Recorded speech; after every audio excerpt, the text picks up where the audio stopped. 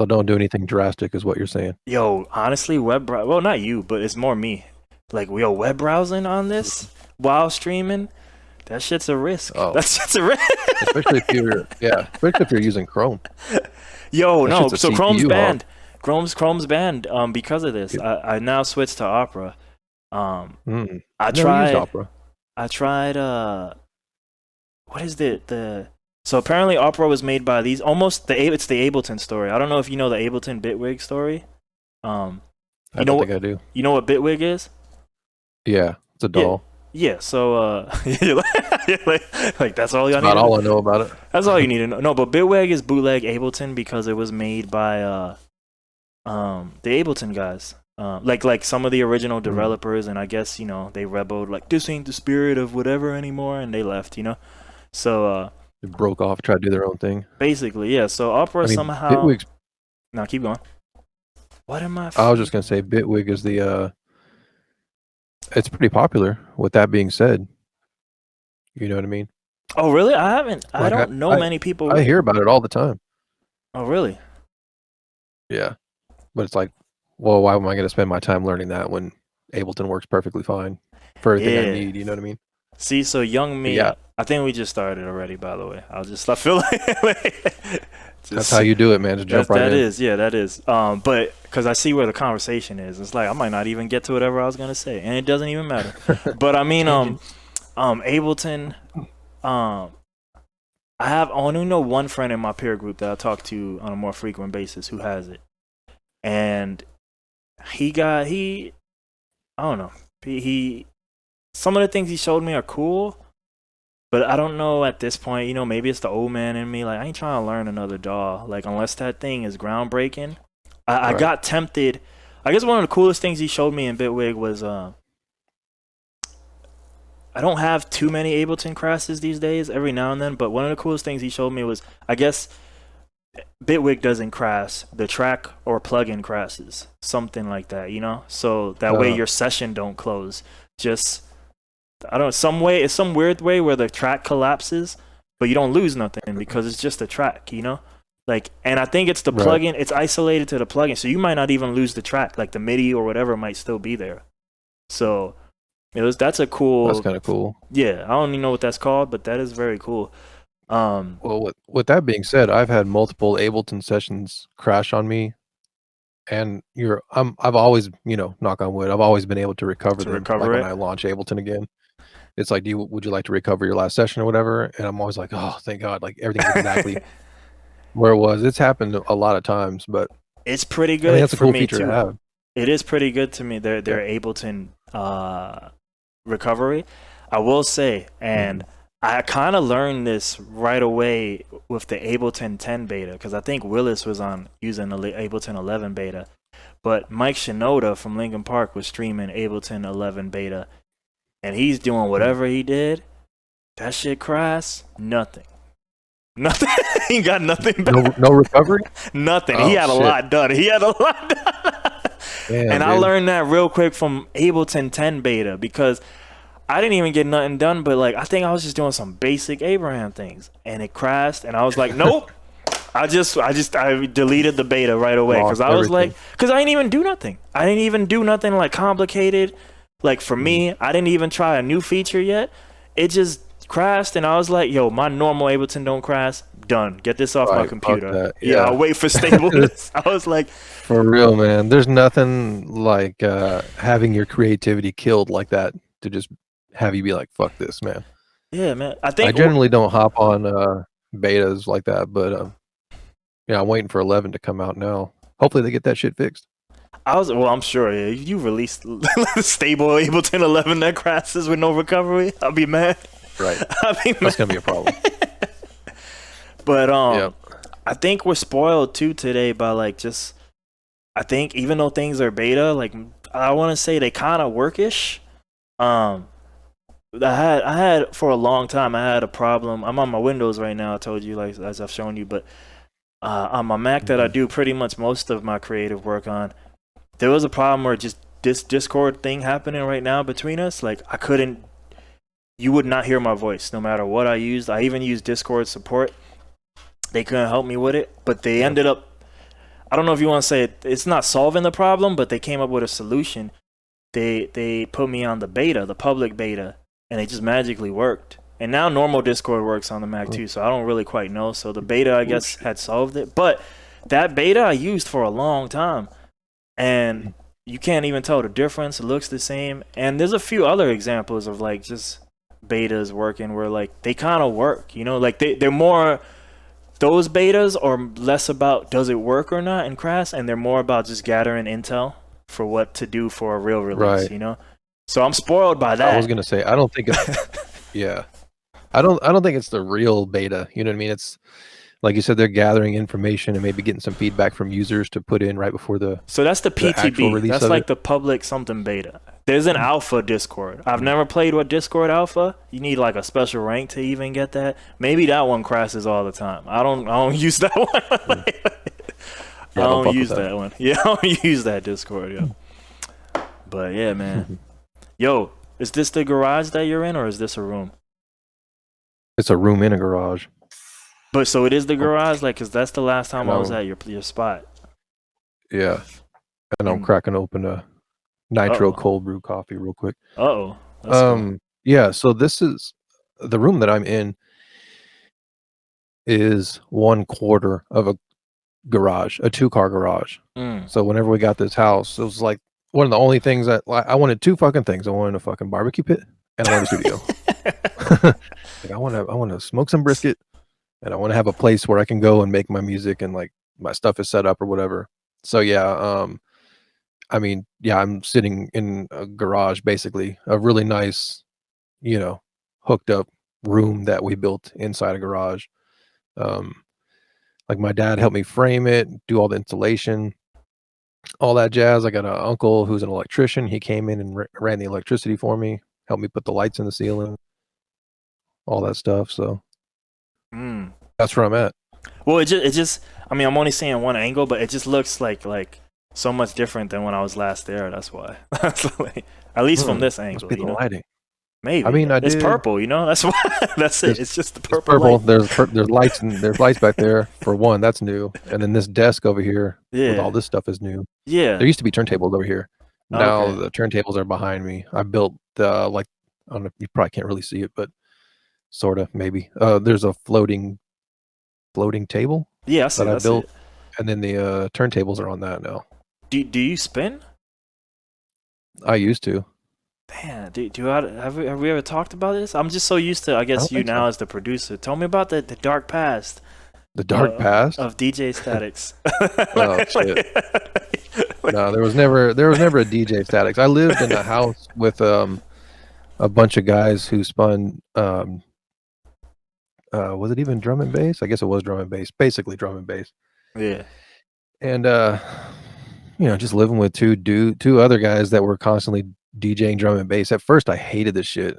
You know, I just like couldn't stand it. And then it grew on me and just being around turntables all the time and then like we had other friends that had turntables and eventually I just got into it, but I was like I'm not into what you guys are playing. I wanted to learn how to DJ like a hip hop DJ and scratch and stuff like that. But Mm.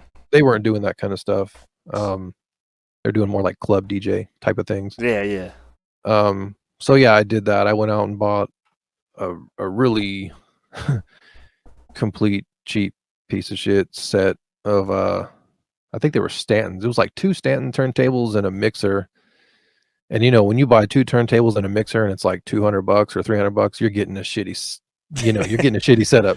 But I knew I was like, I just want Man. to learn how to do this. And if I like it, then, you know, we'll see what comes down the road as far as like spending more money on gear, which seems inevitable with my life. But, and it did happen. But yeah, I learned with that. I just like, I remember sitting on a futon, coffee table in front of me, turntables and mixer in front of me, and just sitting there slowly trying to figure out how to scratch, how to make those sounds.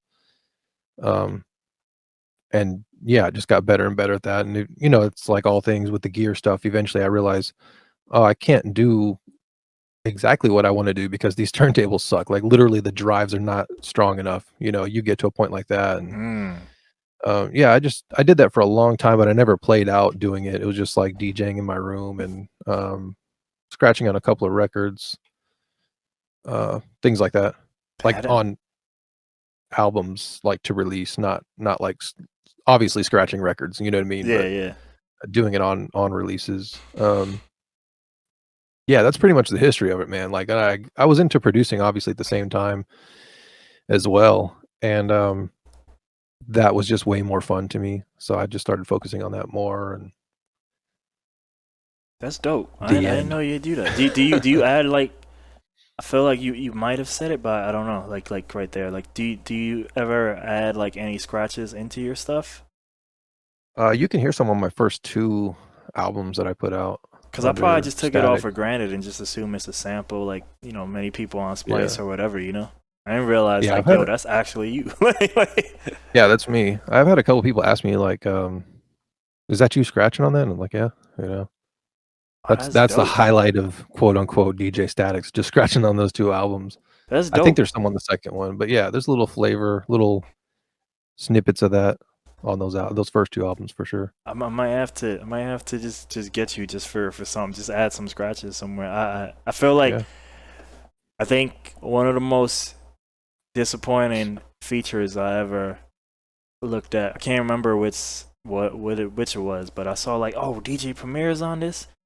Let me get it. And I hear this thing. I'm like, man, this don't sound like D. I think it might have been. I think it might have been the new Run the Jewels actually. And Mm. DJ Premier is on there. So I was like, yo, damn, they got a DJ Premier beat. Let's go. And I go hear this. I was like, that's kind of weird. And what he did was he contributed his scratches. That's what he did. And I was like, I Uh, guess that's cool. Like, but I mean, I wanted to I mean, be. just enough for them to put his name out there like he was part of it. Yeah, yeah.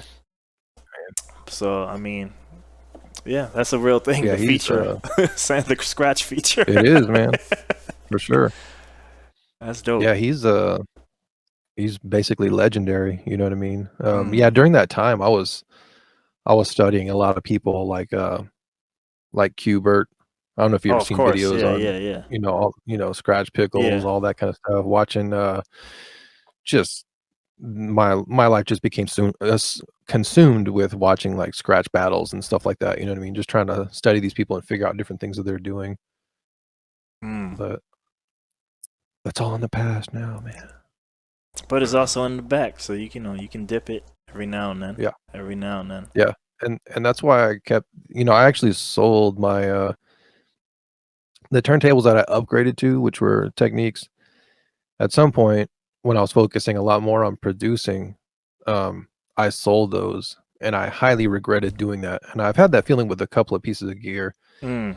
and, eventually I got another pair and, got a mixer, and, I'm just like, "I'm never selling these," because it might be 6 months, it might be 8 months, but at some point, I'm gonna get that itch, and I'm just gonna wanna be able to do that, and I'm not gonna be able to, you know what I mean? So, Maybe that's I that. haven't owned the right piece of gear, but I've never had that. I don't know. I haven't regretted. I even just recently sold my HS8s. I Mhm. sold and I sold an Allen and Heath mixer, which yeah, we never needed it for anything that I would do in. Well, that's true. We used it at Bob's house every now and then, but outside of that, yeah, like I used to do a lot. It was more for here and the local booth sessions that would take place at the Craw House, Yeah. stuff like that. But like once that kind of stopped, I was like, man, I'm not really using this anymore. So I sold There's it gonna be a all to day this when one you're gonna dude. need that shit I'm again, good. dude. So you know what I actually really bought it for? I didn't even buy it for that. Same. It's crazy. I was just like, like, cause I'm not a coder, right? I gotta wait Mhm. and see, man. Like, same gear. This 2009 computer, it's 2014 Mac, which is on the yeah. I guess you can see the silver on the bed, but Yeah. it's 2014 Mac, yo. Like, and I used to do one of my original podcasts. It was on Street Fighter, and I bought it for the most silliest idea, but I wanted to be able to, and I got a few mixers to try to do it. But one of the original reasons is this mixer in particular had 3 aux channels, and I wanted to be able to have at that time it was Skype, um, to do Skype. All of us can talk to each other on Skype, right? And then Mhm. I wanted there was a reason why I need 3. I think there was a certain routing thing, but then I had people call in on my cell phone, and I wanted so to have So it you could all patch like them in. routed. Yeah. So Yeah, the cell phone right. people to talk to Skype, and Skype talk to them, and then all of it go to OBS and all kinds of convoluted internal. like, but Damn. that's why I wanted the aux channels. And honestly, after that, I never really needed the aux channels for the house shows. It was just nice having a dope mixer, like because it helped. Right. But yeah, that was the main reason. I was like, I just wanted these aux channels so I could do this crazy ass routing scenario. But Damn. So you. eventually, software caught up. I don't really need you to make cell Mm, phone calls no more, But one of the guys was a yeah, there's truck that driver, too. and he would do it while on the road. He would just call on the road. Damn. So yeah, So you got that mixer and you did all that to do a podcast specifically about Street Fighter? this is around 24. This still up there. It's still up there Damn. if you want to just Yeah, skim through it but because shoot I me a don't link know. sometime. Is it up on Yeah, YouTube or what? it's yeah, it is. I was like, should I probably watch this? Watch this. Well, you can't really watch this, but I'm opening up Opera. Let's see what happens to my CPU. We had 97. Oh It's boy. going red. It's at Jeez, you're 100. at 97? Yeah, it's at Oh 100 my now. god, dude. Can be your shortest podcast ever. Nah, it goes to 100 all the time. Just things start lagging, right? Am I Yeah, I lagging could now? see. Yeah. Yep. See? All right, so check this. This is the hack. This is where I bring out computer number 2. Okay. Borrow some CPU. Yeah, because I don't need. But you see, like that's right. I just remembered, like, oh yeah, I'm giving you video. If I wasn't giving you video, like, It'd be fine. Yeah, I it's probably would have gotten away with. Keywords probably. It just it depends. right. Sometimes it's a Tuesday. It's like, you know what, we ain't working today. We ain't working. But yeah, I'll shoot you the link now. But what's funny about that, is what was I gonna say? Yo, like after last year, there's less videos on that channel. But after last year, like I kind of got rid of uh just some of the stuff because the fighting game community beyond us and like it's definitely a raunchy ass community, and some of that stuff I was like, I'm definitely proud of everything like we did and like all this stuff, and I definitely kind of like to have the like like that's just is what it was and just leave it all as documentation. But I was Right. like, Yeah. That's part of yo, your. That was like a part of your life. You know what I mean? yeah, but I was like, all right, let me maybe get rid of just maybe mute some of these these channels so they're like private and stuff. Oh, Just cause gotcha. so there's still videos on there, but it's very few now because yeah, man, like some of those guys would come on, like my favorite guy, man, Tampa Bison. He plays well, he wasn't even from Tampa for a minute, but he was around the Tampa area, and Tampa's a real city, True. Couldn't call himself like like I don't know what their local cities there, but he called himself Tampa Bison, and he played M Bison, and he was from Tampa essentially. And that dude, I love that dude.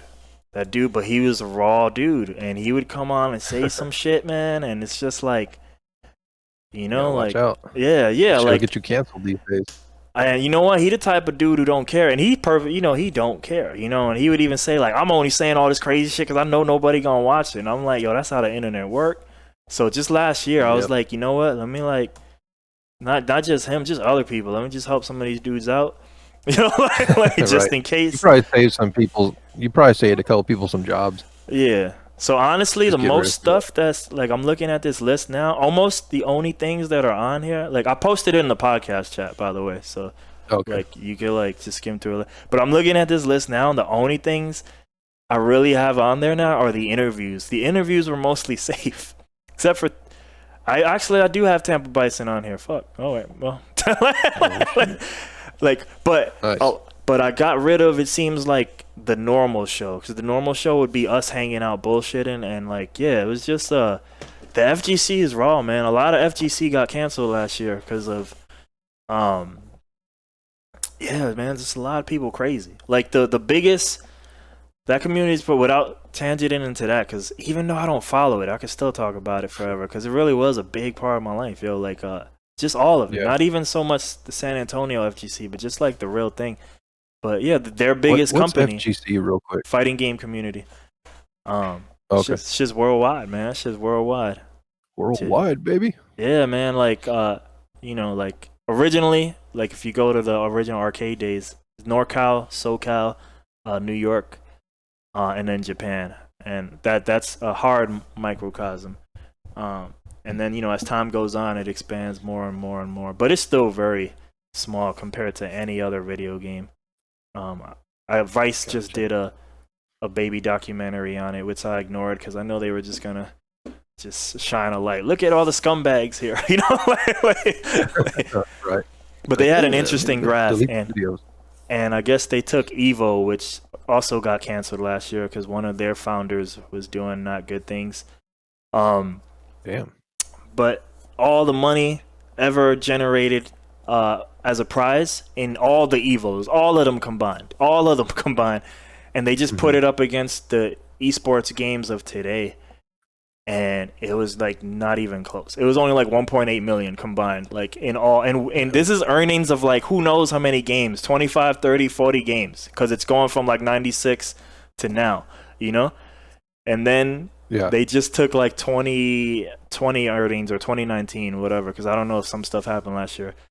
And yeah, like all the other games, whether it be Fortnite or some Dota 2, $20 million, like 20, like each game, like around that area, and it's so it's kind of this weird like niche of people, and everybody keeps praying for the day where esports saves them and makes everybody rich, and who knows? Maybe that happens, maybe not. And I'll keep going, so I'll stop. But yeah, because I can take over with that. I know you're like super into that. It's a like a viable way to make a living nowadays if you're good enough, and you get in the right place. Esports is fighting games is another conversation. Is that not part of esports? No. I guess I don't know shit about it. It is and it isn't. Obviously, it is. It's a video game, and yeah. But I mean, but it's like almost, I don't know, like, and right, there's always examples because there is in fighting games too, but it really is kind of the 1% in fighting game, and you could say that almost about anything, right? But let's say if that 1% thing is true, right, for almost anything, right?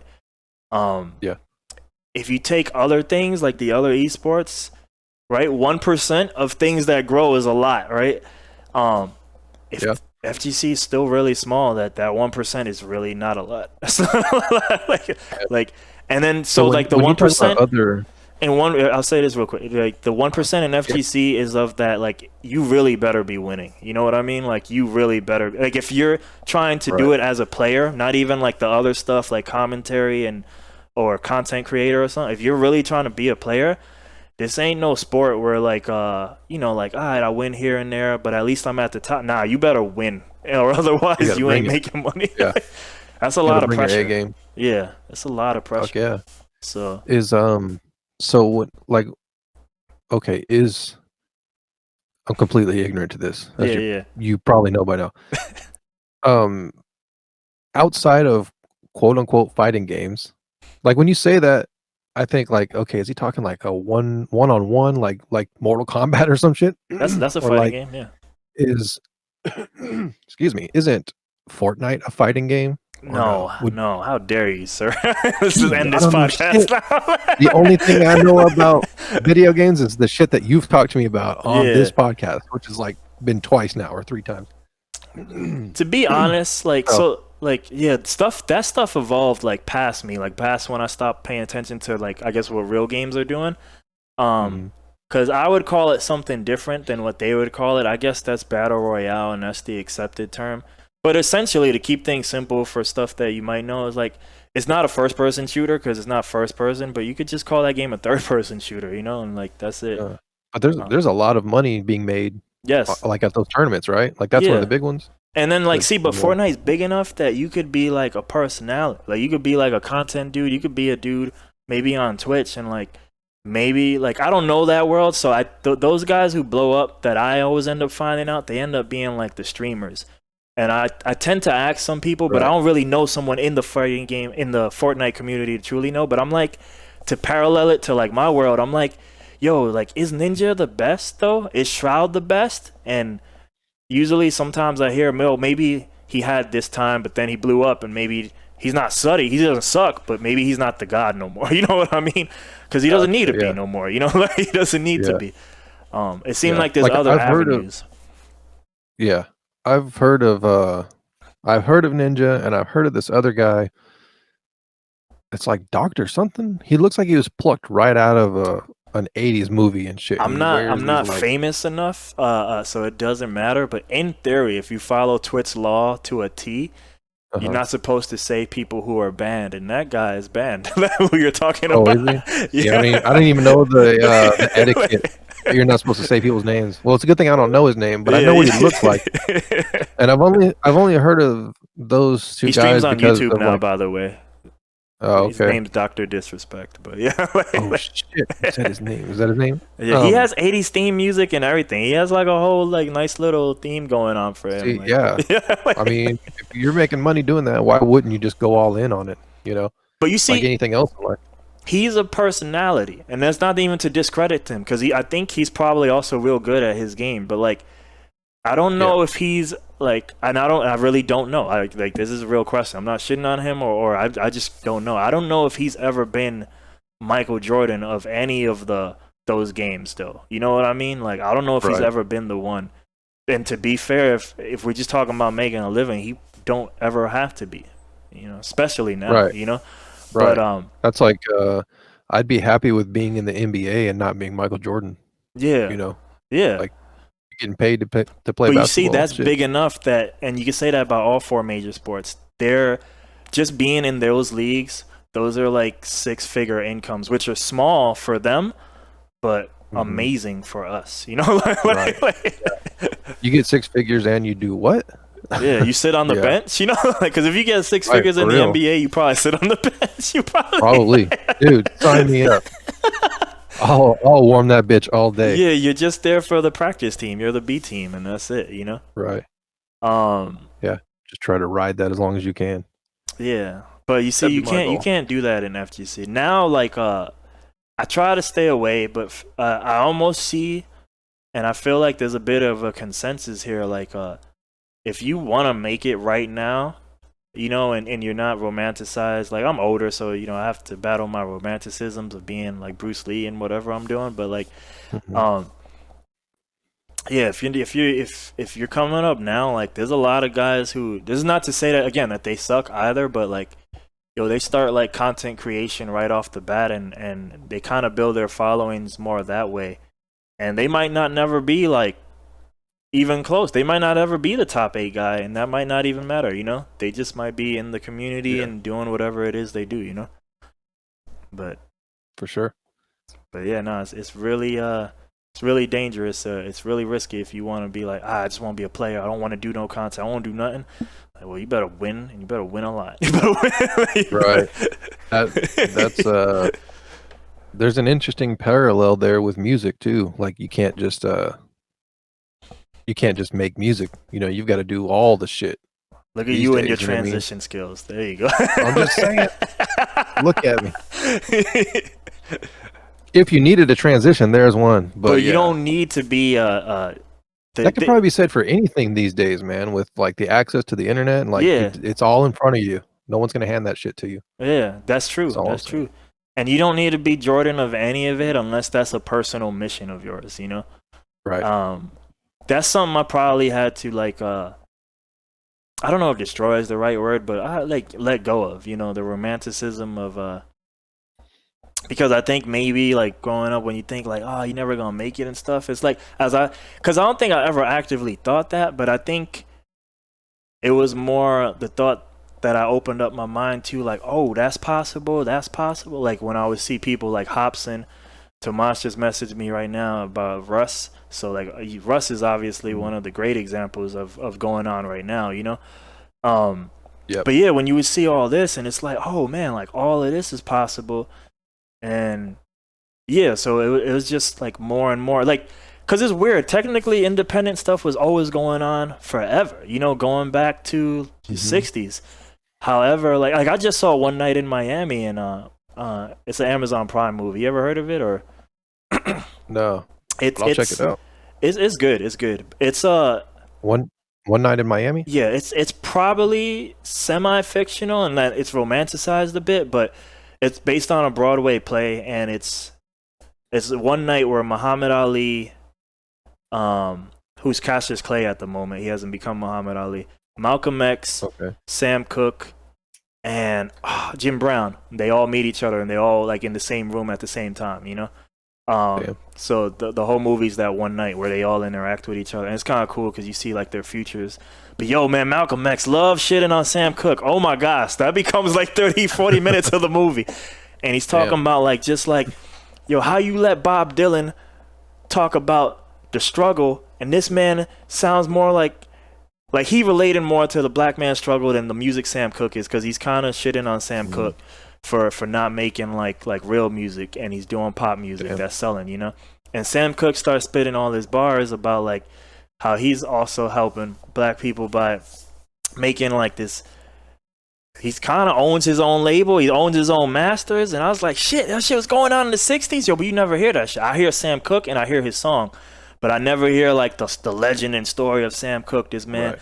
And he talks about this one dude on a label, and he dropped a song and it won maybe like 97. And he's like, yeah, it won 97 on the real Billboard charts, you know? Not even the black one, the real Billboard charts, you know? It's not, he's not talking about his music. He's talking about somebody on a label. But then he's like, yo, the Rolling Stones hit him up.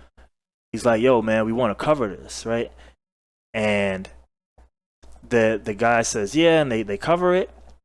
And the Rolling Stones song goes #1, you know? And he's like, man, the artist was depressed for 3 months because it went #1, and it didn't go #1 when he did it. And then he got the royalty text, he said. And it was all right after that. Yeah, and then the guy said, yo, the Rolling Stones need any more songs from right. me.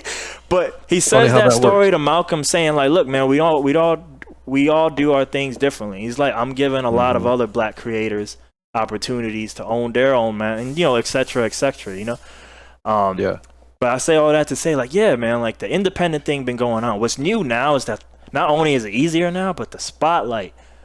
I probably would have never heard of any of these people. I probably don't.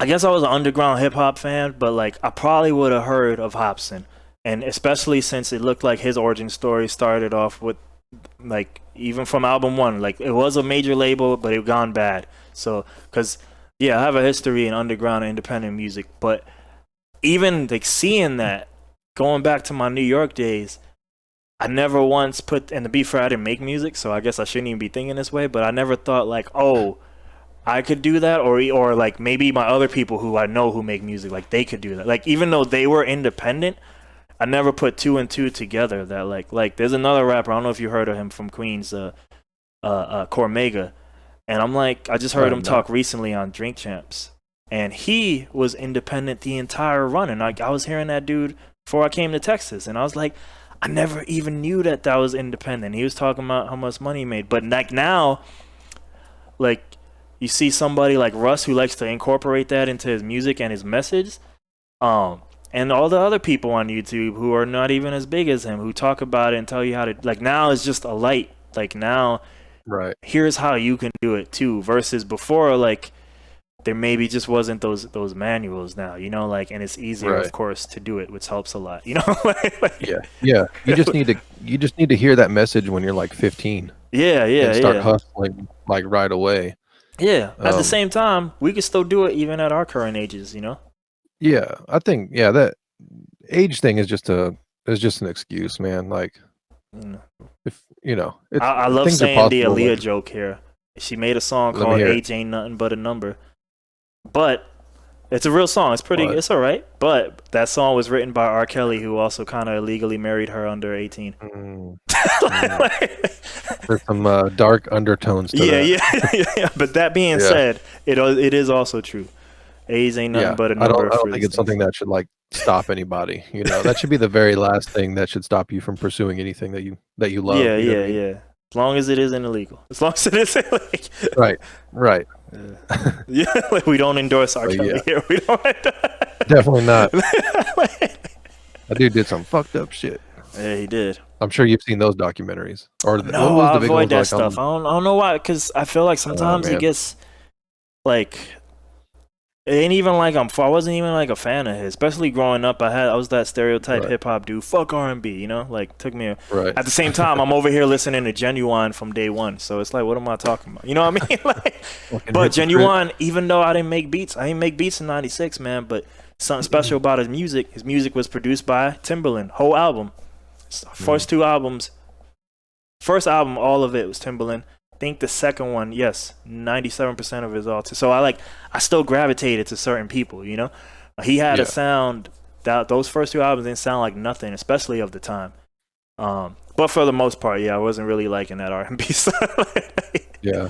No, So I'm right there with you, man. yeah, It just like wasn't. It was just never my thing. You know what I mean? yeah, It always yeah. just seemed like this is something chicks listen to. That's just kind of what I thought. I don't know if that's fucked up or not, but I think I just wanted something that went a little. I was always into music that was a little more aggressive, whether it was hip hop or rock or metal or yeah, whatever it was. You know what I mean? yeah, yeah. That was always my thing. But I was just gonna say on those documents, I don't know. Just sometimes I don't know. I just don't need to see that. I don't need to see R. Kelly doing horrible things. I okay, don't need to see the Michael you Jackson don't. one of him doing how horrible. He's like, all right, like if it's true, it's true. But I don't know. I just don't need to fill my head with all that. Like, No, you're right. I'm And I not was denying whenever its you existence. I just don't right, know if 4 hours of my life is worth hearing how horrible this guy is. Just punish just him to accordingly, and I'm good. You know, right, right. Like you just, sit there for 4 hours just to confirm what you already know. yeah, yeah, Whenever you said that, I was thinking to myself, like, you know what? You don't need to watch it because you know the dude's a creep and he did fucked up things. So yeah, yeah, yeah, don't even worry about it. yeah. I'm good. I'm good. I rather I like. watched it just because killing time at work. Ah, Fuck see, it. that's different. You got paid for it then. Yeah, Now it's serving a purpose. I was multitasking for the record. No. Still though, still. So yo, Yep. So, oh, what you got nah, something? nah, nah. Say stuff, stay stuff. Ain't no rush. Stay I was stuff. gonna say, you were talking about after the recent beat battle that we did. Mhm. You were saying something about being. You're talking like just about being more prolific and like putting more stuff out. Uh oh. Let's go. And yeah, I mean, I just want to like tap into that and like what it is that you've been working on music wise outside It's of the funny. beat I was battles, gonna ask obviously. that as like a form of that in an overly complicated way, because I mean, but essentially, I was gonna ask Do that it. question of you. But all right, I Mm, started and I was hearing here because I got to it's more interesting to tell the convoluted story instead of the answer, right? I was all listening right. to Devin Townsend. You know who that is or not? I've heard that name. Um, he's just I've like heard that name. to Who is keep it this? simple, just metal rock guy, kind of stereotyped in prog rock guy. Um, Okay.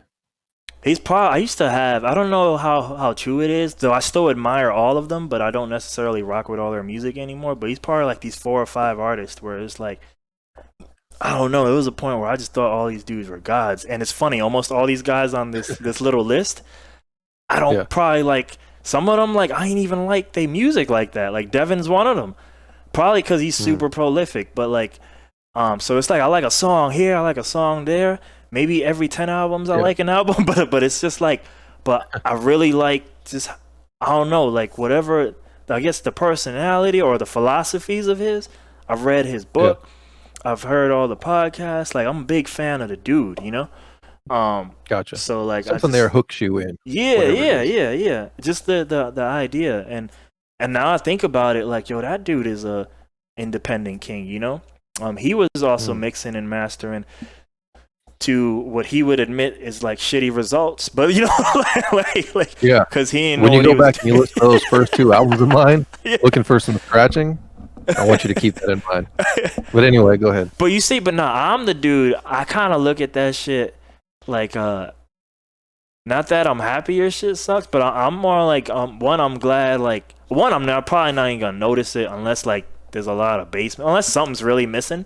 It's like really off, right? Yeah, unless yeah, but those are like unless see I don't know. I'd have to hear them again right now to really tell you, but I don't know if you're saying like something sucks because it's something only you gonna notice. Or something sucks because it's like blatantly obvious that we're all gonna notice, you know? Like, Dude, if it isn't blatantly obvious, then everybody out there's got some really bad ears. hey, have you heard No, music lately? Nah, I'm just it's kidding. it's part of it's definitely me over analyzing things in retrospect.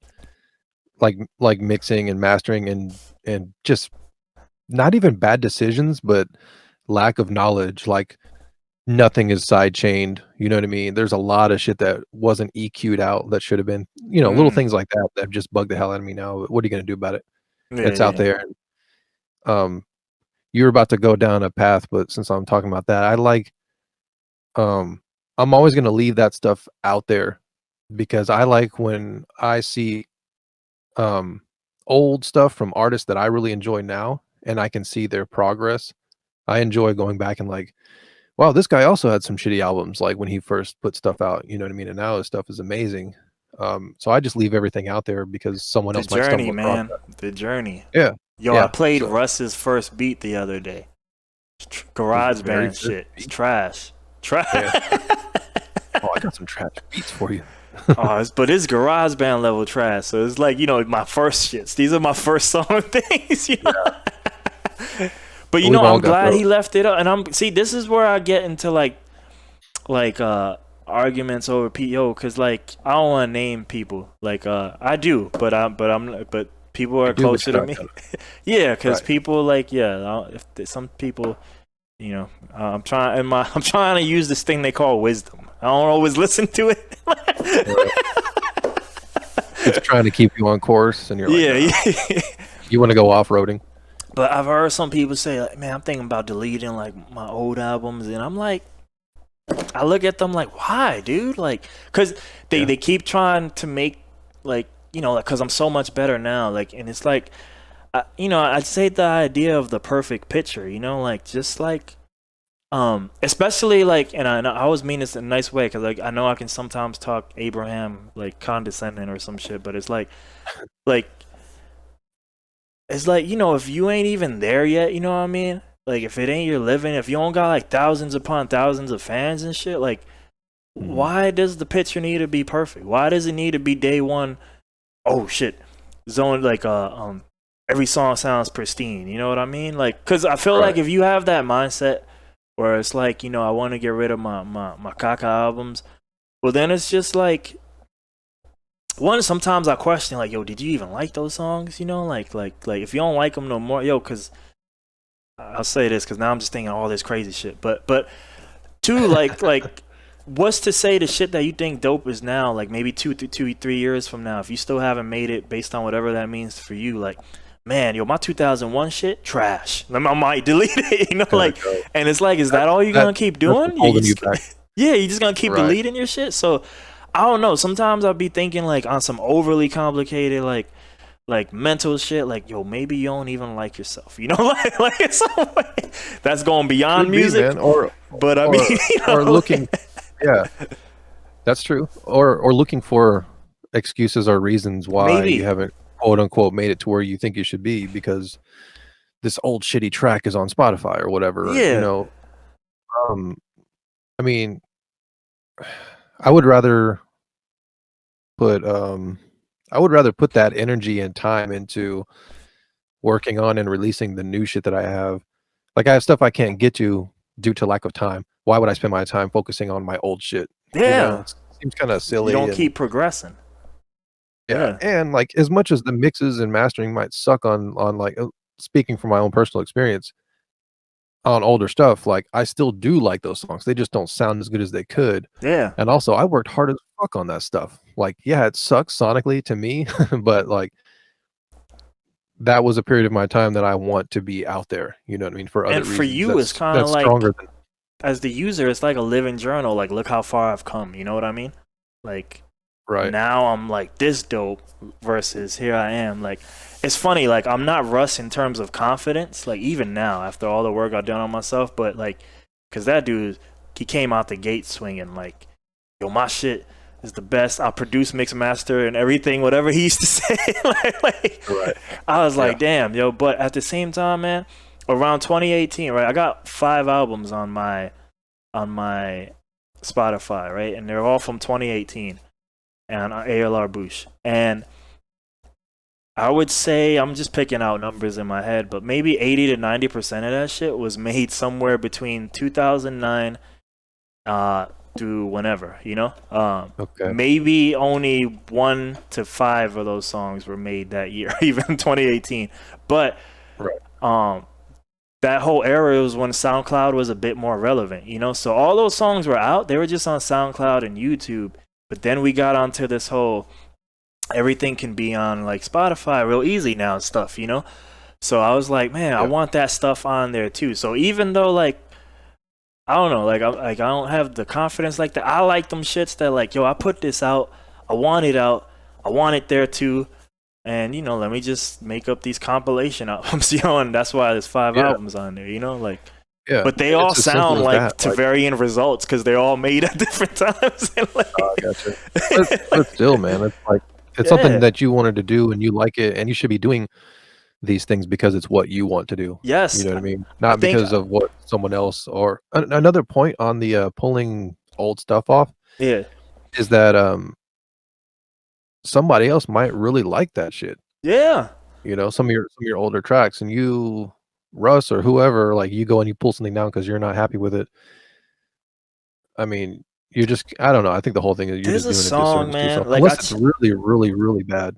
I changed my name to ALR Bush from ALR because ALR was just ungoogleable at some point, But like, but ALR Bush, Ungoogleable? yeah, ALR Bush, like instant, like no matter how much, like ALR Bush always came to me. ALR at the time, it would give me all kinds of random shit. Mm, Um, okay. but there was a song I dropped. This one's out. It's called "The Moment She Said Yes."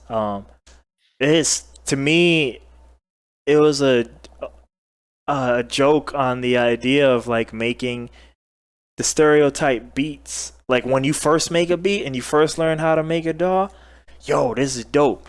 Every 4 bars, I'ma add a layer, like so. That's all Right. that is, Oh my like. god, yeah.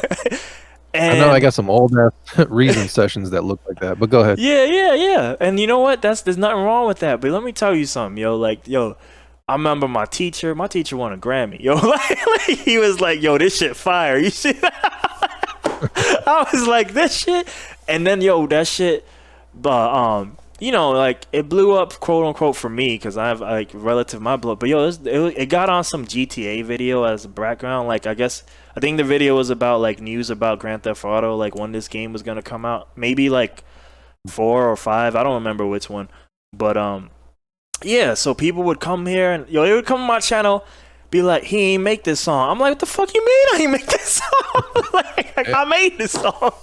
Can't even get credit for Yeah, that. I know. Like, and sometimes I wonder, like, man, like if my name was still ALR, like now that it's on Spotify, like people might dig it. Or I found another song, the moment.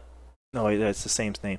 I found another song. Can't remember. I see the cover, but I found another song like either this year or the end of last year, and it was on some random maybe Colombian channel or some type of Spanish channel on YouTube, and that shit had like I guess under 10,000, like because I think after 10,000 I can like claim it or something. But it had This a is a lot track more that you plays than made that's I've on ever someone had. else's video? Say that again. This is a track that you made that someone else used on their video? Yeah, but it's one of those like almost the way like UKF works. Like they just post songs, so it said my name on there and whatever. It said A, but like it's so old, it Okay, said ALR instead of ALR Bush. Um, gotcha. but I saw people liking it, and I was like, had a bunch of likes. I was like, yo, apparently I'm the shit in the Spanish country. Never know, man. I was like, And but that's that was another dope. That was just, but look, but this. So I say all that to say is like, yo, these songs, right? I should, in theory, be able to mix way better than what these songs sound like. The kick, is whatever, right? It's measly kick because I didn't know what the hell I was doing. But yo, them right, people were digging it. They like, yo, this is dope. Whatever, blah blah blah. And it's like, yeah, you never know what people gonna like, and it's of the right. time. You know what I mean? Like it's Yeah. of the time. Like I so, mean, if the vibe is there and it's a good song, it is what yeah. it is. Last thing I'll say on that, and I'm going back changing like. My favorite example of this is Megadeth. This is even before Spotify, and Spotify makes it more confusing because I feel like Spotify loves directing you to always re-releases instead of the original release, if you even have the option to the original release. But Megadeth released the whole catalog around under 2010, somewhere around the year frame, and I heard some of these remasters. And there's all some of them also got remixed, and I was like, this is horrible, because for some of the sessions they couldn't find all the stems, so like certain guitar parts that are minute, right? Because they're not going to release a song if it sounds completely different. But Symphony of Destruction, which is a very famous song of theirs, Marty Friedman's little like high licks were missing, and I was like, what is this shit? I can't hear this shit. And that made me not want to hear any of it, because I was like, if you're going to take out something from a big song, what about the song I don't know? Like, you might change it. You know, it's kind of like when George Lucas wanted to start changing Star Wars, like on re-release. It's like, yeah, I just want the original, dog. Just, right. I get it. Yeah, the original formula worked. Why would you fuck with that? Yeah, and I get it, because the creators never want to stop creating, right? But yo, once you let it go, like, it's not yours no more, dog. It's not yours. Right, yeah.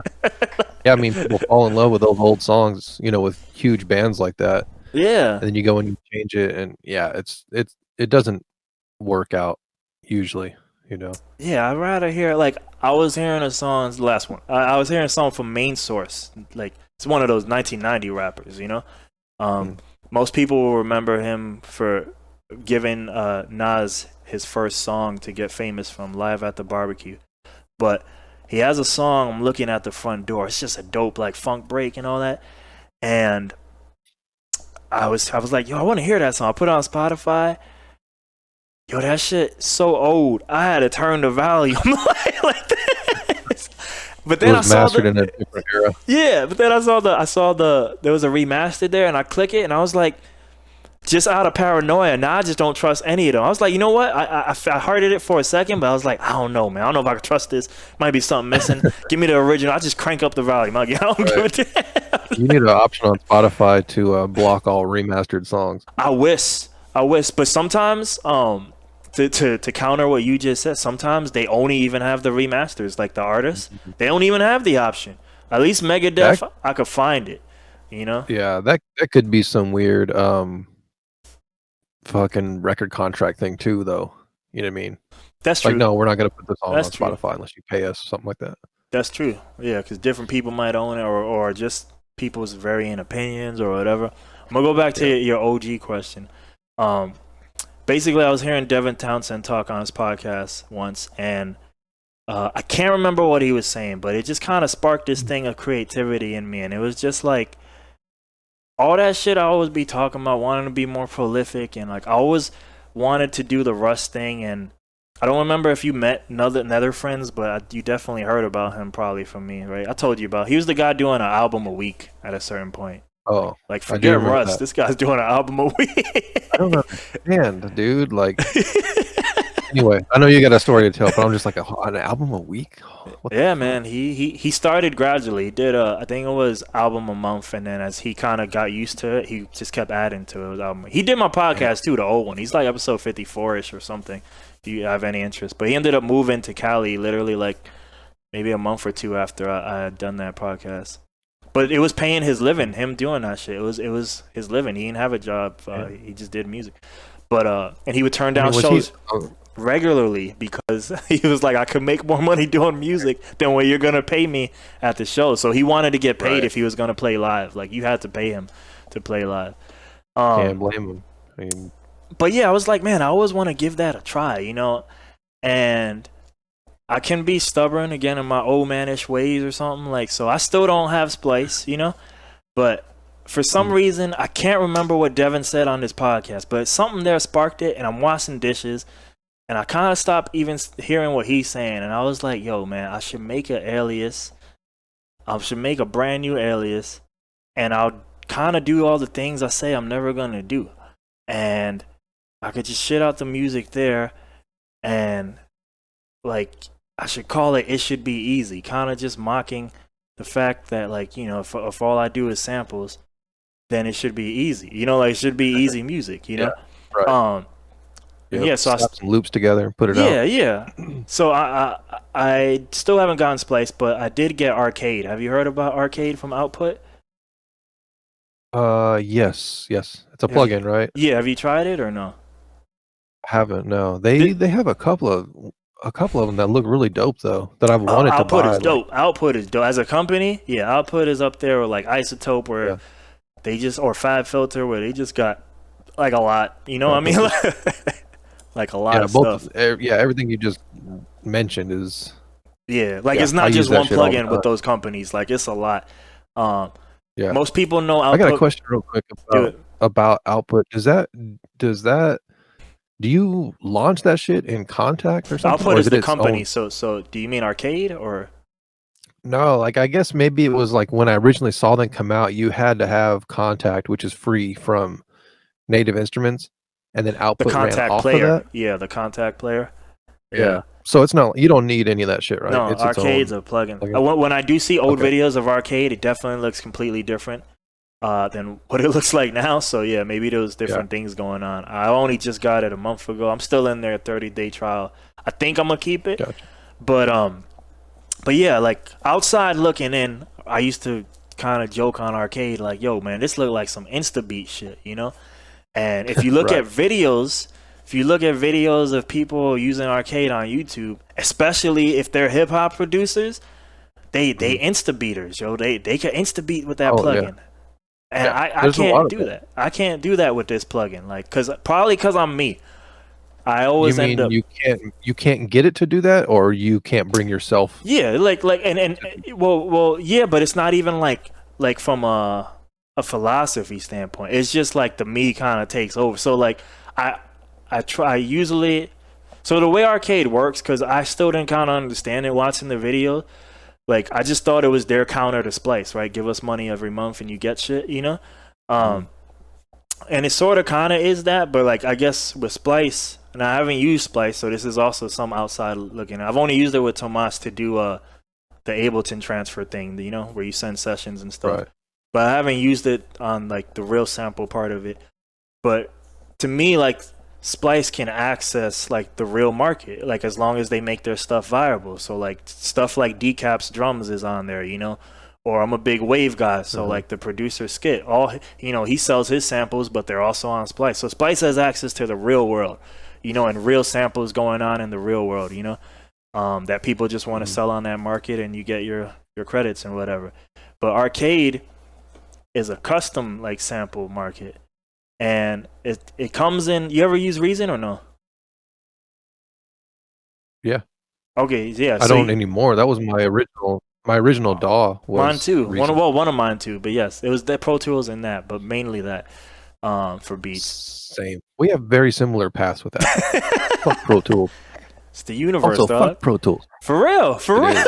for real, for real. I agree. And there's been multiple times where we've said that. But anyway, I agree. I agree. did I mention fuck Pro Tools? Nah, never Yeah. forget.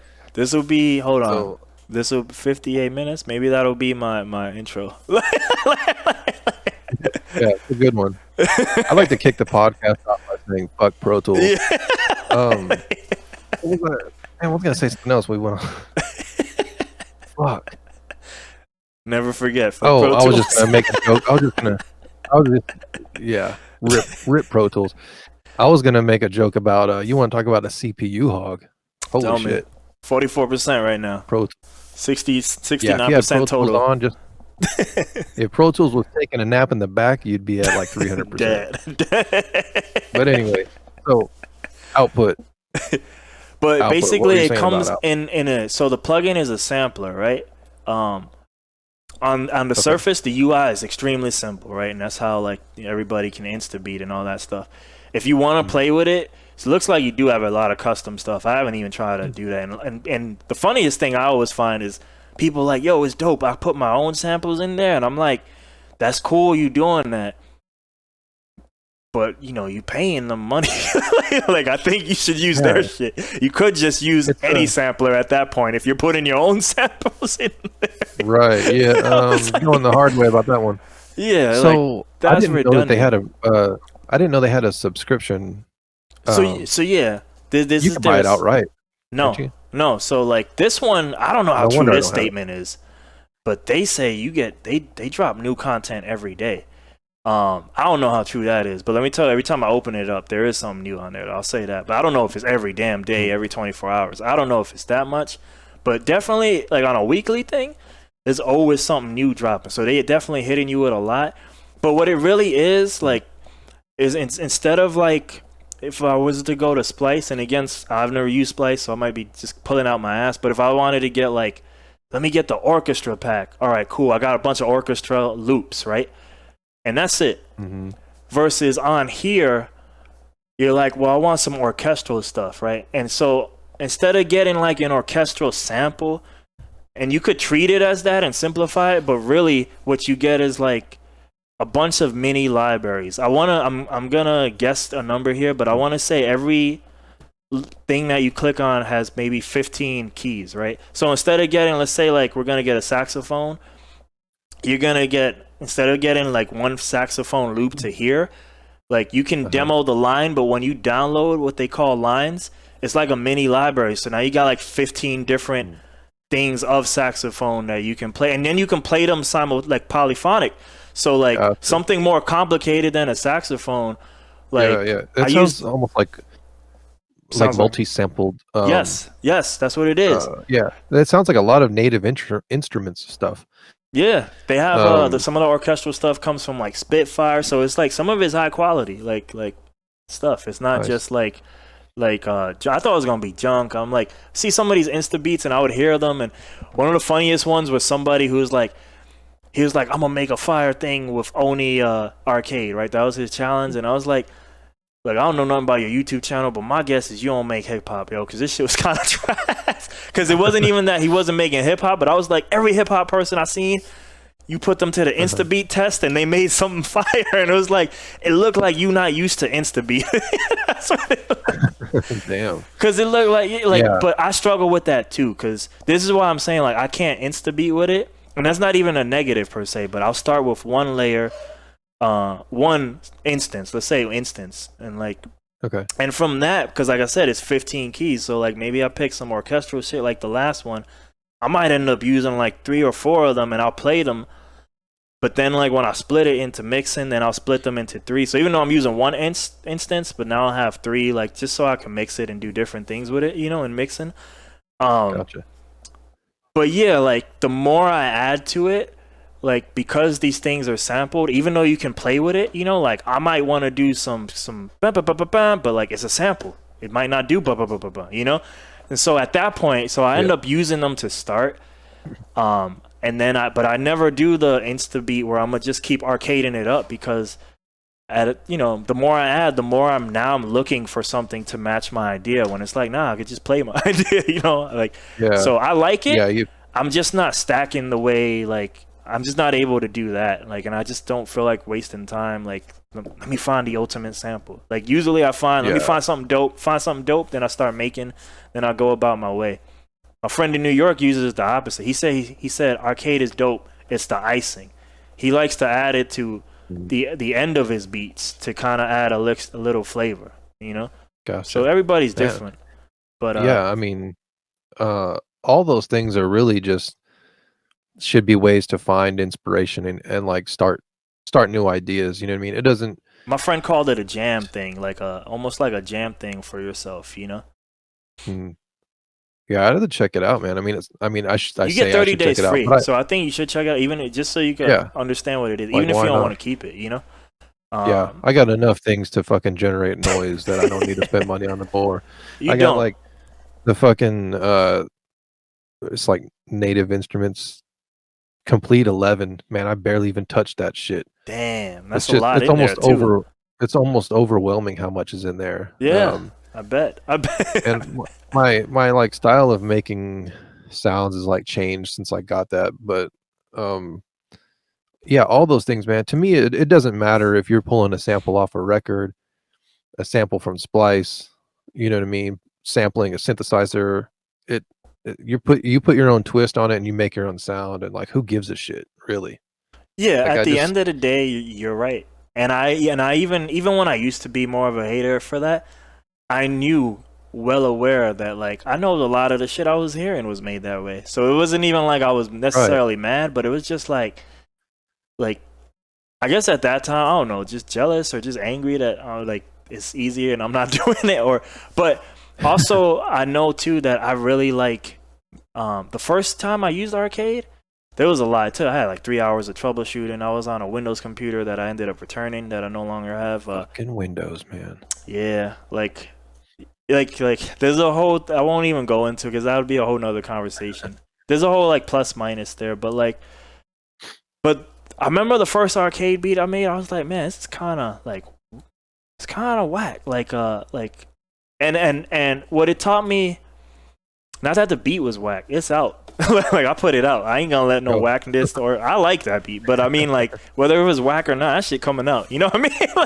You're like, fucking, I'm releasing this. Yeah, that's just me. On to But the next one.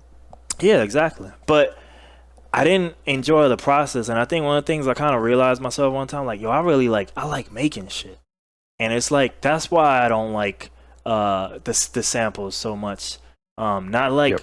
yo, it's cheating or nothing. It's like, nah, I think I like making shit. Yo, right now I put my guitar every song. Should it be in every song? I don't know, but it's in every song, you know.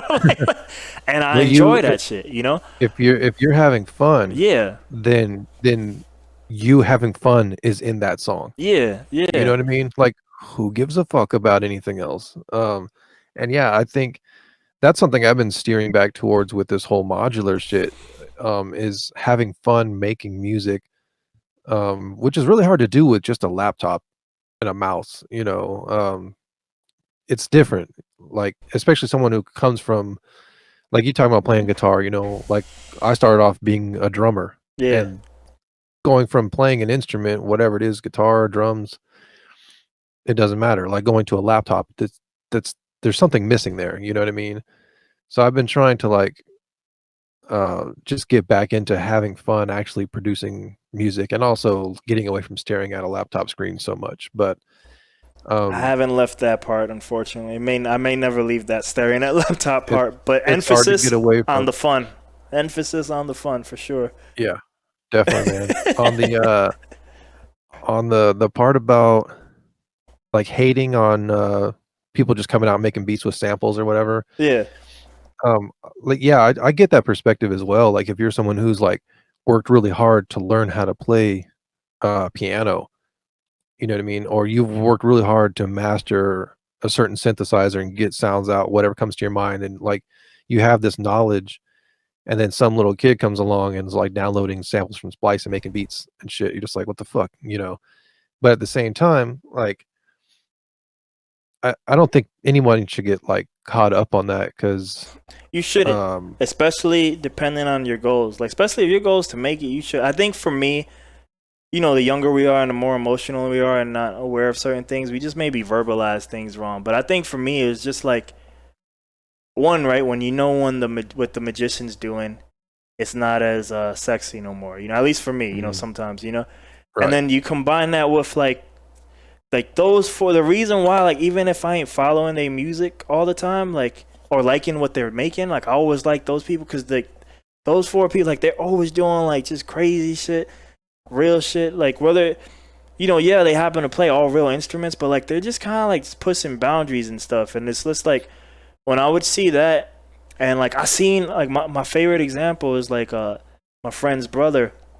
He kind of leveled up overnight. He saw me and him. Me and his brother were doing Ableton stuff like just over the course of his life. And Mhm. he's like he wants to do it, and he made some of his first beats, and he was trash, as he should be because he's just starting, But then one day You he mean he shows me didn't come something. out making bangers? So well He didn't just today start making bangers right off the bat? No, go ahead. today that's possible, right? That's actually possible today. It is. But one day he showed me some shit, and I was like, damn, son, like I hated it because it was just commercial EDM. But I also was like, yo, this shit sound fire though, like it sound professional. And but then I looked at Mhm. his session, and I was like, oh, that's why it sound good. You ain't do nothing. So it's like, and Just a maybe bunch of loops saying chopped up. you didn't do nothing is harsh. But Mhm. like if I see that's what you're doing, if your music's fire, I will still listen to it. I don't care. But Right. I don't And think that's it's let me tell you something, man, that's what the fucking fans are gonna do. They don't give a yeah. shit where you got your sounds And from or I how don't you either. If sequence you look things. at the loops, the shit I list, I know all this shit is fucking loops. I know that, but it's just not gonna be what I follow in terms of like and like for my musician path in terms of like I just ain't gonna look up to you like yo I want to learn some dope shit. Like it ain't gonna be from you, you know, because you ain't doing Right. nothing dope. Yeah. You kind of you're doing like the ends to the mean, you know, like Yep. and there's nothing wrong with that. And I'm still probably hating by the way I'm verbalizing it, to be fair.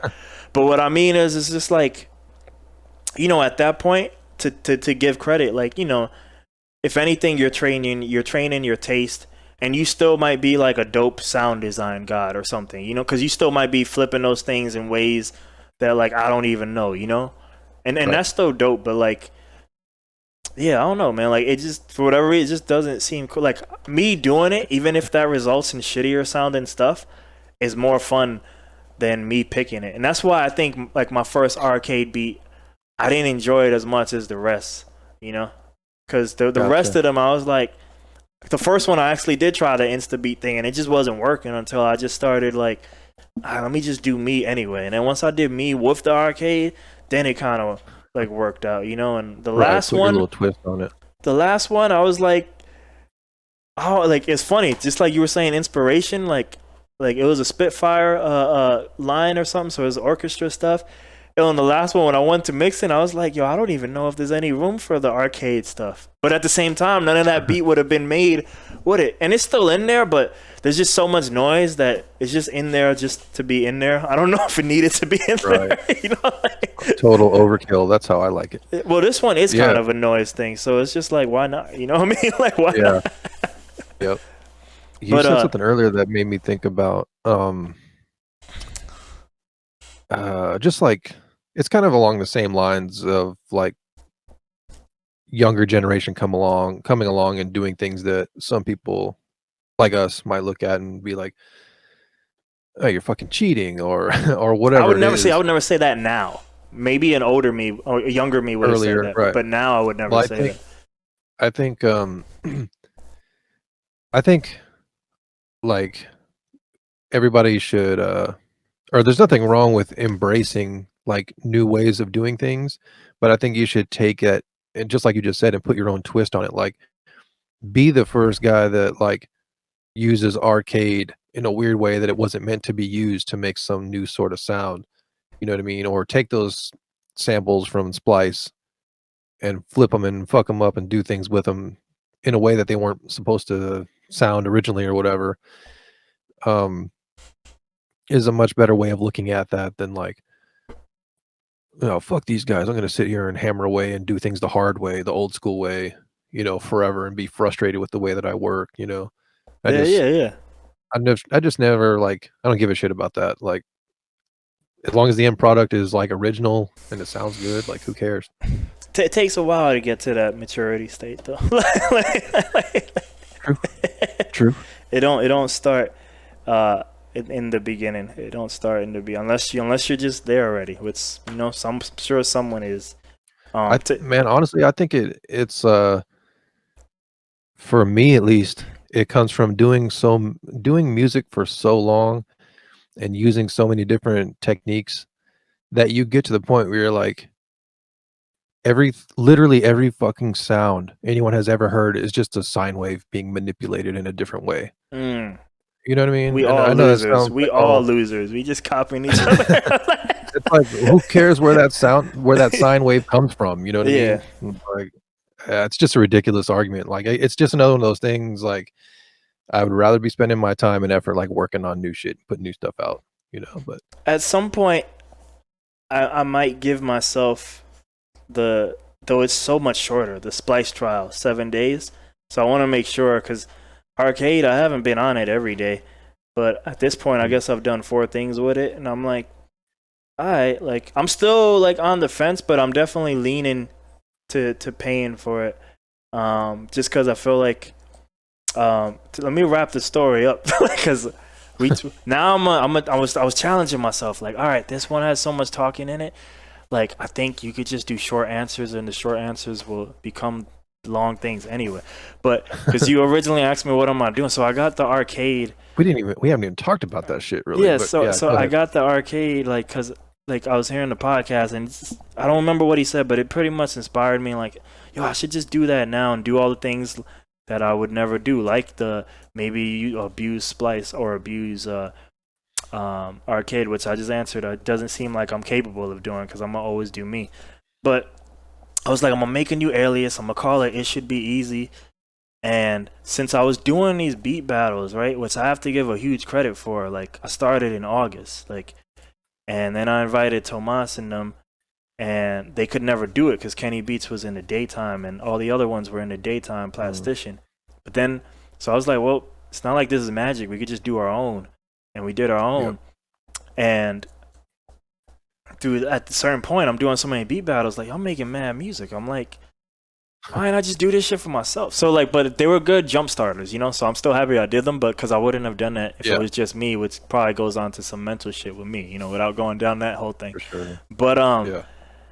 But yeah, like, so I was like, all right, let me, like, I could do this. Let me get arcade, whatever, blah blah. And I made new alias called "It Should Be Easy." And I was like, I originally wanted to do songs, right? Because I see Russ do it with songs, but I was like, I'm not shitting that out right now. But let me just do beats because I'm shitting that out right now, you know, like. So yeah, so new alias Do you is have out stuff already. out under that name? It Should Be Easy, and so it dropped today. If you want examples of arcade in actions, every beat so far has arcade. Technically, this fourth thing, so I'm gonna do one a week with that one every Thursday. It's probably funky artwork because I'm just getting it out the way. The first thing is something my mom drew like on Sketchpad maybe last year that I just saved it, and I was like, well, she ain't using it, so I'm gonna put it here.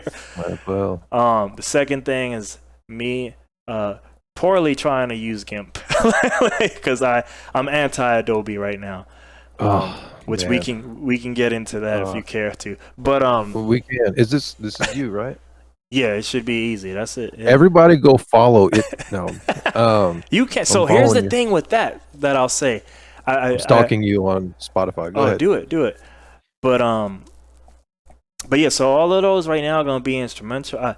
I could send it to you because I'm like, I really like the one I did, I guess yesterday or the day before, but that don't come out for like another 2 weeks because it's every Thursday, you know.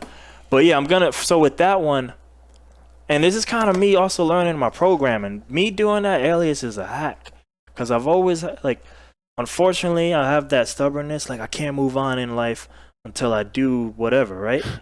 Right. And you know, so I've been wanting to do the song a week forever, and it's like, all right, get arcade, make these beats because you're doing beats, and it's like it's not songs, but technically it qualifies a song a week. Okay, now that that's resolved, now I can start to use my brain space on something else, you know. And then the other goal I kind of had is do a podcast a week, and I'm doing that now too. Technically, this week I'm doing two because I'm doing one with you, but Nice. my podcast is kind of evolved or devolved, depending on who you ask, into a more Joe Budden format. And if you've never heard that, it's basically just friends talking about like whatever happened in the week, like whether it be our lives, but mainly topics and shit. And now, since they're all people I grew up with from the Bronx, it's mainly friends shitting on each other. Oh, nice.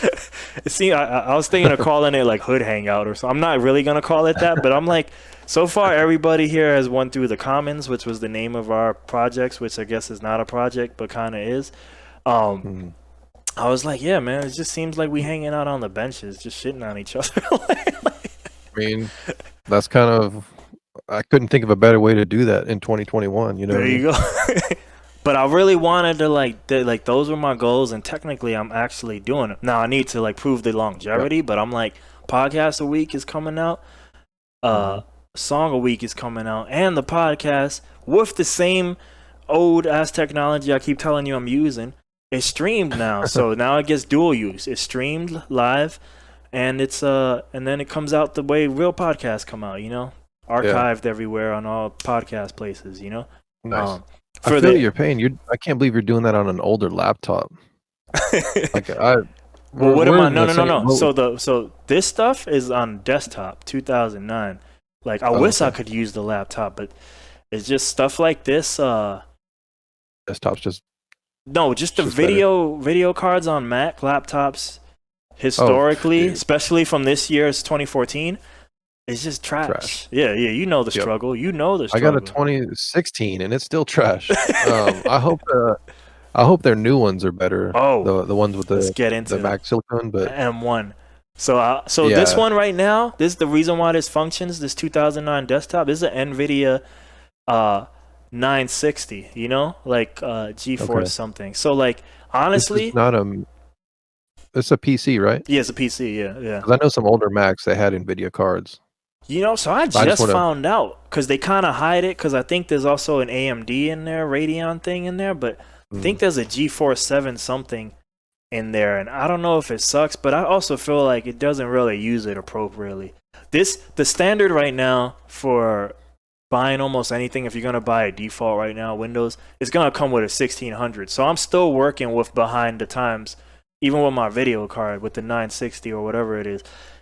Yeah. And it could do everything, dude. Like I'm recording you and streaming on the same video card. And you know, barring this damn Discord, like if Discord could use my video card, I could use my computer. It's cause Discord is is programmed like Right. idiots, you know. Like, Yeah, if you were doing that shit on a MacBook, man, nope. you'd be toast. No, I have, and I've tried it. And it would just crumble. Just even recording, Yep. we wouldn't even be streaming. Like, so here's some tech for you if you care about streaming. Okay. Your fans will still you still use Apple stuff, right? Like if you were to Mhm. try some of these things, right?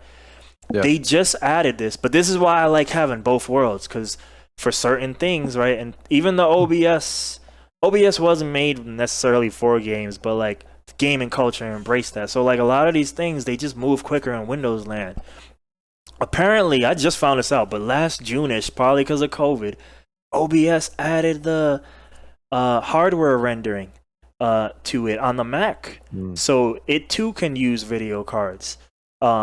Whatever is, If you got a decent video card. yeah, though. yeah, and it's really generic. It says hardware encoder. That shit's kind of sketch. OBS has NVIDIA encoder, so if you need an NVIDIA card. So if you have AMD, you might be trashed out. But I got this out of focus crap. But if you but if you got an NVIDIA card, it works dope. Like I'm using like 10% CPU right now because the video card is doing video card things. Like doing all the work. Yeah. But if you're gonna use I tried OBS, using, switch it to hardware encoder if you have it. but okay, but yeah, I'll give it a shot sometime. If We you're tried going using to that use shit. it, yeah. If you're not streaming, don't do it. But I tested it out in the 2014. It worked. It worked. I streamed Ableton to Twitch, but the fans are blazing the whole time. Right, it's going hard in the paint. Yeah. I But tried it works. doing it a few times, and it was just I couldn't even like just moving shit around the screen. It just wasn't having it. I was like, I'm not even going live right now, and this is garbage. So it's just one of those things where you're like, oh, I guess I'll give up on this until I get a newer PC. The or a newer CPU couldn't computer. do it. But look, I bet you try it. Like even if you did like a 1 minute test, try it now, but switch it to hardware encoder. You'll hear it, but it'll work. It'll work. It'll work better. Yeah. I've been going back and forth about building a PC or just saving up whenever the new when they come out with the next Mac desktop that has the M1 chip in it or Apple Silicon, whatever they're gonna Qualify call it. what you mean as desktop because you don't mean An the cheese iMac. grater, right? Okay, you don't mean No, the 48K I don't have cheese grater. $10,000 to drop on that. That's 10,000 being generous. If you max it out, you can get it to like no 56. monitor. You can get it to That's no- 56K. Yeah, that's no monitor, no mouse, no keyboard. They don't even no fucking power plug, nothing. You can get all that 56K, No 200, delivery. 56K and $200. You'll get the keyboard and mouse too. Yeah, man, the prices are outrageous. But yeah, hopefully a new, hopefully they'll be coming out with a new iMac that has Apple Silicon and a decent video card. I feel like I'm not even really asking for that much. Well, no, you are asking a lot with a decent video card. I hope they do listen. Though. You think it'd be standard, right? You Like would think. video cards are so important, especially with all the screaming and shit that's going on. Because it's called MacBook Professional, man. Like, I just wish they wouldn't cut corners when they like because I could easily this could also become like an Apple thing, but like just the Fuck minute Pro you Tools, add fuck professional, Apple. fuck Apple. I agree with what you're saying. It should be the next level, and a lot of that is like don't treat it like the way you treat your iPhone. That's all I'm trying to say. Like, just the minute you add the word pro, just take it a bit seriously. Maybe if it has to look ugly, fine.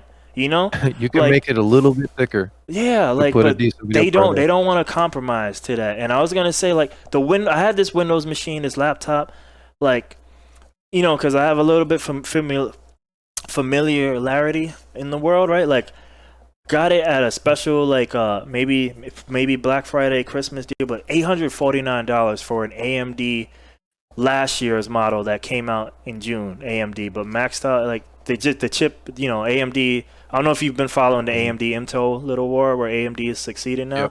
Yeah, so it was a dope computer chip. It was ridiculous. So I got my Ableton at 32 seconds, 32 sample rate, you know, and it was running fine. Like, I didn't even want to use it there, probably because I'm not used to it, but I was like, oh, this shit works. I'm playing guitar and, like, it's fine, you know? But, yeah, so, and it was $849, and then, you know, you can open up those things pretty easy. So then I just maxed out the RAM myself to 64 gigs, and then I added a 2 terabyte hard drive in there, you know, because, again, you can do normal things like upgrade your computer, you know. But there was other issues that had to do with, who knows, like manufacturer. There was some weird Wi-Fi drop-in thing that I'm pretty confident it has nothing to do with Windows, probably, but it's just hardware issues and that were just like driver issues. So I just gave it up. There was a reason why I was telling that story though, and I don't remember anymore. Well, that's the reason I hesitated on building a PC. At first, I wanted to build a Hackintosh. Now I'm just reading about the nightmares. I mean, there's success stories, but then there's also an equal, if not more. It doesn't seem like it's worth to build a Hackintosh. Horror stories, yeah, and then it's not like anymore. Yeah, it's just you can save a lot of money, but then like one of your drivers needs to be updated, and the whole thing might get fucked up. Next thing you know, you're wiping your hard drive, and I'm just like, I'm not trying to deal with that. My whole thing is like I want to be able to just turn it on and go, and that's what's nice about Apple products is you turn on, you can go. You're not wrong. You're not wrong. I troubleshooted Arcade for 3 hours. Primarily, some of it was their fault, but most of it was because the firewall was blocking it inside of Ableton, and I hadn't messed with the Windows firewall and since who knows when, and it was just like, it was just not easy. It's just not easy. I hate shit like that, man. Especially when you got something like when you're actually ready to sit down and make something and you're feeling creative, and maybe you got made me hate Arcade because of that. It made me hard. That's probably also why I hated Beat Number One, because I had to go through all that shit. Yeah, because your driver was fucked up. You know, something like that. So I've just I've been going back and forth about that, and that's the one thing that's kept me away from building a PC. I think if you build it though, and this is my experience, right? As someone, I keep bringing up this 2009 computer. I think it works because I built it, and I think a lot of what I like to call, I think the proper term is fuckery. I feel like the fuckery doesn't happen when you build it. Versus buying one, because I think it comes with fuckery installed. Like, I don't know why. You got to delete all kinds. You have to. Like, look, so I remember the reason why I was telling that story, right? And like, like, I was telling that story because like the Mac Professional, right? Like, they still want to do Apple things with it, and this thing on paper murders, right, my Mac, right? However, one of the things, and this is a big Apple standard, right? It must have amazing battery life. This shit, you unplug that thing, you probably have, if you lucky, 2 hours, but maybe less than 1 hour, honestly. Especially if you're doing some real shit, not just using the internet. But you know what? I didn't mind that, because my dream computer was a laptop that's a tank, strong as can be, and I'm probably gonna be in a place where I can plug it, because I didn't want to use it not plugged in. I want to be able to carry it anywhere and everywhere, and that thing can fit in a book bag, and that's what I really want. But Apple is always like power, and a good example of this is the cheese grater, because it's $56,000 if you max it out, and this is kind of cool. But it's like a part of me also is like, you could have just spent that time on more power. Like, I don't know if you've seen the cheese grater has No wires in it. I don't know if you've seen this or not. Do you know what I I mean? haven't. Like you I know mean, what I no, mean when I say cheese grater, right? Like that computer, yeah, I right? know exactly Yeah, what you're yeah. talking about, and now that you mention it, like, I've never thought about it before, but I have seen the inside of it. No wires. Um, yeah, no wires. You just, like, slide everything in and just, like, plug it in or whatever, kinda like plugging in a hard drive into a port. Yeah, and that's kind Yeah. of dope. That's kind of dope, right? And Yep. because of that, it has three fans that the three fans are in tune with each other, that they phase each other out so you don't hear the fans. See, That's that's the also kinda shit dope. that That's yeah. dope. This shit's For loud as fuck. $56,000, you better be getting something. See, and that's dope. But is it worth? But you know what I would have liked for $56,000? I would have liked Fucking that shit has car. 28 cores. If I bought an AMD chip from Newegg right now, $4,000, that shit's 64 cores. If I'm spending $56,000, I better not be getting beat by, let's say, I'm gonna mean this as a joke, but cheap Steve who only spent 10K on his Newegg computer. You know, you Right. know, Fucking cheap Steve. like, That's a ridiculous amount of money, man, like, it is, even if he only spent 10K. But I'm like, yo, if you telling me I could build four things that are more powerful than your 56K machine, no, don't call that shit professional. Those shit, yeah. all those things at a certain point, those things to me, it's like we are so attached to the Apple OS, you know, like that. If it isn't Mhm. a tax write off, like how can we justify buying it at a certain level? You know, Yeah, I mean, I don't know any producers that are buying a $56,000 PC, but I, somebody I out there saw a is. review on That YouTube of this you what? guy Oh, of he bought a $48,000 version of it, like when it was brand new, and he likes it. And some of it, he got the upgrades on there. He got were like I guess future proofing. But then he mhm. shows a thing of him editing. He wants to stick with Apple because he uses Final Cut Pro, but he shows himself editing an 8K video and it's lagging. And I was like, I would have returned that shit right away. I would have been mad pissed. Yeah, 40, right. All that 48K shit's kinda equals no lag. I'm sorry. yeah, it shouldn't have any lag, and also, why are you editing 8K video when, like, YouTube only shows, what, 4K Dude, at the they're video most? guys. Don't argue that with a video guy. I know, it's Like, pointless. yeah, like where videos, the only thing they do, don't even just, you know what they Yeah. do, man. That's what they do. I get the That's what purpose they of some of do. that shit, but yeah, at a certain point, it's like nothing else is ready for 8K. On the note of that professional thing though, a lot of that is like, yeah, this will act like a professional machine as long as you're using Final Cut Pro, you know, as long as you're using what's Apple's DAW? Logic's dope, but yeah. Logic. Logic is dope, but like it's geared to work smoothly with those programs, It's like those our Apple fault. How programs. dare we use third party software? Right. Gonna get on stage with Logic? You know what? I bet you somebody does. But don't they have main stage, right? Isn't main stage I have no their idea. main stage I believe is their live counterpart for that, you know? Gotcha. So I'm about to yeah. switch over. Maybe. Fuck main stage. No, I have no idea. No idea. I'm But sure it's tight. post June at some point, and you know, things are only in rumor mode now, so who knows. But my plan is to hopefully, because this is gonna be way more expensive than $849. Like, hopefully get Mm. the next time they do a MacBook Pro update, whether that's June or fall or maybe the year after. Um, but it's to get that one, you know, which will unfortunately probably be another 4K. I swear if they make that shit 5K, because when I bought that 2014, the maxed out ones were 3K, and then magically they were 4K. That shit just keeps going up in Jeez, price. I'm gonna be mad pissed. that's You know? ridiculous, man. So you're wanting to get the second generation MacBook Pro with Apple Silicon. No, Is that I what you're saying? imagine it would still be first No, the generation first generation's M1. already out. The Oh, the ones they just came out with are they have Apple Silicon. yeah, yeah, Apple yeah, yeah. The Air processors. and the so is that how they're doing it? They're doing like I just maybe am not familiar with their naming terminology. So that's really second generation that quick for The M1. next one that yeah, because the first generation's already out. I just So assumed that would be also for all right, good. I want something better yeah. anyway. I want something better anyway.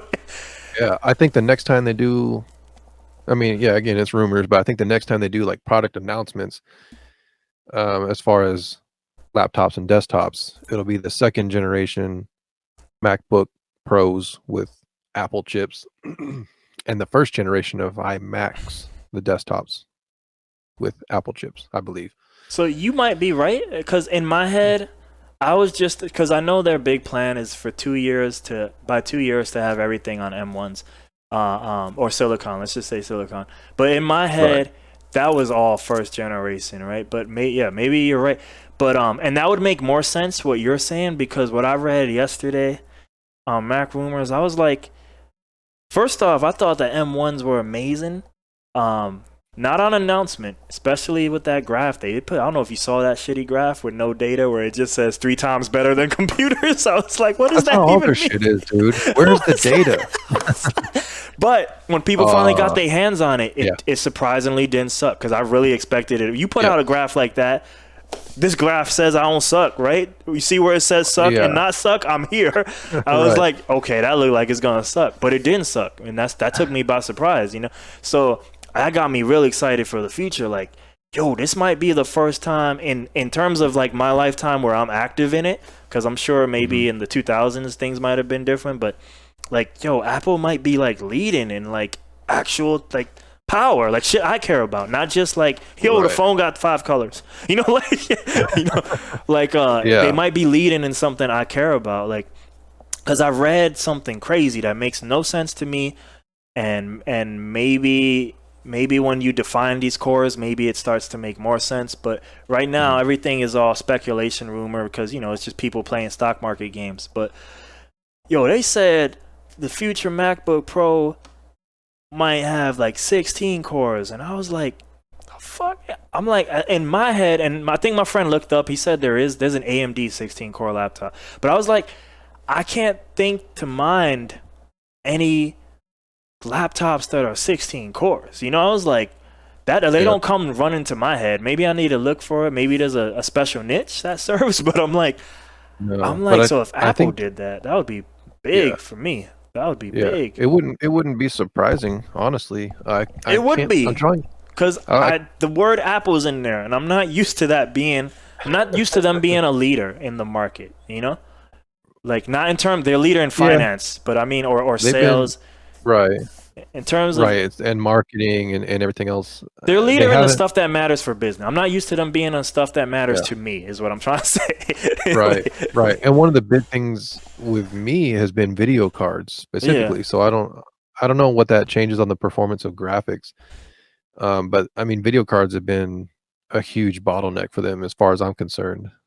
With rendering shit, it's just a nightmare. But Believe the M1's gonna change all that whenever you get, or I keep yeah, saying, I'm gonna keep saying M1s, but I guess silicon would be more that's fine. appropriate. But I think, because I think I know very little, but because I I only get interested when might buy something, and then I pull away and don't care no more. Yeah. But I think the way it's all built into itself, and I almost feel like I don't know if those things will need a video card. Like, maybe in the perfect world they would have something like a GeForce 3000 or whatever. But Hmm. outside of that, like, I think it feels like they're all kind of embedded.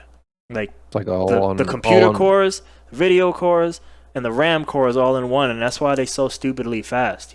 Yeah. Um, And I know they did some stuff with the M1 chips where they eliminated a lot of stuff that's like yeah, to dumb it down, like they eliminated a lot of like friction as far as like communication between that stuff. But and that's why you have um, like the Air with no fan. It just has a right. giant heat sink in there. Yep. So.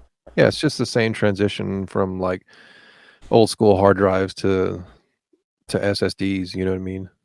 It's just Where's like the this? next evolution of that. Like instead of a spinning disk, you know what I mean? Yeah, yeah. It's the same sort of evolution, but with processors. Yo, so that being said, 'cause you say the old school stuff. The other thing is, and this is probably more confirmed than I don't know about this 16 core myth, but I hope it happens. Hope it, because that sounds more appropriate to the desktop. But I would love to see a Right. 16 core. Yeah. Uh, 16 and 32, that's definitely yeah, some desktop yeah, shit. because that already exists on their online. But I um, want that 64 core laptop, dog. Stop pluck stop fucking playing dude, games. I do too. I do too. I do too. One day. But I anyway, do sorry. too.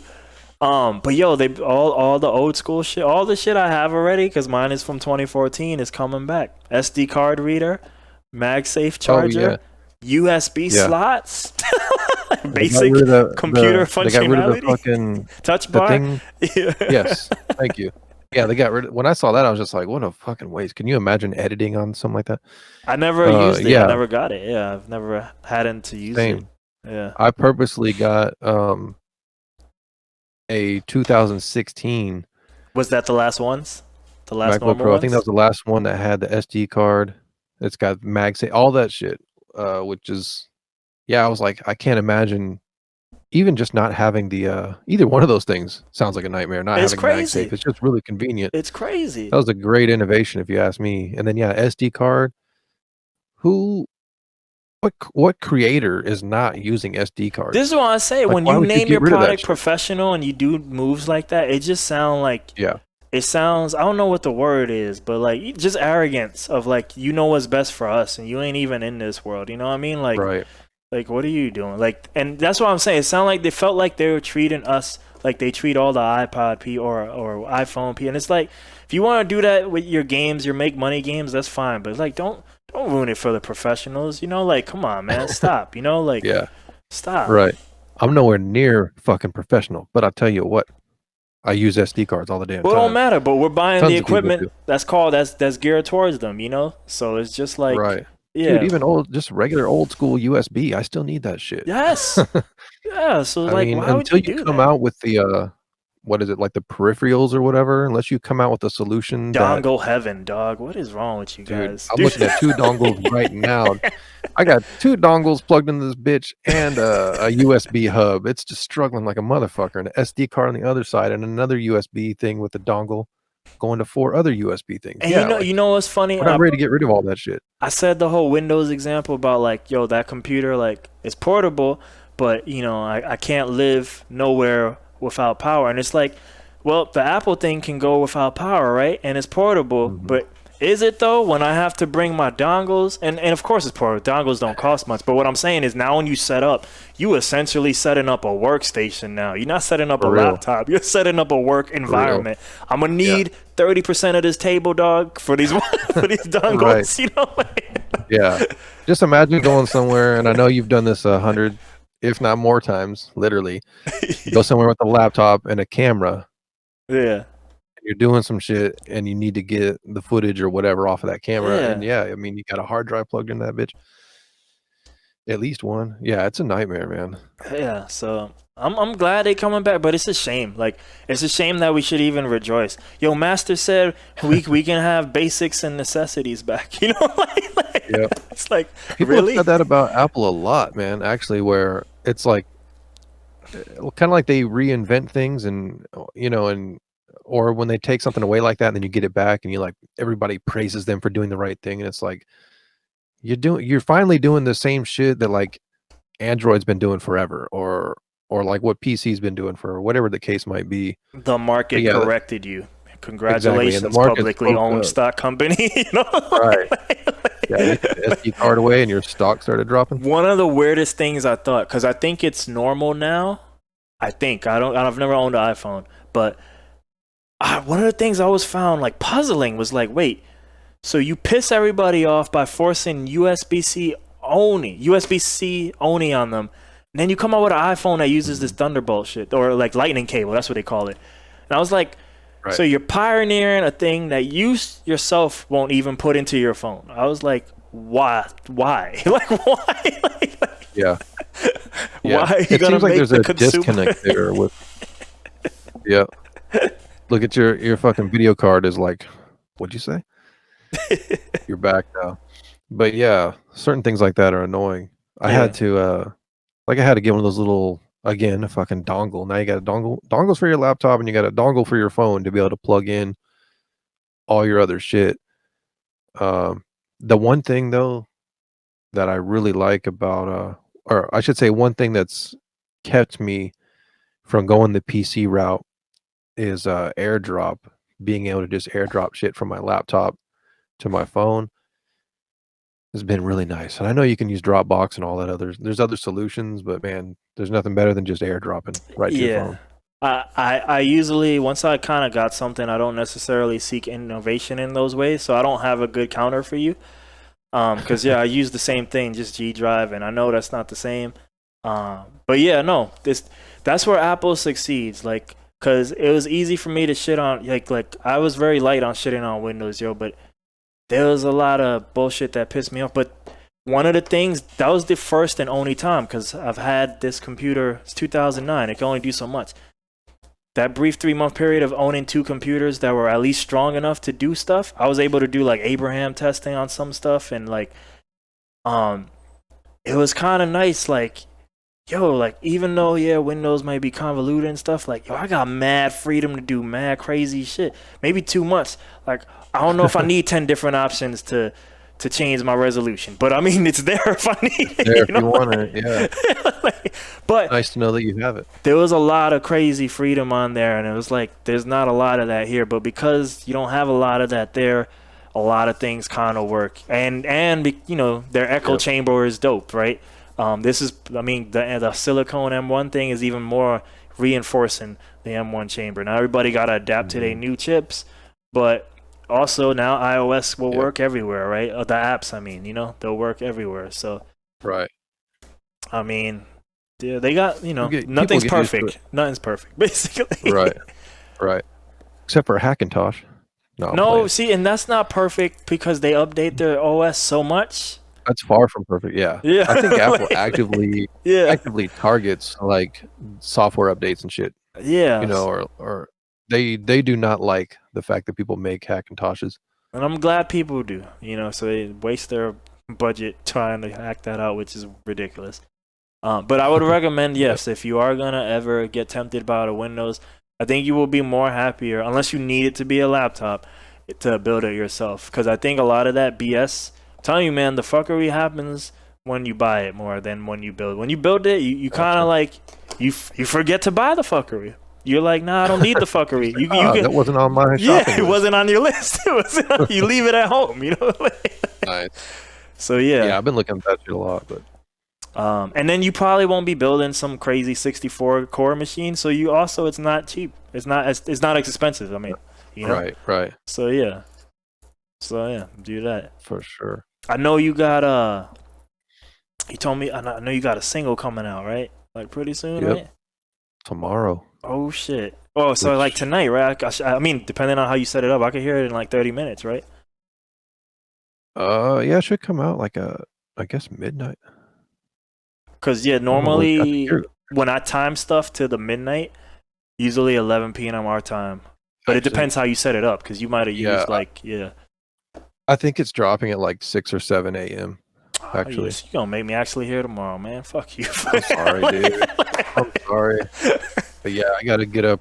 My plan is to get up early tomorrow and start putting together some promo stuff for that. Oh wow, you don't got it ready? I mean, like launching things. Oh, It's okay. ready. Yeah. Yeah. Well, what do you do? Fucking- Like, I kind fucking of disappeared from social media. So like, what does promo things mean? Like, So I just didn't want to be a part of that. That was the part I wasn't enjoying no more. So that's why I I'm don't kinda, like promoting my shit. Yeah. No, I hear you, man. I don't even mean that. it's- No, that's the stereotype. No, I just meant all of the social media. I just don't want to be a part of that world. Period. Right now. That's why I That's don't be understandable. posting or nothing. So like, Understandable. but I don't see a lot of people shit. So I was like curious, like Yeah. what is your promo material even consist of right now? So my main thing, promo material is, I mean, like I render a lot of artwork for my stuff. So there's various images that I'll use for different posts across all kinds of platforms. Let me ask you, where did artwork come from? Where does artwork come from? Yeah. Like, well, that I might be too use, general a question, but let's say this release, where did the artwork come from? All my last couple of releases and all releases going forward, I make the artwork in Blender. It's a 3D. Shit, let's write that down. If I Yeah. could find my phone. Everybody listening, write that down. Yeah, Blender is you want another rabbit hole to go down? Yeah. Yeah, it's a free. I know what it is. I just never Free. thought of making artwork in it. That's dope. Yeah, it's a free 3D rendering or modeling, whatever software. You know what? Maybe I should put that on hold, because art, is any of my shit gonna be able to handle it? Now that I think about dude. That's why I'm caught up on video cards. I got a 2016 MacBook Pro, oh, if you can't do and it, then I probably can't do it's it. hours, man. Hours, I don't. 6 hours to render one fucking Oh, thing of I'm artwork. good. Maybe you want to So update. Maybe I'll give it a shot. But I don't know if I yeah, need another. that's, uh, I'm curious to see how Apple Silicon computer would handle that. But yeah, that It would conversation probably be went so dope many different when directions. they make one that works for it. Because for now, I mean, and who knows? It's been out for a while, and I don't know how many Apple Mhm. people use it. But right, a lot of things were running in Rosetta in the beginning, you know. Yeah, Um, but I'm sure I it'll be hear. dope whenever there's Yeah, a M1 variant on there, you know. yeah, it's got to be better than it is. He's just like it just has to be. It It just must has be. to be. It Yeah, how could must it not be. be? How could your new shit be worse? But yeah, so Blender for the artwork. Um, and yeah, man, I'll take like a couple of weeks once I have a finished thing, fucking artwork thing, a 3D model or whatever. I'll spend a couple of weeks. It sounds ridiculous. I spend a couple of weeks rendering various images from different angles to get different types of artwork from it. And then also at some point Well, I mean that I'll is the render a benefit of 3D, right? yeah, that's one of the benefits. I can get all kinds of like Would you what would you say so? Crash, right? Bone. Damn, was Bones in Blender? yeah, I did bones That in shit look Blender. hard. That shit look hard. Is Thank you. ISO Blender? No, ISO is Photoshop. That makes sense because I was like, yo, this is kind of crazy. This look like pictures and shit. Yeah. Minimal. One minimal. Man, you making me That's which one 2018, was but it that? but it looks like No, that was it's green triangle yeah, polygony things. that's a homie of mine, Matt Mills. Okay. I actually got a lot of early artwork inspiration from him, and just seeing some of his stuff made me want to look into doing 3D. I looked into doing 3D shit for a while before I actually like made anything decent. But what was my? He did my first several albums. Mm. I got to go look myself up so I can tell you my So own history and Phase, shit. where does Phase go? Phase Him or was you? me. That was Okay. Photoshop. Okay. Um, You do good artwork, dude. I just do. thanks, man. I was like, and I know we got different philosophies on this shit. I do. I'm not. Mhm. I want dope artwork, but just right now, it's like, it's important. Like, look, I have to do this goal. I need a song week. Look, we gonna just Yeah. whatever fuck Don't happens, let and any then, don't let anything rent. Yeah, if someone likes your song and yeah, they hear your song on a playlist and like, "This is sick," and they go look at your artwork and they think, "This artwork's trash. I don't fuck this song." motherfucker. And fuck that person, you know what I mean? Like, it's not gonna make or break anything. I I would understand it say matters. It just at the same time, like it doesn't, but it does. Like it doesn't, yeah, but it does. it can help with, like, your overall image and It I get a does. lot of compliments on, like, "Oh, your photography, your videos," You have a style. Your photos is dope. Your videos is dope. thanks, man. Um, Yeah, I mean, so I hear a lot of stuff about that, and it's also led to other work, yeah. Cause this look shooting clean. music Look at videos your and stuff like that. Spotify. It looks clean. My shit. I don't know what Step your the one game up, son. it should be easy. I don't know Uh, what that's gonna look like. It's cause it's too early. But if you look at ALR Boost like that, it look like a crazy madman who made these fucking photos. hey, man, you gotta start somewhere. I think But if you want to become better at that, uh, first of all, it gets easier over time. It's gonna be hard just like anything else in the beginning, and then once you see like, "Oh, okay, I see how this works, and I could do this," and you learn these techniques, and you sort of like build this toolbox I do of, to a degree. Like, cause I switched to GIMP because, like I told you, I'm really anti Adobe right now. Like, I'm so yeah. anti Adobe. This is some crazy shit. I'm so anti Adobe. I don't even want to pirate they shit. That's how Yeah, anti. I I don't even completely want to understand. pirate yet. Have you heard of, That's true hate. Affinity? I don't even want to steal your shit. Yeah, that's fucking funny. It's Uh, I won't even steal your shit. right. I I don't won't even want even, to add your illegal download numbers. no, Fuck no, you. you take Uh, that shit. I don't like it's I don't like to keep the hate simple. Something like Arcade giving me free content all the time. Something like Splice giving me content. The most basic subscription service, Netflix, they give me content all the time. Adobe gives me the right to use they shit. I get it, dude. They don't give me nothing new, just the right to use it. Are you kidding If me? you, no, I know I they, need yeah. Photoshop updated every week, dog, with a new feature. Like, if I'm paying you that much Actually, no, money, you don't because eventually they're gonna update it and then your Mac won't work with it because the update and your you're shit not don't, wrong. But I and mean, then you're like, like just that's feature when like you're really something like, crazy, dog. Like something like it's just so it's very and I paid that fee I too. get it. By the way, I paid it for a long Yeah, time. I yeah. paid that fee. It's egregious. It's super disrespectful.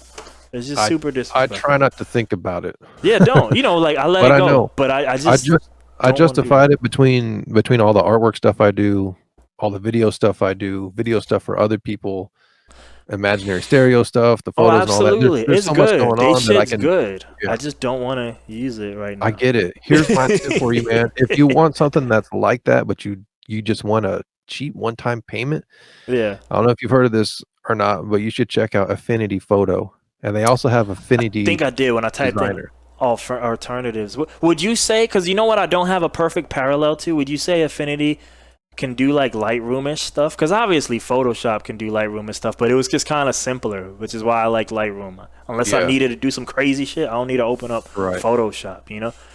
Um, Yeah, I think they have I don't know if they have a third one. So they have Affinity Photo, which is like Photoshop. They have Affinity Designer, which is uh like Illustrator. And I don't know if they have one that's like Lightroom, but every one of those programs is $50. yeah, So even if yeah, you just yeah. got those 2, that's a One time, yeah. $100 Are you using one-time thing. Affinity now instead of the Adobe stuff or No, no? no. So, I okay. have both just 'cause fucking crazy. But, What I can makes tell you you like at times maybe go from one to the other? Like, I'll straight Adobe now just 'cause I pay for the shit. I'm like, "I better use this if I'm paying for it." The reason that I went with the full Adobe suite was because, when I was making, like, the last couple of music videos, I was using After Effects real heavy, mm, and there is no replacement, as far as I know, for $50 for a program that's like After Effects. I don't think there's anything else out there like it really. Um, yeah, depending on how hard in the paint you go on After Effects, you're probably right. I'm sure it is something out there. Like, I'm for videos right now. I'm on DaVinci Resolve. Um, I know they have their yeah, After Effects thing built in there, but I don't know how complicated it can get. Like, my guess is like probably more, like crazy fonts than it is I don't know, crazy shit actually happening on screen. But right. again, like I don't even do that stuff. I do fucking boring shit. I do podcasts and I'm not even doing concerts, so I'm not even color correcting anymore. I'm like, I ain't got time for that. The Yeah, you're irony, I'm like, using the best color correction software finally when I don't color correct don't at color all. correct. Yeah, DaVinci's tight for that. If I was to get rid of Adobe, I would definitely get the Affinity suite, if you will, and then Mm. and DaVinci. I've seen some dope stuff made with DaVinci. So Yeah, DaVinci's yeah, video hard. editing. Yeah. There's uh there's there's solutions out there, There is, there is. There but is for sure. um to bring it way back around, unless you had anything else, that No, it's just the no guy I need to was go telling you there. about, Yeah. the dude I was telling you about, Matt Mills, before I dropped my first album, I just basically did like a Google search for digital artists near Austin. Mm. I'm trying to think of the name of the website, DeviantArt, Oh which is a real popular wow. artwork site. Yeah, yeah.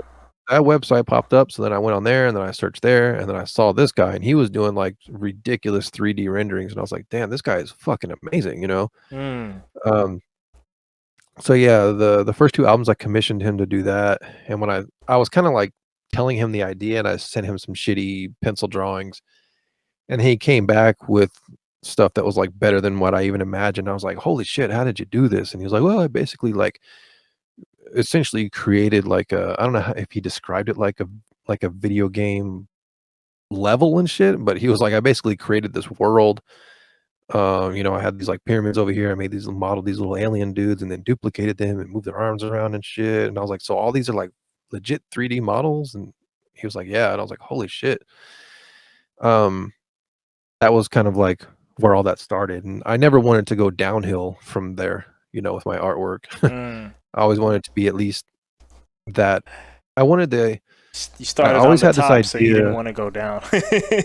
Yeah, well, I kind of always had this idea of like I want my artwork to have, maybe I won't do this, but have the ability to be like a poster that someone would want on their wall, like old Mm. school rock type posters. Like I want it to be at least interesting enough to have the ability to do that if I wanted to.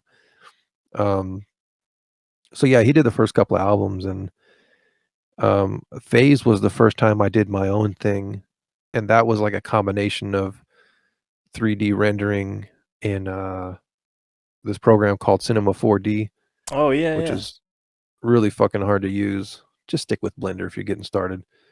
Um, You played with a rendering lot of that, things in the DIY world, man. dude. Yeah, I've spent so much time just like trying to learn all this shit. Um, yeah, I mean, I just wanted to put my own creative twist on the artwork, just like I do the music. So, I seen the growth, you know, like knowing you for a bit. I seen the growth, and it definitely shows in your output. I think, like for me, like when I do maybe like quick arts and stuff, it's not so mhm, much to like diminish the idea as much as just like in a world where we're DIY people and we're doing everything. I'm like, yo, man, like at the end of the day, yo, am I trying to be like the greatest this or the greatest that, you know? And I'm like, I'll take the L on the mhm. art if I could be like, yo, this beast of a motherfucker on like whatever, on this music tip, or now I'm starting to play my guitar Yeah. again. I'm like, yo, man, I never even got good at that, yo. I'm like, if I could just get to like level 2, like that probably puts me better than almost everybody because no one uses guitar in my peer group. You know what I mean? You know, so I was just Yeah. like, you know, like if we're gonna do everything, like I'm just picking the things I'm gonna spend time on. I'm like, look, I put in like mad hours on the music part. I might take L's on the art for now, but you know, like I'll still make my little strides and stuff. Mhm. But Yeah, yeah, try to get better at everything yeah, every time yeah, you release something, you know what I mean? yeah. I've been I think discovering some cool stuff in GIMP. I was like, fuck, if I knew this for number one, I'm like right, yeah. maybe it wouldn't have GIMP looked has like gotten, trash, you know? yeah. I don't know if yeah, GIMP is basically like Photoshop, right? That's their counter. Yeah, GIMP is their Okay, yeah. Photoshop counter. I Yeah. mean, man, if you learn honest like ISO, the album artwork I did for that, when I was working um with Lizarazo on that, I was Try to just pull it up. we kind of talked about artwork just real briefly, like, you know, what, like we had the song name, and then we started talking about like concepts of the art. I was like, if you throw me some ideas, like I can put some stuff together. And I think I made like maybe 4 or 5 designs like that, and he liked this, and it was all based around isolation.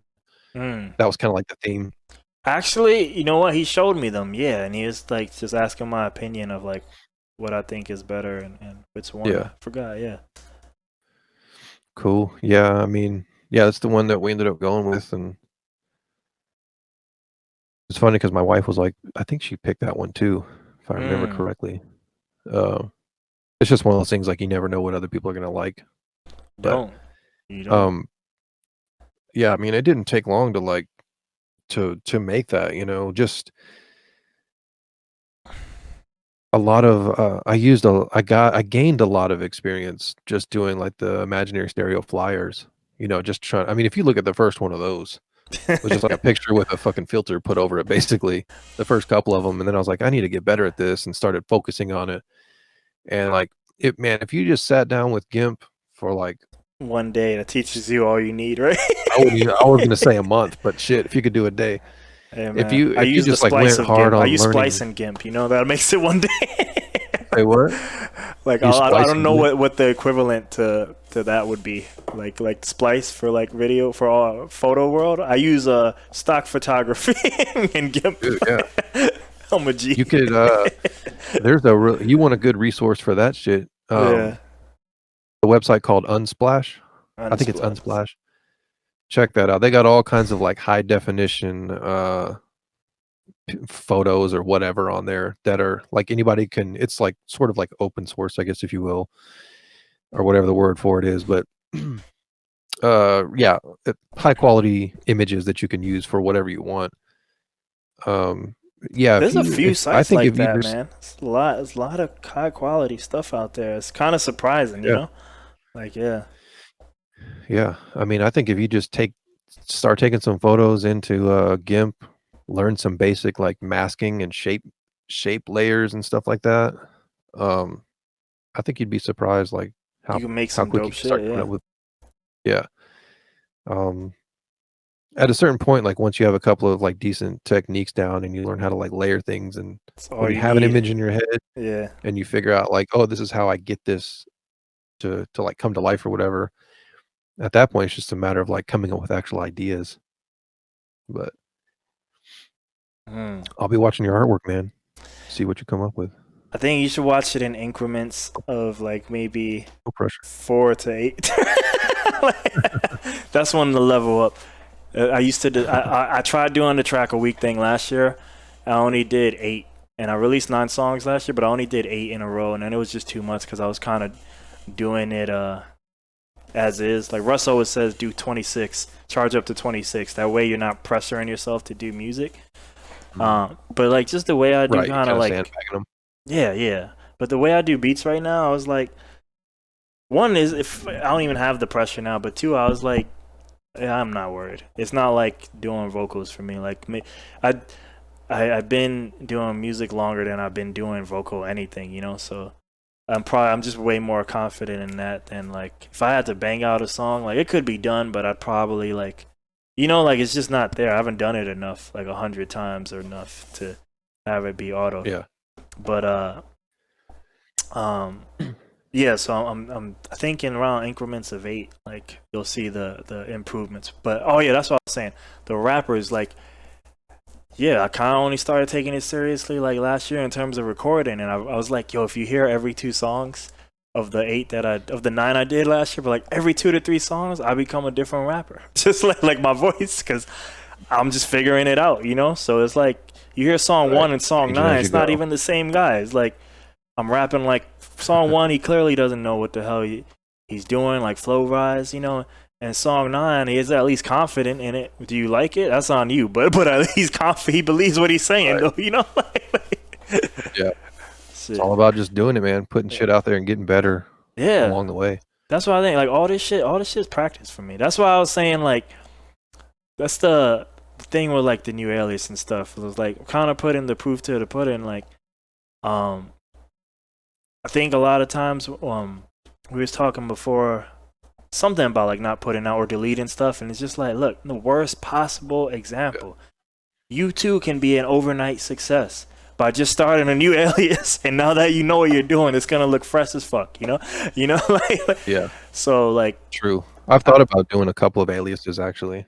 mm, And just like not saying shit to anybody about them. why would you do it? Because for me, I thought I had like some, I don't know, grand reason why I was doing it, and then my friend kind of reverberated everything I was telling them, and it was like, look, man, if you need to mind fuck yourself to allow yourself to do that, because basically, if you can't use Splice because of your moral code, but you can magically do it if you change your name, then by all means, you have my blessing. You know? Right. Yeah. But basically, he was like, yeah. When he put it that way, I was like, yeah, I'm kind of just making a new alias because I'm stubborn, because I can't, because Abraham has this whatever moral bullshit code, but apparently if he changes his name, he doesn't. You know, All out the window. yeah, basically. So, Dude, you should do another alias that's just called No Morals. oh shit. See, so And it's that's the just danger. Like, I don't want and to it's just get splice loops. into the because I also feel like starting a new alias every time, uh, you kind of start from zero. Not that I have a fan base, but in a world where I did, now you starting from zero again. You know, so Yeah. I kind of did a new one because originally I wasn't gonna tell anybody. But then I also have just a certain mindset where I don't care, so I don't mind telling people, but I don't post nothing, and I'm not actively like, yo, guess what? I got a new alias. If it comes up in conversation, it's like, yeah, well, you asked what I'm doing. Yeah. This is what I'm doing. Here, this is what I'm doing. But I'm Yeah. not like You're not like pushing it. actively marketing it. Yeah, I don't Yeah. care. I don't care. Like there's a little nice link on my Twitch there. It says ISBE. You click on it, cool. If not, you might never know it's me. And Right. and there's a whole idea of thought behind that too that I won't even bother going into. But like, yeah, I just want to like just focus on the original stuff. I think a lot. I see it in some people, but the one that really matters is me. Like, think maybe just got distracted too much by the idea of the quote unquote making it. And it was like, man, I forgot to actually get good at music. So I'd rather just focus on that. And that's why I like things like everything else. I just want to pay it less time. It's like, yo, what do you want to do? You want to do dope music? Cool. And I'll get better at artwork here and there in increments. But it's just like, yo, I really would like to do Victor Wooten style picking on my guitar. Like that's what I would really like to. And if I could do that, there is not one person I even know on my whole cell phone email list who can even do that on their bass. You know what I mean? So it's just like, yeah, you don't have Victor Wooten in your contact list? No, I do not. Not yet. Next year though, it's coming. It'll happen. Yeah. But the calluses are real, by the way, on the hand when you start doing that shit. Oh, that dude probably got a fucking concrete thumb, dude. He's been doing that shit for so long.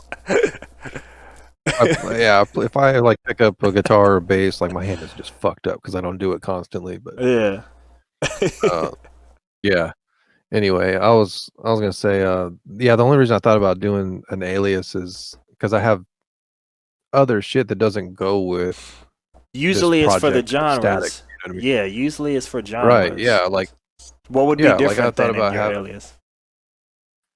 well, I thought about having two aliases. One of them, or two more. Oh, two more. So three total. One that's just like ambient shit, like real chill ambient type music. Yeah.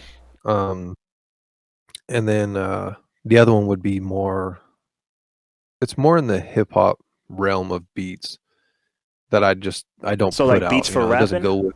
Like, is that what you mean, or I mean, or you not could really? rap over them, but people could rap over them. But I mean, so there might be some other weird shit in there too. But it's either it doesn't fit with the direction I'm going with STATX, or it's I don't know. It's like a little more hip hop, not as much electronic. What would you I don't say know, the or- STATX direction is? If the others are hip hop and ambient, what would you say this direction is? It's definitely I say this, and this doesn't describe this single or this album from this single, but it's more of like an experimental bass type of direction. I don't know how, like, I'm terrible at fucking defining subgenres. You know what I mean? I feel you. Like I've heard it called experimental bass. I've heard it called left field bass.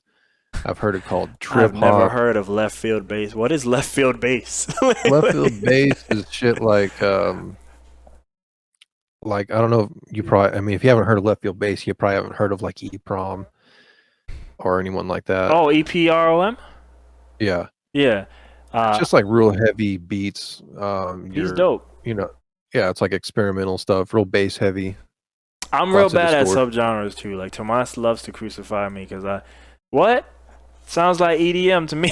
I'm just like everything, like everything is EDM. Yeah, I mean, yeah. Well, I mean, like EDM. If you do four to the floor, you're EDM to me. Like, and obviously that's super broad, and I get it. I'm not really like saying that's what it should be, but in my head, that's where I just kind of do macro genres. I ain't got time for the 100,000 billion genres of the world.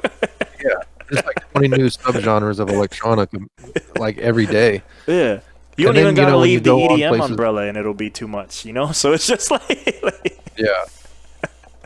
I just can't keep up with it, and I don't really know what it is. Like I've asked other people to like try to define my music because when you upload it to DistroKid, they're like, pick your genre, you Yeah, know what I that mean? shit Or if can you be submit your tough. music somewhere. Now that I'm doing Yeah, and instrumentals, I'm just I'm like, confused for the first time too.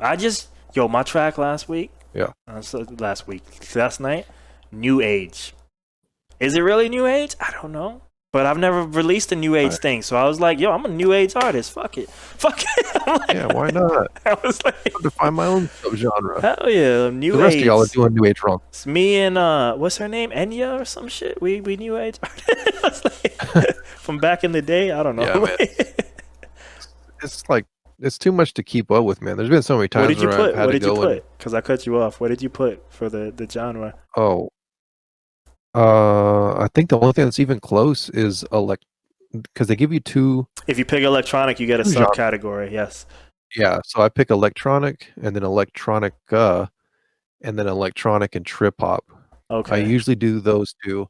And the only reason I started doing trip hop is because I've asked people like what's the closest genre to this, you know, and people will say that sounds like trip hop or you And know. then when Oh, you I've also submit it heard to Spotify, what do you pick?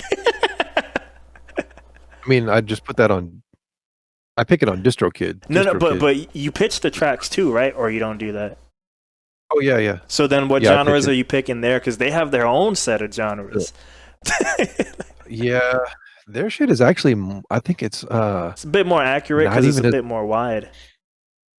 well, they have a lot of things that just like never apply where it'll be like I can't think of the category, but it's like The it's general not questions don't ethnicity. apply. I know what you're talking about, but there's a Yeah, new yeah, yeah. thing that I'm not used to.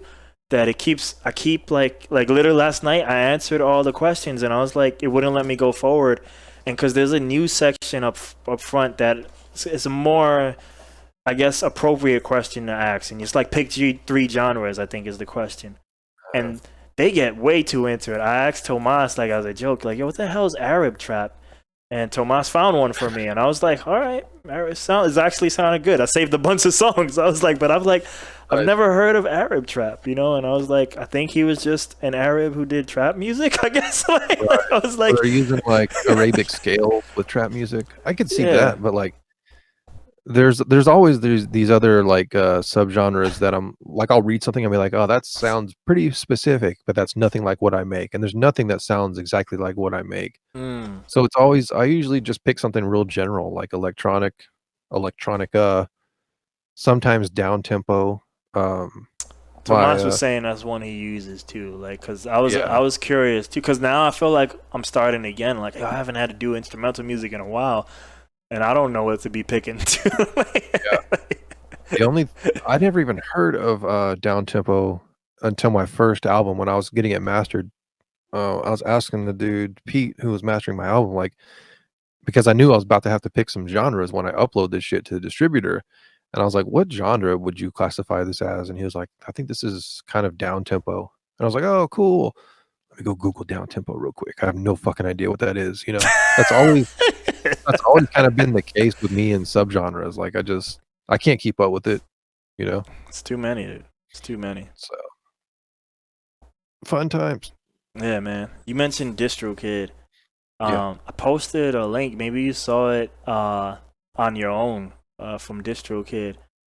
I was just curious. You have any Yeah. thoughts on the upstream thing they added? Have you heard of it? So is that the label thing? Yeah, Okay, I just so found out yeah, about right it last before night by accident. I saw that in the Discord right before we kicked this off. So I clicked on the link so it would open it up in a new tab so that Yeah, afterwards I would remember to go and read it. But I haven't actually read it. I just saw like the headline or whatever it was talking about connecting artists with labels. there wasn't So much there, but that's essentially it. It's the opportunities for he told his whole story. I don't know if that links you to the article or if it links like in their blog, the DistroKid blog, or if it links you to the thing itself. But he told this whole story about like people in the industry bothering him, and they were telling him that I don't know if it's just America or the world, but 1/3 of all music was coming out from DistroKid at this point. You know, um, doesn't surprise me. I mean, that kind of does. If it's the world, that does surprise me. If it's America, that maybe doesn't surprise me. But if it's the world, I was like, really? telling me China's using this shit? I mean, Like that don't sound right. You know, I mean, that's no, what I'm saying. Where are they there's no getting one that number uploading from? music. There's no one uploading music from China, so they can say worldwide. It doesn't mean like everybody everywhere. Yeah, yeah, It's yeah. still just America. Yeah, America's the it's only country Western. that It's matters. Western people might be the more thing. Even if you Right. live in the East, you're Westernized people. But anyway, Yeah. he says so that inspired him to like, and people were bothering him in the label scene, and Mhm. that so all it is for us to do is like, would you like labels to contact you? Yes or no. You can click yes or no. And so I clicked yes just to see what up, but they were emphasizing, um, all it is that they could talk to you. Like so, like they don't own shit or nothing. Like it doesn't mess you up or not. It's just the option for them to talk to you.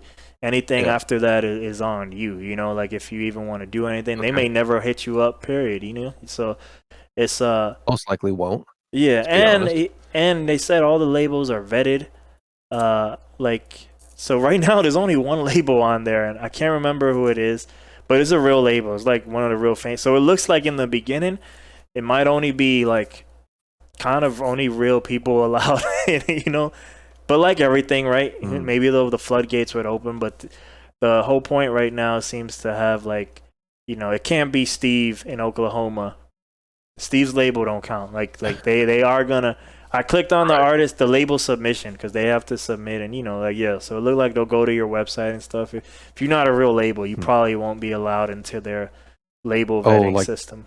like if you were a label, you could apply to be in this Yeah, yeah, program or yeah. whatever. I see. But it looks like they want. Yeah, we live. Tomas. Tomas is in the chat. I don't know if you see him or Oh not. shit! What's up, dude? But yeah, it was still. It's Damn, that threw me up. Live from now. Now I'm like, fuck. This is the problem about being live. Sometimes you Got get so distracted. distracted. Yeah. Oh shit! A chat.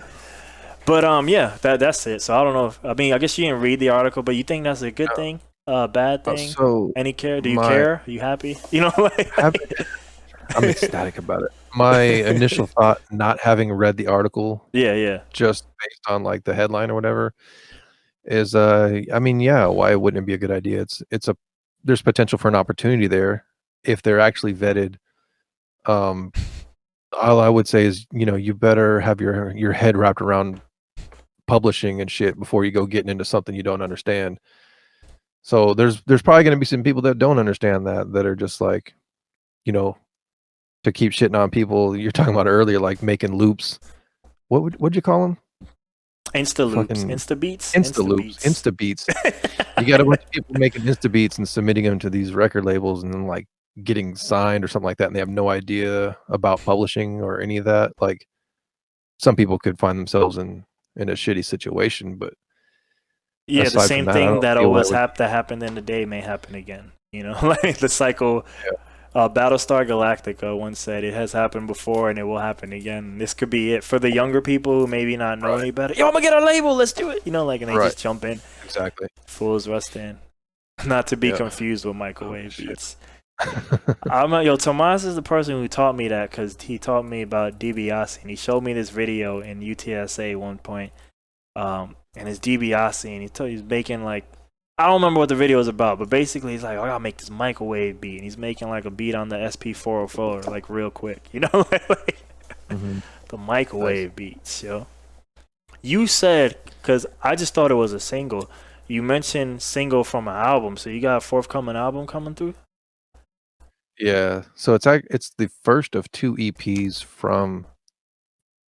It's the first of two singles from an EP. Okay.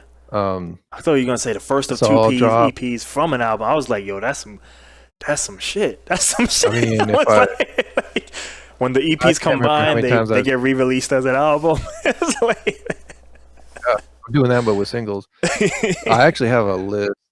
I feel like I've said this so many times on video this past year, but um, so yeah, I got that. I got this single.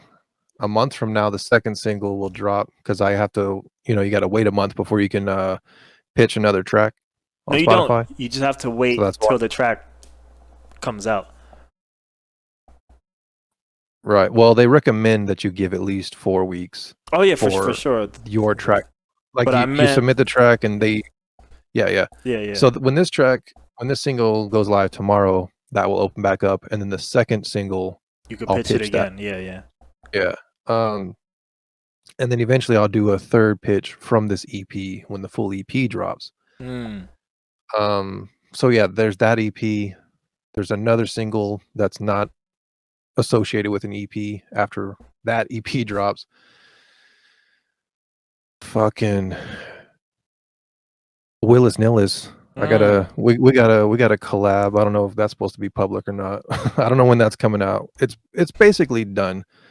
He's gonna do some other things on it. There's artwork. I've already done some artwork for it. There's a whole other EP after Mm. that, which is like there's gonna be multiple singles dropped from that. And then something I'm really, really, really looking forward to, and I'm sure he is too, which is gonna take fucking forever to get to. After all that drops, I got a collab with Long Tongue Oh shit. that I've been listening to this track like over and over for months, dude. Like I can't wait for it to come out. I got artwork done for that as well. When y'all So collab, do yeah, y'all this form IS or not? no, no, there's no name for it and shit. But if it's a reoccurring thing, I've thought about like, oh, maybe we should make this like a group or something like that. But that's like so far off in the distance. Um, yeah, he's got some stuff coming out too, I believe. Is this your I know first he just collab? yeah. It's kind of wild, right? Why is it taking that long? I just feel like that would be more a natural occurrence, you know? It's taken so long because I'm so horrible at stopping making new things and releasing the old shit Mm. that like before the whole pandemic thing, I was like, I gotta stop doing that. I gotta stop making tracks and like loading up on this hard drive and then that whole cycle, I had to fucking stop that shit. So part of stopping that was like, okay, I got 2 EPs, 3 EPs worth of shit, another single, this collab, and then part of that was that ISO collab as well was part of this list. So I had everything I just listed off, and then that Bones EP was at the beginning of this list, as well as 2 other music videos. And I came to a point where I was like, I have all this shit that is worthy of being released. I need to release this. I need to stop making new music and I need to release this. And when I was in the process of building that list of stuff to release, um, Long Tongue sent me Jimmy, I'm sure you know his real name. He Yeah, sent yeah. me an Venom. EP. Yeah, you know the guy. He sent me an EP to listen to just like from a mastering standpoint and our mixing mastering standpoint, like um ordering of the tracks and whatnot. And there was one thing on there that was like really dope, but it didn't go with the rest of the project. And I told him that I was like straight up like this is really sick, but it doesn't fit the vibe of this. This is like something else. I don't know what this is. It's dope, but like don't release it with this project, basically was my input. Mm. And then that thing that was different but also still dope. Um at some point he was just like, shit, man, if you want to fuck with it, go for it. You know what I mean? So I took that and I made something else with it. And this literally that shit was like a year ago. And that's why it hasn't come out. Like it's been in the talks for so long, and I'm like, I hit him up with artwork and like this is what I'm thinking of, and we're kind of piecing the whole thing together. And then I'm like, yeah, we should be able to drop it by like November, and then like Of last two year or weeks this later year? of like last year. Okay. And then I'm like, oh, this other shit got pushed back. And it just kept getting pushed back because I had this whole plan to drop all these projects, and then the world kind of went to shit, you know what I mean? And there was just like bad timing with a lot of things going on. And it's just kind of general I don't want to say like general knowledge, but like there's just certain times where it's generally not a good idea to drop music like on Christmas Day. Generally not a good idea to drop music like during a presidential cycle because attention is just like everywhere else. Mm. And yeah, like part of my marketing shit is like running ads. And when you do that during certain times, like ad costs are more expensive because you're competing with Mm. fucking politicians running ads. And there's all these outside factors that like kind of push things further and further back. Um, so yeah, that's why, what was it? The last thing I released, Crash. my plan was to like drop something every single month, and then after Crash, like all the fucking madness with like the presidential stuff started happening, and I was like, you know what, I'm just gonna wait until after Biden's in office to drop my next thing, you know.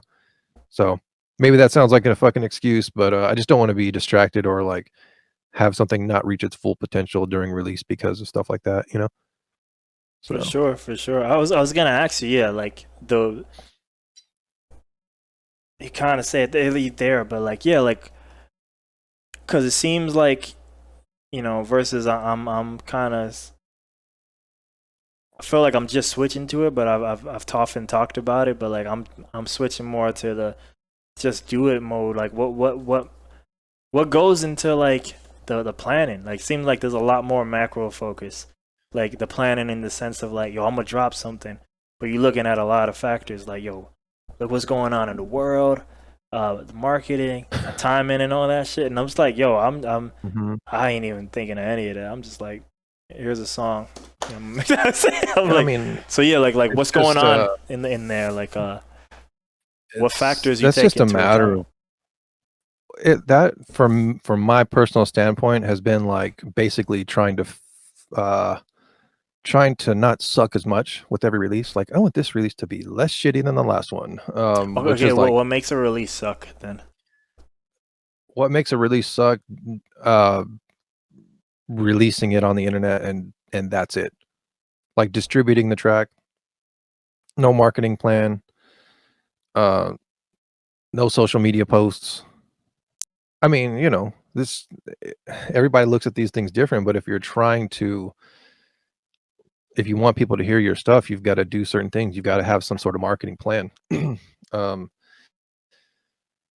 and every little piece of it, like we were talking about the artwork earlier, every little piece of it just kind of like uh, just adds to that. You know, like when I'm doing the artwork and I'm rendering different images because it gives me different things to post on social media. Also, I take all that artwork. It takes so long to make a fucking 3D model of this shit that I'm like, well, I might as well render the fuck out of this as much as I possibly can and squeeze everything out of it to try to All get that the you're most gonna out of get it your money's since worth. it took so long. Yeah. Yeah. And so I render a bunch of images and then the last release and I think the one maybe the one before that, I just realized something else I could do extra is like take that artwork and put it as a package. So like on Bandcamp, if you download it, it'll come with that. Mm. Or you could buy it off my website for a dollar or whatever. Um, and then I think it was the second time that I did that, I was like, oh shit, I could use this. I could take one of these images and like make merch out of it. So then like that's a whole other rabbit hole. I could spend a month trying to figure out how to make an online merch shop, ordering test samples and shit. Sounds it's a fucking nightmare kind of thinking back on it, but it's just another one of those things like I've learned like I don't know, man. My mind's going all over the place right now. Just thinking about the fact that like I just want to have dope artwork in the beginning and at the end I understand that I need to render a certain size image with like 300 DPI so that when it prints it's high quality print, you know what I mean? And I'm like on some a whole other Yeah, fucking yeah. thing by the Further time down it's the over road. with, Yeah, further down the you know what I mean? And I've spent a lot of time obviously learning about all that stuff, but then getting to a point where like, okay, I've spent a whole lot of time and energy figuring this stuff out. Now I need to figure out how to make it easier next time. So like, okay, the third time around, I got to do all that shit. And when I render this artwork the first time, I'm rendering it out at like uh, a level that's quality for the print shop and shit like that, you know, and trying to make not only trying to do more, but also trying to do less in the sense of like doing it right the first time and doing like making it easier on myself, you know. Mm. So I don't even know like what fucking question I was answering with that, but yeah, it's a lot, dude. It's so much more than making a good beat with a good mix and a good master on it. You know, like Yeah. I think I got overwhelmed by all um, that, and that's why I don't want It's not for everybody. I don't Don't want get to overwhelmed, be. dude. Yeah, yeah. If it really did, and just combined with maybe other stuff I was going to, that's why I was like, yo, I think I'm just done. If you I wouldn't even know how to point you to um the right episode or something. But like I said, I do that weekly podcast with my friend, and man, one of the more interesting ones was now it's 3 people on there if you count me. Now it's 3 people, and one of them, like he makes beats, and it turned into like a baby therapy session, Mm. um, and where they trying to like decipher me and like why I do what I do in regards to music, and I probably sound like a psychopath, like, but I mean, and I say this Funny you say because, that because I was just gonna describe myself as a fucking psycho for all the shit that I go through just for one release. and right, but you But know what? Nah, say what you gonna say. uh, I think you'd be psycho if you didn't enjoy the process. Like I actually enjoy Yes. rendering that artwork as much as I hate fucking doing it on this Yeah, yeah, computer, and it yeah. takes forever. But like it's another avenue of creating. Like I have fun making videos. I have fun like as much as parts of it suck. Like it it's not fun having part of your release being making putting up all this merch shit with like you have to have UPC codes in different sizes and shit, and then like connecting that shit to your fucking Facebook shop. That some of that shit really sucks. You know what I mean? But like the creating of the shirt itself, the artwork itself, and like launching it is fun. And like some of it isn't fun, you know what I mean? But it comes with it. But as long as the scales of like the scales of justice, as long as the scales of fun are tipped towards fun and not misery, then like I'm gonna keep doing it. You know what I mean?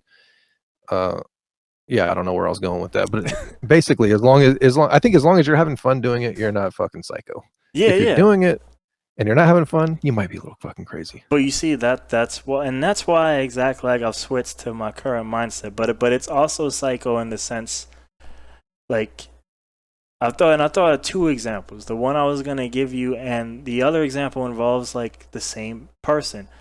Just the other guy's not there from the podcast, but it's like Mhm. they're trying to decipher like why I do what I do with music and all this stuff, and basically like a lot of my answers, and I feel like sometimes I think at the end they end up believing me, but like it's kind of like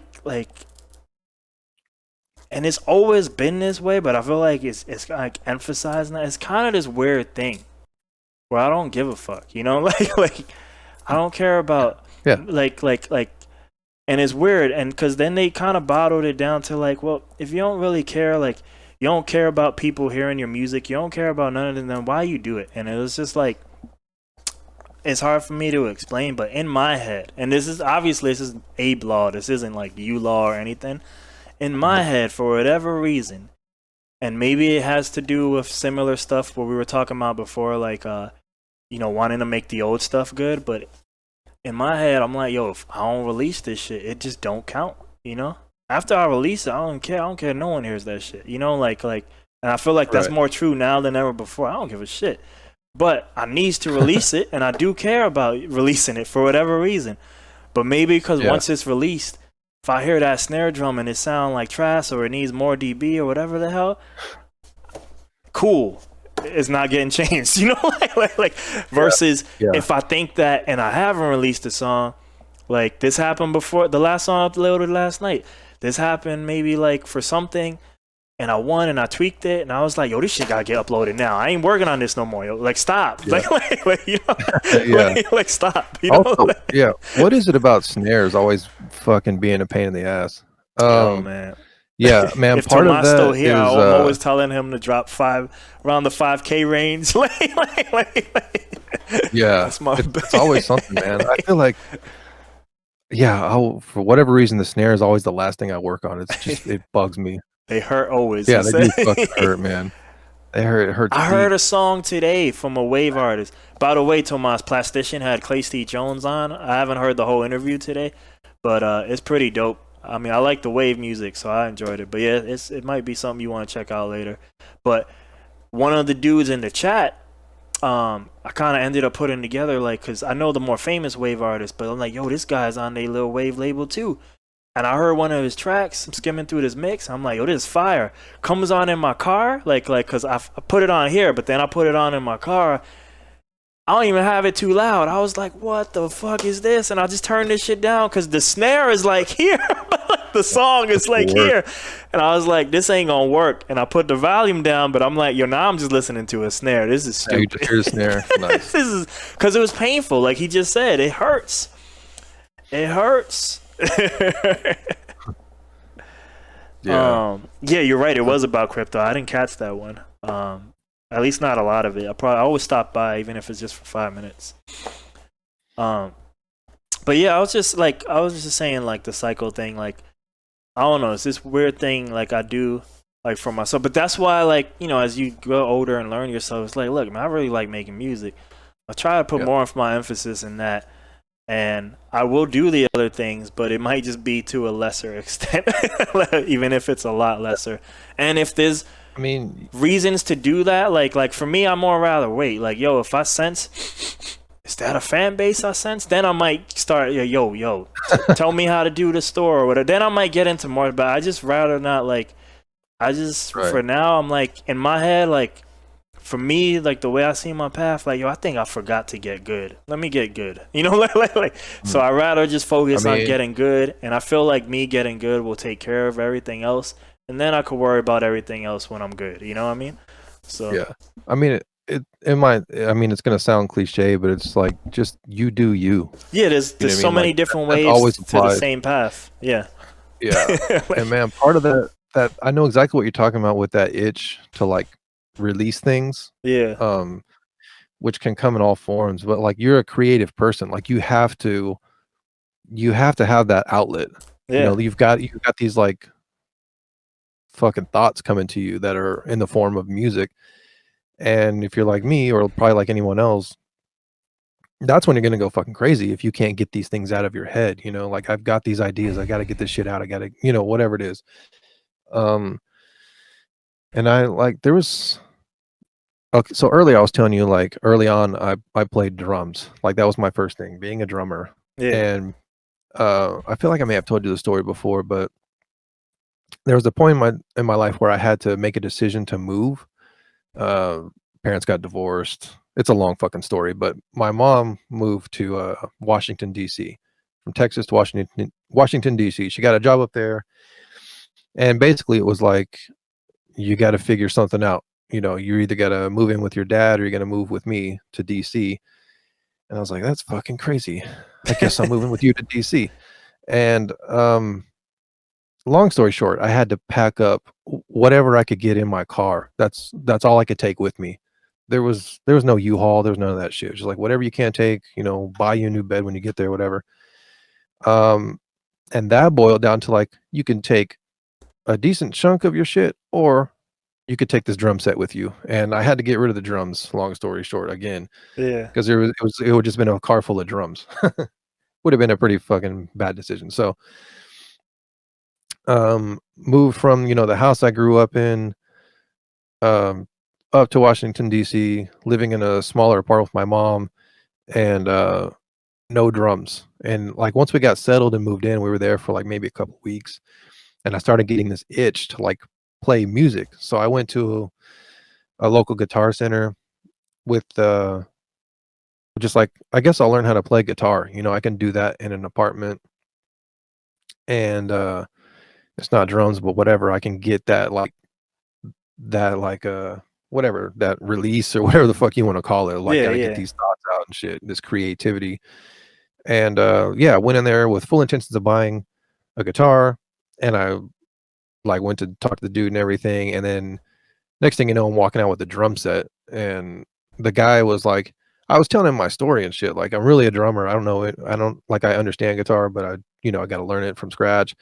And he's like, you could just buy these like silencing pads and shit. And we got a sale on drums right now. Like, let me come show you. And that just led to me like leaving this place with the drum set and like these pads for the cymbals and everything. And now I'm in this apartment playing drums again, but like with these silencing pads on. And anyway, like the moral of that story or whatever was like, I knew like in that moment that like music was never gonna leave me because I was just gonna go crazy. It was always gonna like even when I try to like get rid of drums, like they just came back. You know what I Yeah. mean? And that sort of thing. It's just like the turntable shit from earlier. You know, like it just always kind of comes back, and I just like learned to embrace it. You know what I mean? Yeah, that dude probably got commission off that shit, Yeah, he's like motherfucker. It's like, Tomas damn, if he knows gets he if he was in gets a the game. guitar, Tomas was I'm in the only gonna make game. $20. Game Oh, did he recognized work at game. Guitar Center? Nah, but he was a Oh, salesman for music stores, so he knows. He knows. yeah. I mean, that shit worked. But yeah, it was just one of those moments that I remember clearly, you know, like with music, like, well, I better embrace this shit because it's not gonna leave, you know. But yeah, anyway. No, I get it. And I think I learned that hard lesson probably last year as I went through like form of depressions for many different things, you know. Yeah. And you know, I went on these paths of recording the concerts and doing these podcasts and stuff, and they were all cool. But yeah, like this thing was missing, and I was like, man, I'm probably gonna be making shit my whole life, you know. Like I Yep. guess that's always gonna be a part of me, for better or worse, you know. like Yeah, like for sure.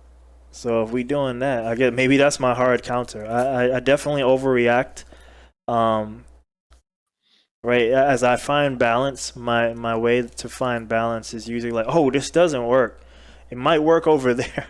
So I guess in a world where I was releasing nothing, you know, like maybe that's my hard counter. Like I can do the 1 week thing. Let's do that. That might be better than nothing. That might be better.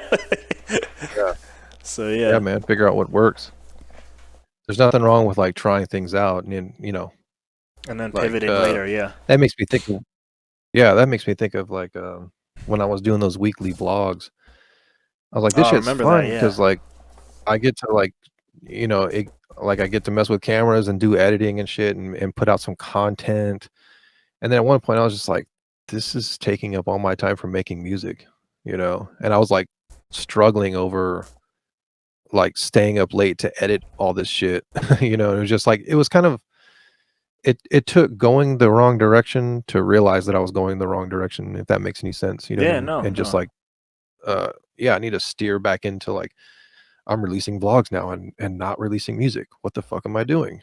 And, you know, at the time it made sense, but yeah, I feel like I'm like much more focused now as far as my priorities on music anyway. Yeah, man. That's it. So yo, I've taken up a bunch of your time tonight. You got anything else you wanted to I say got or a couple something? more hours.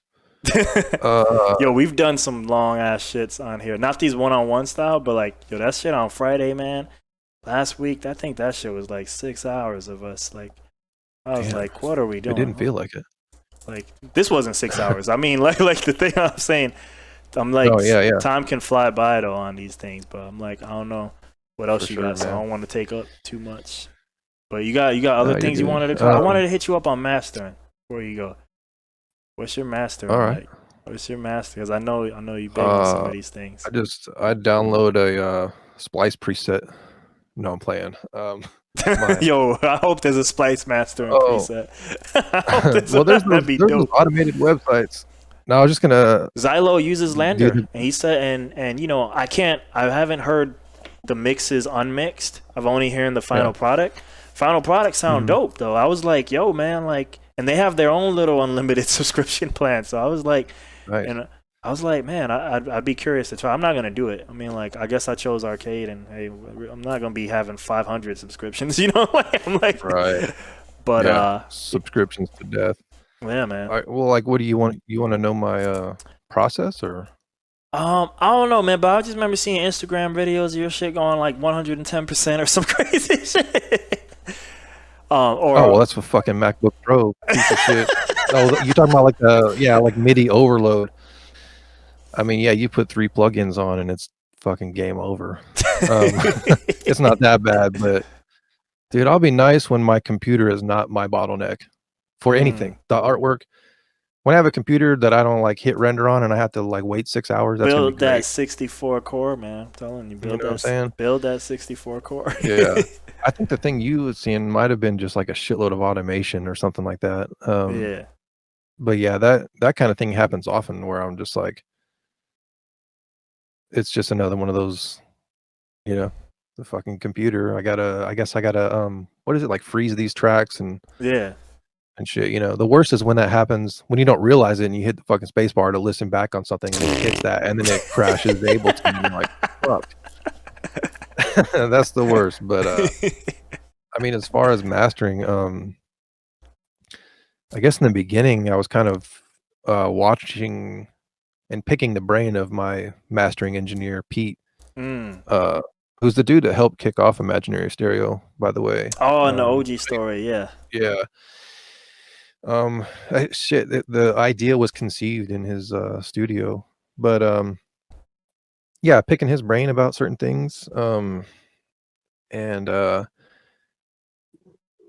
fucking months of YouTube videos like anything else, and then just trial and error, getting a lot of feedback. The first time I mastered my own project, like getting feedback from him, getting feedback from Pete. Um, I mean, man, one of the biggest things is reference tracks. A, B, and Probably C, and probably yeah. took my mastering from like 50 to 100, if you will. But I guess like so like what do you do exactly? And I know every song is different, but I guess like what are some things you like to do? so Because for a long time that world was a big shadow, and I feel like I'm only starting to illuminate some of that world. You yeah. know? Well, I mean, the number one thing is a good mix. Um, like mix aside, let's say you got all that shit down and your mix sounds is perfect, right? And you're just ready to master. Yeah. I'm trying to imagine my mastering chain right now, and I can't fucking see it. It's the first thing in there is a EQ with like a brick wall, um, at like 30 hertz on the low end, and then 18,000 hertz on the high end. I'm just cutting Mm. all that shit off. Anything you can't hear on the low end, anything on the high end What makes is 18 the eliminated. number? Like, I actually got that from well, I think human hearing goes up to like 20,000 kilohertz or whatever the fuck. the only people who can still hear at 20 are probably Um, babies. Is that what it is? you know what I mean? It's audible, but the reason I started cutting it off at 18 was because of reference tracks. I was Ah, referencing other professionally mastered, similar sounding artists they all that I stopped at like, 18? and they all cut off at 18. And I was like, That's well, why the fuck am I interesting. going? That's like, what is that? 2,000 more fucking I that might area. play Even with if you that, can't hear it, there's energy there. You know what I mean? Just like the making a low end note. shit. Yeah, I might try that the next track. Interesting. Yeah. And I mean, check that shit on just find like 5 tracks across the spectrum that you really like. You know what I mean? The mastering on. They might be different. Well, you But the see what's stuff that I was interesting? You said referencing, what you really like, but how do I even know I like it for the mastering? You know, like or not? You know, that like doesn't matter. If you like it, you like it. okay, You know what I mean? yeah, yeah. Mastering could be shit. No, I'm playing. It should be good. If okay, I'll add this into there.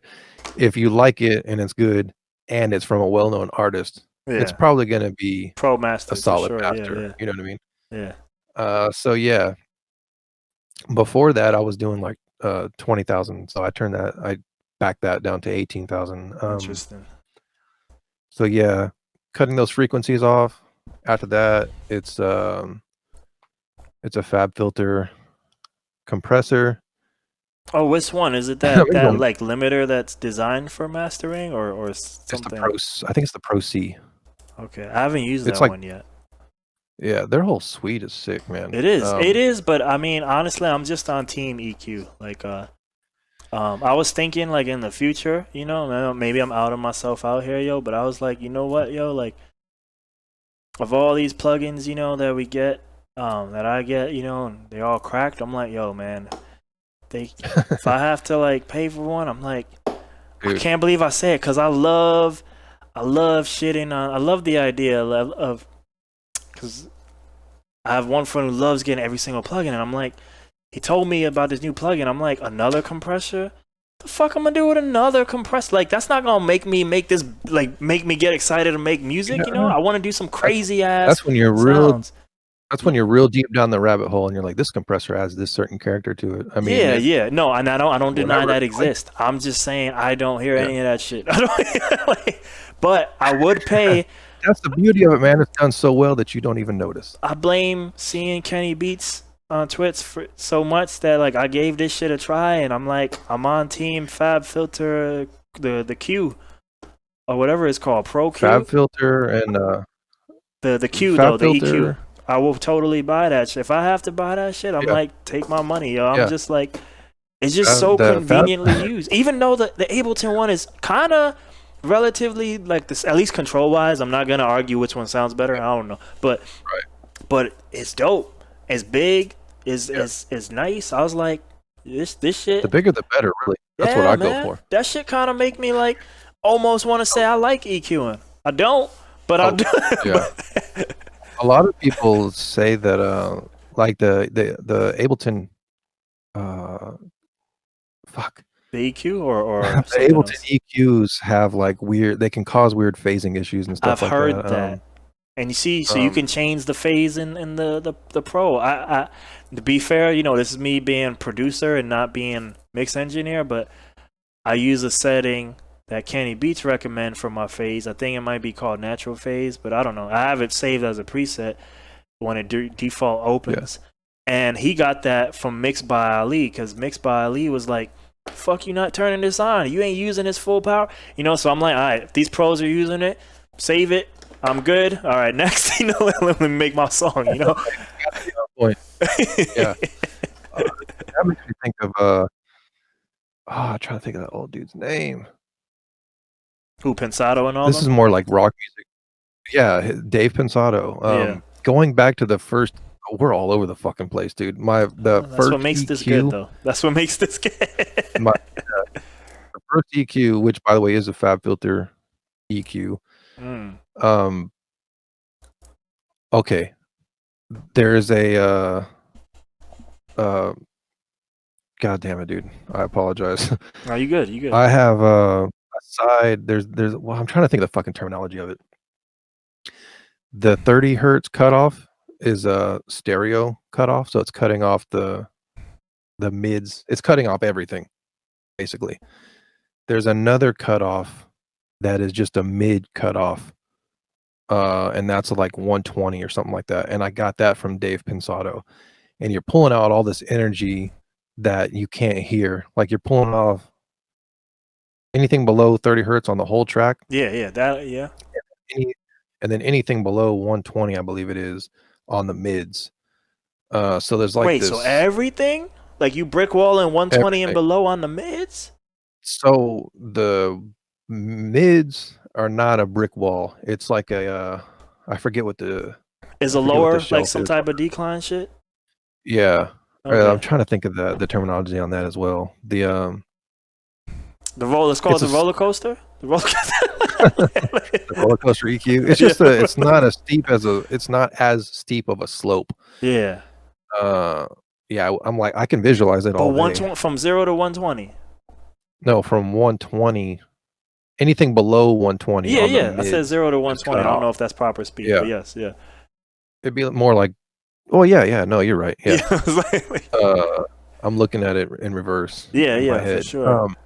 So yeah, there's even more low end cutoff on the mids on the first EQ. So all that Damn. shit that you basically can't hear at the end of your mastering chain is when that really comes into play, because you Let, have more room to limit by cutting that stuff let off. me Your ask you for compressor, something like that. yeah, Because sometimes when I learn things like that, and this is me, like I mhm. don't, because I can't hear it, I almost don't do it. Like, can you at least tell the difference when you do it, and is it better? Uh, okay, so yes, Like, can you, like you, you, not like the user, but I mean like you, do you hear it and does it yeah, sound better? Yeah, yeah, because when I hear about little tips like that, yeah. I'll go in and I'll like A B it. like, is this guy full of shit, you know? And yeah, you can hear a difference. Like I'll A B that, 'cause and that's another thing that's nice about FabFilter. All their shit has A B, Mid sides where you and all can, that stuff. Yeah. yeah, you can like have a totally second set of EQ or compression, and you can A B it. So yeah, I'm cutting all that off, and then the next thing is that FabFilter compressor, which I believe I have on like a parallel compression setting, and Real um, quick before you move all on, of man. That yeah. 120 is freaking me out. Like so All I was like gonna say, that shit affects the compressor is now not compressing that sound that you wouldn't hear anyway. If I didn't cut that off, the compressor would still be compressing that shit. You know what I mean? So okay. now your compressor is working harder. It might not be compressing it smoothly, whatever. It's not wasting time on lower energy that can't be heard. Right. Or you're compressing it and you're bringing the volume of those sounds up to where you can hear them, and now the rest of your chain is being affected by that shit. It's more stuff you have to cut out later. There's all kinds of little, it's a bunch of really small moves that you're making to, like, eliminate things, you know what I mean? That's interesting. Yeah, that Yeah. yes. Keep talking. This is the like the master class. The Um, master I'm trying to class. think of what I do after that. I know it basically my whole chain is a mix of FabFilter and, isotope. Um, It's After that another company, compressor, man. there's They make a lot of dope shit. Isotope. yeah, after that compressor, there's a I don't know which one's next. It's either it's another, an isotope EQ. And the reason I use the isotope EQ after that is because it has actual brick wall cutoffs on the EQ. Like, you can, this isotope EQ, like, you can make a straight fucking rectangle. Like, Mm, the FabFilter one, it's a, you set it on brick wall and it still has like a curve, and it's pretty steep, but like you can straight up, like, literally nothing above this and nothing above that, and it's like a straight cutoff.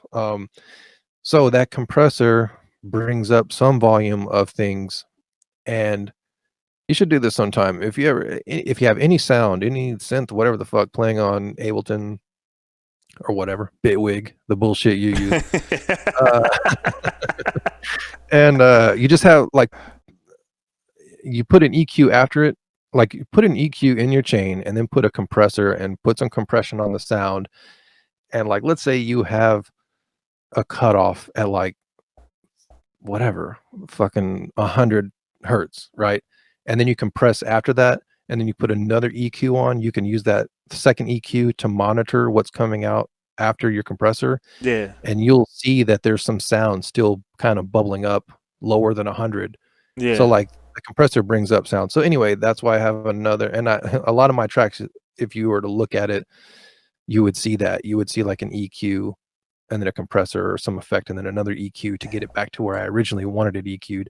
My Damn, the mastering chain leaky is like boat. that. Plug in the leaky boat. Exactly.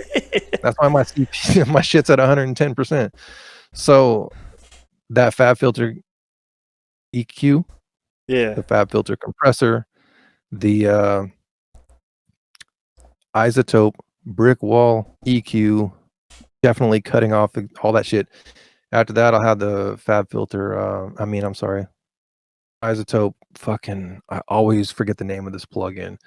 It's the shit with the stereo spread. Imager. Imager.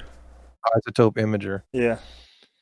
The thing I like about some of Isotope stuff, and I'll do this for every single track while it's playing before I, like, really tweak shit, is I hit that learn button, and, I don't know if you're familiar with this plugin or not, but while it's playing, you can hit learn, and it'll jump around, and it'll find your crossover points on for your specific track that you're using that shit on. You mean like the master assistant?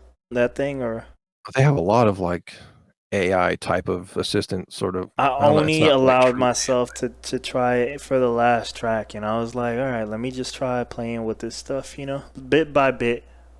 Like Yeah, that's why I said like with the Photoshop with the GIMP thing, check back every 4 to 8 tracks on it, right. because Yeah. like I've been slower to some of that stuff because the same thing mastering like even just hearing you now like it's its own pipe, so I'm like Yeah, I little could see bit how people make a living just being mastering engineering. Yeah, Yeah. yeah. So a little bit here and Um, there, I'm slowly starting to interject, but I'm trying not to lose yeah. track of the goals. But so I finally like, all right, let me try this AI stuff, and see what's up. They recommended a bunch of shit Yeah. that I would like never do because I rarely do anything anyway, and I was like, let's just try it with it. And I like played with it a little bit, Better and than I'm like, nothing. is it better? I did the A to B. I think I could really like. I couldn't tell too much of difference except that the kicks sounded more punchy on there. So I was like, all right. But other than that, I didn't really hear too much difference. But I was like, I'll keep playing with it as I make more, and we'll see what happens. Yeah. I think a lot of that stuff with Isotope, it's good for Starting point. a starting point, like a suggestion. I've had really, I think, bad experiences with like just clicking shit and like, oh, this is what it's gonna do. Cool. To me, it always kind of sounds worse, to be honest. But this one particular plugin, the Imager, it's not like uh suggesting an EQ or anything like that. It's literally like, okay, here's where your high end crossover point is. Like it's determining where that is. And I think that's one of the only, well, from my experience, I think that's one of their plugins that like does that thing the best. Um, I'm gonna and check that that's the out only one I have. because something like the Yeah, mastering that's all it insert does is like does the whole thing, say what. but maybe Imager has its Yeah, own one built in there. yeah. That auto mastering thing, I mean, it's been a while since I've used that thing because I just, like I said, I've built my own like mastering chain, but I always thought the results with that shit was like overkill, and I came to that conclusion by um using reference tracks and just like, whoa, this thing is fucking killing this master, like not in a good way. That's why I never wanted to use it. Yeah. Yeah. That's why If you don't know shit and you're trying to learn like what it's trying to do, maybe you can get something from that. But yeah. this Imager one is like basically it's just breaking it up from like low to like low mid to high mid Oh to yeah, the highs. learn button. Huh. Never Yeah. even seen that shit. So it all it's doing is kind of like scanning. I do that on every track because every track's gonna have like a little different Damn, uh son. on the This is crossover how point. you get 110% every track. Yeah. You got Not Imager every on every track? Yo, what's No, no, that? no, every master. Every time I'm Oh, mastering a different track. Yeah. okay. I was like, yo, Um, Imager on every track. I was like, so that Imager, like once I find those crossover points, I'm basically soloing each one of those like frequency ranges and adjusting that slider for the stereo spread to where man, it's kind of hard to explain without visualizing it. But like, your low end should be mono, right? Like all your low end should be mono. So that yeah. first slider on the far left, I immediately slap that shit down to 0 so it pulls everything in. You can have it a little wider than straight up narrow, but again, there's a little tip for you. You can take that plug-in and put it on a professionally mastered track that's just like on a loop in Ableton, and you can Yeah. hit learn, and it'll find the frequency crossover points, whatever, and without adjusting those sliders, just having them in the middle, you can solo frequency bands independently on a professionally mastered track and see what their stereo width is. And be like, "Oh, okay, that's how they do that." So if you do that on like 5 of your favorite professionally mastered tracks, you're gonna get a sense of like what to do. At Mm. least that's what I learned on it. Um, so yeah, I do that whole fucking thing. I make sure you don't want to overdo that because you can throw things out of phase as well. So in addition to like widening the stereo field on each individual frequency band, you want to make sure that you're not pushing those out of phase, and that's what the meters on that plugin are for. Because I yeah, you can still make your shit barely sound real. understand any of that shit. You can make your shit sound real weird with that one. Uh, that's basically it for that one. Shit. Damn. Uh, okay. If I'm remembering my shit properly, after that, and this is going against something I said earlier, I will have 2 Ableton EQ8s that are bypassed. oh shit. I'll get back to those in a minute. Um, I'll have an Jeez, dude. Ableton saturator plugin with just like probably 3 or 6 decibels of drive on there, or I don't know if that's not decibels, but the drive is at like 3 or 6, and I'll adjust the percentage on that shit generally somewhere between like 10 and 20% mix, just to, fucking warm up the harmonics and all that kind of shit. What else? After that, I'll have the limiter, the Fab Filter limiter, which is like my favorite limiter of all the ones I've used. After the limiter, did you want to hear all this shit? Yeah, there's so many plugins on there. There's 2 metering plugins after that. One of them, if you don't have this shit, you better download it because it's fucking free. It's called Span by Voxengo, and that one's to measure like your power and shit across all frequency bands. And that's another one where I'll slap that shit on my reference tracks. Like if you're not sure, Yeah. you could put it on your reference tracks and you could see. And like every one of my favorite tracks, the low end is all hitting at a specific point, and the high end's all hitting at a specific point.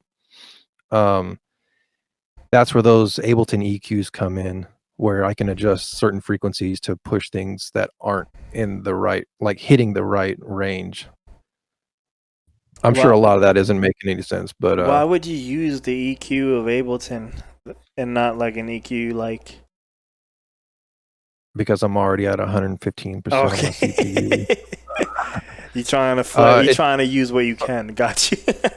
Yeah, I mean, at a certain point, it's like, oh my god. But wait, so why two of them then? Two? Why 2 EQs? Okay, dude. You want to fucking know why 2? There's actually one other isotope plugin, but it kind of does the same thing and shit, where it shows you the frequency range. Tonal balance control is what it's called. Oh yeah. I haven't used that, but I know dude, it exists. I know it exists. You AP that shit with reference tracks. I mean, yeah, this is how I get. I mean, I think good sounding masters, but using that span and the tonal balance control, you can see your EQ curve, and you can also see the EQ curve of the reference tracks. So let's say I need like to add a wide curve in like, I don't know, fucking 600 hertz frequency range or something, because there's just a dip there for whatever reason. So I'll use one of those EQs to push that up. And usually I only use one EQ to like have a curve to push everything into the proper range. But sometimes there's like either a spike in a frequency that I need to pull out, or there's like a dip that's like also in that same range, but I can't use one EQ node to like get what I need to balance it. So that's where the second one comes in, where I'll need to like add or pull something in addition to that. If I showed you like on the screen, it would make probably a lot more sense. But next time if I were you, I would just if I were you, I would just put the Isotope Auto Master on it and just fucking hit learn and put it up on DistroKid. Hey man, that's what I do. That's half what I did. That's half what I did yesterday anyway, for the first time. And that's me being open to just hitting buttons. So I'm sure I'll start hitting more buttons. Because before I just used to kind of just use a maximizer and call it, and like that's it, Like yeah, that was me too early on. Yeah. I feel like somebody's got to pay you for mastering at some point, right? I mean, if you're doing all this, you're probably going to get real good, right? Yeah, I mean, it didn't start off with all that, it started off with, like the maximizer and like an EQ, and I just like really didn't understand. I knew I needed to put a compressor on my master, but I was doing a lot of shit wrong in the beginning because I came from the world of being a drummer in a band, trying to record rock songs. So when I first started mixing, using rock philosophies, and again when I first started mastering, I was using like rock philosophy. I did the same thing. The only thing that's good about that is like, the only thing that's good about that is like panning drums like a drummer. Yeah. That came handy later on, but there's a lot of shit that I kind of had to unlearn. You know what I mean? And then started in Pro Tools for us too. That was the second mistake. I was so excited about that shit too. Pro Tools came free with this interface that I have, and what interface was it? Fucking waste of time. It was Focusrite. Liquid Sapphire 56. Okay. Yeah, Hey yo. it's about time to retire it. You know what I mean?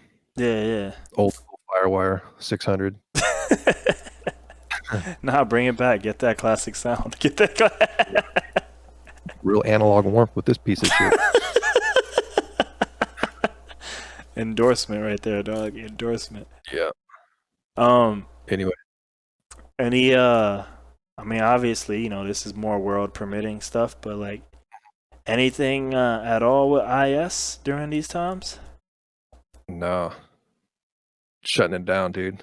Um, But no, just I've for talked now, to right? It's not like it's not down no, yeah, forever. it's just on hiatus until we can go back to doing what we were doing before. Um, it's been kind of, man, I feel like I've told so many people this, but it's been nice taking a break from lugging a bunch of gear around for one, but it's also Uh, been nice to like take the free time that would have been dedicated to that and like work on some of these releases. You know what I mean? So in a way, it's been a blessing in disguise to be able to get some of this shit out in the world. But definitely miss doing shows and like seeing everybody. yeah. As far as I'm concerned, whenever it's time to go back to doing that, like when it's safe to do so and whatnot, we'll be ready to go. You know what I mean? I mean, this is So too far in the future, but just thinking about it, because you kind of were on the path to having a residency at that spot. Would that we spot still be actually open, or wait, what? would that spot still be open to having you, or would it? Oh, I'm sure. Yeah, they've actually opened 2 new locations. I don't know if you follow them or not, but Well, I don't they've been follow killing it nobody because actually. I don't even open up those apps True. anymore. Yeah, like, I don't even know. Yeah. Um, Ironically, it kinda this is what sucks about it is we actually secured a residency there, Yeah. um, for a year.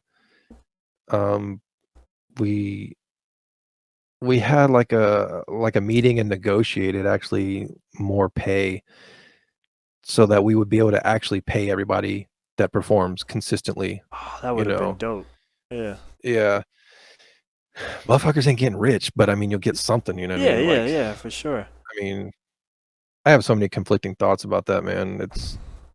It's tough, man. I mean, we've had conversation about this shit before too, but it's a lot of work, and usually we like walked away with nothing because we're trying to like, do the opposite of everything else where a lot of places wouldn't pay people or people don't get paid. Um, so yeah, we had these negotiations or negotiations sound like a fucking hostage situation. Hey, But man, to some we people, had it kind we of had some is. right. Had the dude tied up in the back. No, we had a couple meetings, and yeah, the last one was basically like, yeah, we like got a little more money. We had every date. It was like a Friday, every Damn, Friday once a month for like a whole year straight, dope. and yeah, it was looking nice and solid, like where we could actually plan everything out for a whole year in advance, and it was just about to be on and popping. We had ideas for like he was like, "You could set up a merch booth over here." So we started coming up with merch ideas and like Damn.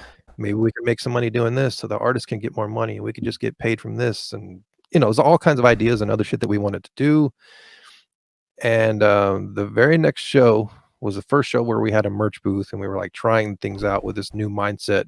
And that was the last show that we did because of COVID. Mm, It just like everything came to a halt. I remember I was at that one. Yeah, Yeah. So I mean, hopefully it that might have been my last show. Period. After that, was a lot of people's last show from yeah, what that I might heard. have been my last show. And then because I know people, like I would end up at Swan Dive and Empire ish, that whole Red River area. But it was more like no one there, just me and staff. Because Shutting it down. and we would just talk about like, yo, like, well, what's going on across the street? And like that's Yeah. it. Yeah, so technically that A whole was bunch of that was the last actual show where I went to go see the show. Everything else was just side stories that we were hearing. yeah, rough times, man. I mean, I Um, hope that it all comes back. I don't see why it wouldn't. I just don't know how long it's gonna take, obviously. do you think that 1 year is that 1 year still on though, or no anymore? I mean, that 1 year is fucking over. No, but I mean, But I guess, would you just start like, would y'all do another thing? I guess that maybe, or no, or you yeah, just will I see don't where it I don't happens when see it happens, you know? yeah, whenever the coast is obviously clear, my plan is to, like, hit them up and have a conversation about all that, and see where they're at, and I don't see Whether why. keep going. Huh? No, keep going. I don't see why it would be a problem to just start that over, you know what I mean? Yeah, what I'm are sure that they would. What? Go, dude, I go. was just gonna ask, what are the other two locations like, and where would it be better Oh, to pick another one in the future, or would it just be that same one? so possibly, because I live up north and that shit's down south. That's a long fucking late night drive, you know? Yeah, Um, I think they have one that's kind of central and maybe one oh, the newest one, which is the 3rd one, is actually really close. Did you ever go to any of the Fourth Tap shows? yeah, Um, ATX Rap Scene and yeah, all that? yeah. I did. I wanna say that they just opened up. I saw a post where they opened up a 3rd location, like, just a couple of doors down from that place, I figured it which would would be be kinda there.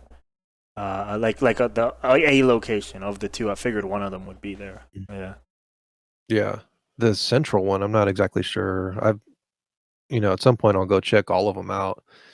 Um, and yeah, with shows, I mean, there's gotta be a space for it, right? I don't know if Maybe. I don't know. It depends what they got. yeah. I mean, they would have to be a space in order for us to pick a different Oh, location. I got you. Yeah, yeah, for Everything sure. like, the setup at the one down south It's is kind of pretty good. nice, I guess, for what Yeah. it's yeah. So, I have no idea what the layout or anything like that is on the new locations, but I'm not opposed to, like, trying something out, you know what I mean? I know not everybody lives down south, so Yeah, who knows? I don't you'll know, get maybe the it's reverse central. counter. Like, oh man, it's up north. If you move it to that Oh, right. way. Especially we've been doing all those other shows down at the other one, people are used to that, so I had a tough time getting anybody to go with me to the Fourth Tap show just because, yeah, no one wants to go up there. I mean, I don't know. There's kinda like a built-in audience there. Yeah, but it just feels like those places are little worlds. Like, you know what I mean? Like, Oh, for sure. yeah, like, those Yeah, people are there. These people are here. You know, like that's yep. it. I'm not going down south, fuck that. Yeah, I'm not going up north. Yeah, or I'm like, I'll drive anywhere, I don't care. yeah. It's like 20 minutes, you know? They still Not a see big it deal to like me. Austin in the daytime. It's not 20 minutes in the daytime. That's true. Okay. Oh, yeah. It's 20 minutes when you're going home at midnight. Yeah. Yep. But yo, anything else we should hit on, or should we wrap it up? Uh, I mean if I had to plug anything, I don't know if you got no, I got that other weekly podcast. Nah, nah. I See, don't know if so you you checked that mentioned out. this earlier, and maybe I asked it wrong. Yeah. So what do you do? What podcast you do now? So it's called That's a Trip. Let's talk It's about just with audience. what's audience? We can talk about it after you tell me this, because he seems Okay. pretty I feel like I kind should of know stoked on it. it, it's like a AI We'll talk mixing about it after. We'll platform. talk about it after, because then we'll just talk about it now. I want to Oh. hear about this podcast. Yeah, so it's kind of like what you were describing earlier. It's like it's me and a longtime friend of mine, and we just kind of shoot the shit once a week. Um, we talked about doing a podcast for like a hot minute, like over a year before it actually happened. But he was a bass player in the band that I was a drummer in back in the day, so that's how Mm, we met. damn. We were friends through that. Um, Old school. and just yeah, just always have great conversations. Like he's like a comedy writer, or he's Mm, like an aspiring stand-up comedian, so his world is like his creative world is comedy, where my creative world is music. Um, and I guess the premise, if you will, of the podcast is like, or the beginnings of it was we would just have these weekly phone calls where we would just like talk forever and shit, and it just kind of came up in conversation, like some of the information we would share with each other, like, man, we should just be recording this, you know. And eventually, we just started doing that. We came up with a name and figured out the whole podcast platform and distribution shit and all that. That's a whole other world. What you ended up using? We use Anchor. Oh, okay. Yeah, to do the streaming part of it, we do. Oh, it's We live use stream too? or I'm sorry, the recording. I think you can live stream with it. But yeah, his computer is like in the same situation as yours, where it's Yeah, like, man, you baby. pull up a 2009 is the fucking shit. Let's go. Let's go. you pull up a fucking Google tab and this shit just starts getting all pixelated. But maybe one of these days. But Apple we do the save us, yo. recording Drop the new MacBooks. Let's go. Let's for go. real, man. I'm ready. Clean up this bottleneck. Hell yeah. What we use to record it, we use StreamYard. I don't know if you've ever heard of StreamYard, Nah. but you can it's basically like the side by side, like what you have here, and he can pull up like web pages, articles, videos, whatever. There's a chat, like a behind the scenes kind of Yeah. chat between the two of us, or you can have like a live stream type of chat. Gotcha. And then from there he can send that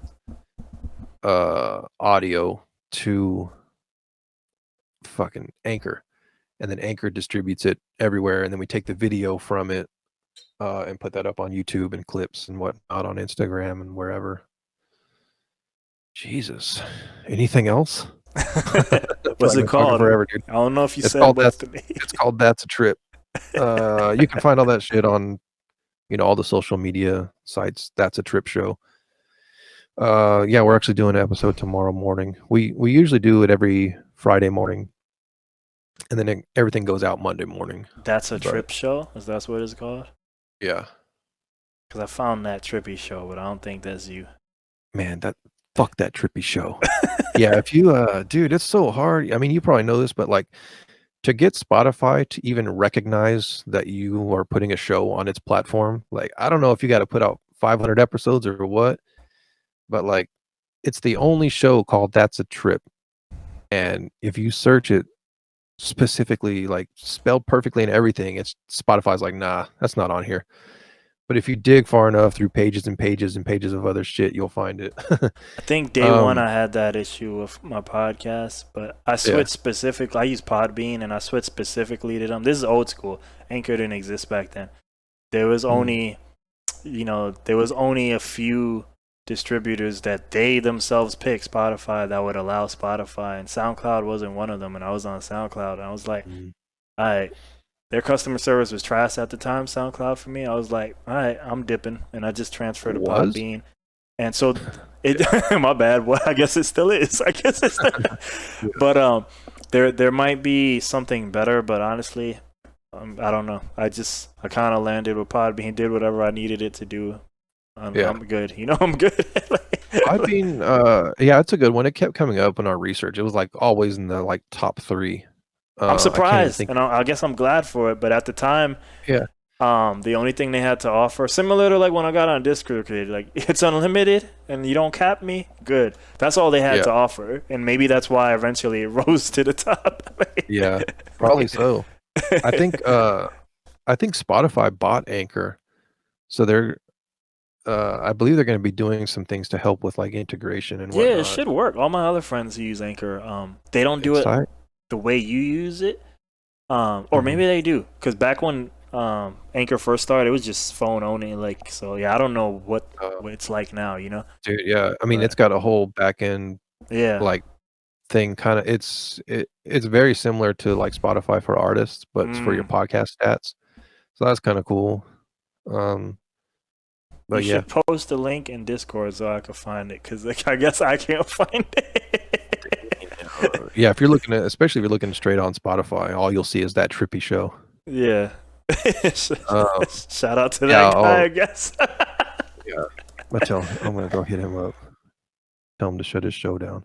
I'll send you a link. Do it. Yeah, do it. But yeah, as far as like anything else, man, that's kind of what I do, especially now that we're not doing shows. Is That's a Trip. The podcast kind of filled a little bit of the void for those vlogs I was doing, and then also imaginary stereo, and I think it kind of came in at a perfect time because we've been talking about doing it so long. Stopped doing shows, and it it's this window of opportunity sort of opened up to like figure out this podcasting and get it rolling, and then hopefully that'll like it's now sort of like a quote unquote well-oiled machine as far as like the back end mechanics of all that shit. So if we started doing imaginary stereo shows, all of a sudden I would be able to handle all of that. So Mm. it's this weird thing where it just kind of worked out where there was this void and then all of a sudden that like filled the gap, if you will. Yeah, startup's the hardest part in a lot of almost anything, right? But after you get the Yeah, ball rolling, seems to work out. You know. for sure. Um, That's it though, man. that's what's up. Unless you got anything Tomas else. mentioned Audius. Oh yeah, yeah. It's just obvious. It's more complicated, and that's what fascinates him. Like, but for me, outside looking in and explained simply, it's just another SoundCloud or alternative. Um, the more Oh. complicated stuff is Uh-huh. and he could explain it better by posting it. It's just there's maybe future plans for ownership and paying payment through coins and all this stuff. Probably some Yeah, type of crypto and even ownership of the website itself in some weird way. So. yeah. Um, I don't know why I was drawing such a blank on that. I actually have that app and I've uploaded a couple of tracks. Oh, look, you can follow him then, and vice versa. Cause yeah, I haven't made an Account. account. I don't know if I will. I don't know if I Oh, you will. Yeah, he No, I keeps don't saying that. under I mean, I my plays on there are absolute fucking garbage, of course, Man, but he got a Medium. Posted a Medium article. Damn. jeez. I I would didn't click see on like it, I but don't I'm even know encoding video to you, so I'm not going to. So I'm mm, not. like I'm trying to figure out how to even search. It is So yeah, that's that. I'm looking on there, hold up. But yeah, Yeah, nah. I saw a bunch of producers like on Twitter. It was just like a day of fucking people kind of spamming their their Audius profiles. And I was like, huh, what the fuck is Audius? You know, and they were talking about how it's basically like the new uh Jesus, you've been shitting on it all day. Let me see. Fucking We shit on SoundCloud. Apple. It's Okay, SoundCloud. Okay. So I was right. like, wait, who did we shit We on a lot of things? we So I not was like, shit on. The list of not Windows. getting shot upon is smaller. According to this No, podcast, all okay. computers suck. It doesn't matter which one you use. Yeah. My shit is like stuck in infinite search for Damn. Lizarazo. Um, He's a brand new they should account, cash but in it should be they there should cash already. in some of their coin. There we go. Okay. But yeah, he It just said took a that the minute. streams generate coin. The coin goes up and down in value. Also, unlimited uploads. So I guess that's the Yeah. gist of it. I mean, dude, if you can put your shit on that's what bugs me about SoundCloud, man.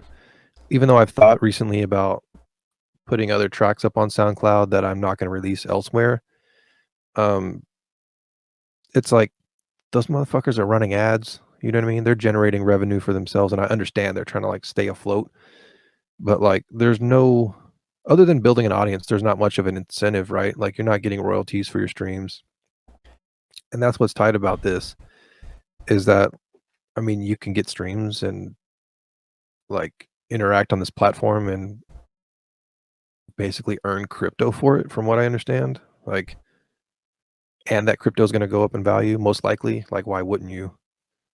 You know what I mean? No, can I I upload wish I just could this podcast? He said you can upload whatever you yeah, want. I'm gonna just start upload a uploading 4-hour these podcast. podcasts. Oh, yeah. No, that's a there's a th yeah. Like, I wonder if it has to be copyrighted type of shit, or I wonder if it matters. Because you don't get paid royalties on Spotify for a podcast or Apple Music or anything else. No, So, I right don't know if now it'd we're be not different in the for a royalty world yet for any podcast. I don't think no yeah. one does. Like, unless you want to count getting paid for a podcast, if someone buys the right to distribute, but I wouldn't count that as a royalty. Like, No, it wouldn't be royalty. Yeah, like, your yeah, best move is to, get, like, a sponsor, you know what I mean? yeah, yeah. Get paid that way. See, yeah, it's got you're saying Audius has playlists? And I downloaded this shit, put a couple of tracks up, and then was like, "I'm gonna shut this app down," and never You looked you at it know what, again. Tomas? You keep talking about this. I might actually get this. Do it, because dude. this guy did like a master class that unfortunately wasn't recorded one time, and I had to leave early because I was keeping early hours during that time. But he did it for me, Falcon Fucker, and Mike, and he was like, "All right, here's playlisting 101 on Spotify," and he went through all these like things. So if he learns this platform to that level and convinces me then through that, I'm like, all right, then I'll just join. Like, Why not, um, man? I think I know Russ is on there's here. something Russ is to everywhere. Russ is what is it? Omnipresent. Russ is everywhere. everywhere. You know what though? Like you know what might be good for this, especially because I'm starting from zero. Like the new Alias probably should go on Audius, because it's not You got that hard tracks to on there? upload it. It's just 4 tracks right now. Just like Yeah. done. You know? Create an account for both, man. Get double crypto. Uh, yeah, but double work, double. It's too much work. Money? No. Stop. Like, see, because I sometimes people like to do that. And I understand there's no overnight, but it's like, what am I trying to do? Am I trying to make music, or am I trying to make money? Because if I'm trying to make money, I could go do things that make money and probably make more money than most of us making music. So it's For sure. so I'm just saying, like I get it, but it's just like, that's why it's like another app, and now I gotta upload it like manually. It's just like I'd rather do music things, just because I won't speak for everybody, but for me, it's more like I'm just doing it. Oh, what if it blows up? What if, I'm like, yo, I'm tired of that what if shit. You know what I mean? If Too it many blows what up, ifs. dope. If it don't, dope. Like I'm like, I'd rather just do me, and it's like, you know. And there's nothing wrong with that. But you know, when me and Lizarazo are sitting on the beach counting our crypto, I don't want to hear shit. I'm gonna be happy for ya. I'm gonna be like, I'm gonna be happy for ya. No, I'm just playing. I'm gonna be. But no, like to touch on what he just said though, there is something to like being First kind on of like first something. to Yeah, market, you know what I mean? But yeah, like to get on something when it first comes out, there is. How old is there's Audius though? Because benefits I to that. really don't know. Say what? There is, but also how old is Audius? Because I only know about it because I'm in Kenny Beats La La Land. Not really, so I don't know if this shit's 5 years Yeah. old or he I said one mean, year. Okay, so it's yeah, still kind of early time. it's relatively new, yeah. Yeah, a year in November. So yeah, I don't know. He keeps That's talking good. about it, so he might be slowly cracking my shell, and maybe I'll make an account for the other alias. So Yeah, why not, man? Just but another place to upload every time you have a release. look, I don't mind doing infinite podcasts. I don't want to hold you forever. So here, this I'll try to be this be the last thing. Only because this is a brand new world, kind of We've had for me. 4 last things. Go Yeah, I for it know. though. I don't know. Yo, if you need to leave, you can end it right now. Cause I mean, like, No, I'm good, man. I Go can for it. I can keep these things going on forever. But I just know, like, I don't want to hold them people forever. Um, cause you mentioned Bandcamp. What type of any success you've had on there? Cause another person Tomas will be watching is a plastician, right? We both watch Mhm. him, and he's talked about like Bandcamp only being good for EPs. So like I'm like, all right, well if I'm doing a track a week with the other one and they hate singles, how about every 10 tracks I drop an album on Bandcamp? I was like, and I've never taken Bandcamp ever seriously, but I was like, all right, and I could just have the Bandcamp decked out with albums versus Yeah. the opposite going on Spotify, I or think the you other should. places. Yeah, it's one of those things like why wouldn't you do it? You know? I No, I'm mean, gonna I do haven't that, and but I'm saying that one's only gonna be albums. But I'm like, just Mhm. whatever you learned, if anything, from the Bandcamp world that might make it different than the normal things that we're in, like Spotify and friends. So I don't know if I've learned much from Bandcamp, but I would say one thing that I do now that I used to put shit up there for like free or name your price or a whole fucking 14 track thing for $1.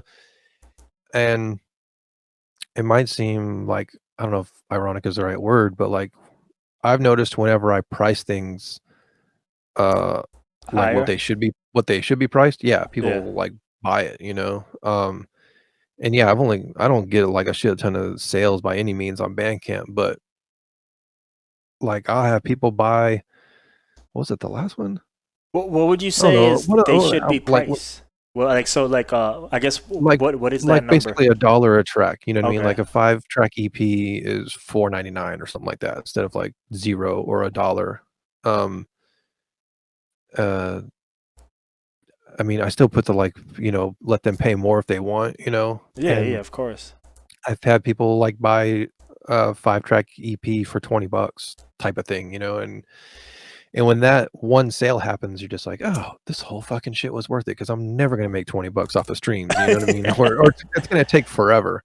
Um, I've like, I don't know, I don't know if like, I'm trying to figure out how to word it. It's just like there's always this surprise with the release on Bandcamp where I'm like, "Oh shit, somebody bought the full thing," and like, it's just crazy to look at, like, Spotify stats, you know what I mean? And, like, how many streams it takes Equal, whatever. Yeah, to equal, like, even 5 or $10, and then someone just comes along, like, on release day and buys it, or and someone murders buys that your whole. number and murders Yeah, that. like, completely. Yeah. The more I release stuff, the more I've seen, people will, like, buy a release, like, that new release, and then, like, maybe go get something old or, like, buy the whole catalog. It's kinda tight that they have that where they can buy your whole thing. Um, I I saw don't know. one anime guy years ago. Oh man, it's the dude that put down Richie Branson. I can't remember his name. He's actually more famous than Richie, but like he had a subscription model on his Bandcamp. Like Mm, I guess give him like $5 a month or whatever the number is, and you always have access to the entire catalog. So I was gotcha. surprised they do that. Like I was Yeah. like, that's pretty dope. There's people out there that just get their music in all kinds of different ways, and people that, like, see the value in it more than a lot of other people. Like, the dude, like, I even hit the dude up that there was a friend of mine that paid $20 for that.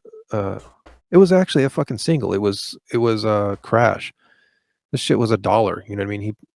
And it came with the artwork, of course, the artwork package, but it was like $20, and I was like, "Dude, where do I send the $19 to? Because you shouldn't be fucking dropping $20 on it," you know what I mean? But it's always like a nice compliment whenever someone does that, and it makes up for other things, like maybe not selling as much or not getting the streams you thought it would get or whatever, you know what I mean? This guy in Audius, man, I know, I what's that know. podcast? I'm gonna put it on the tomorrow show too. I wrote it down. The He for You for should not neglect Bandcamp is the short version, in my opinion. I definitely used to. But I think just hearing him say that, because it's just thinking like different audiences, different things, and it just thought like, Mhm. okay, yeah, I could attack the same way, and it won't be that much work. I'm literally probably gonna make a different artwork, but it'll just be the same 10 songs that came out on as singles on all the other things.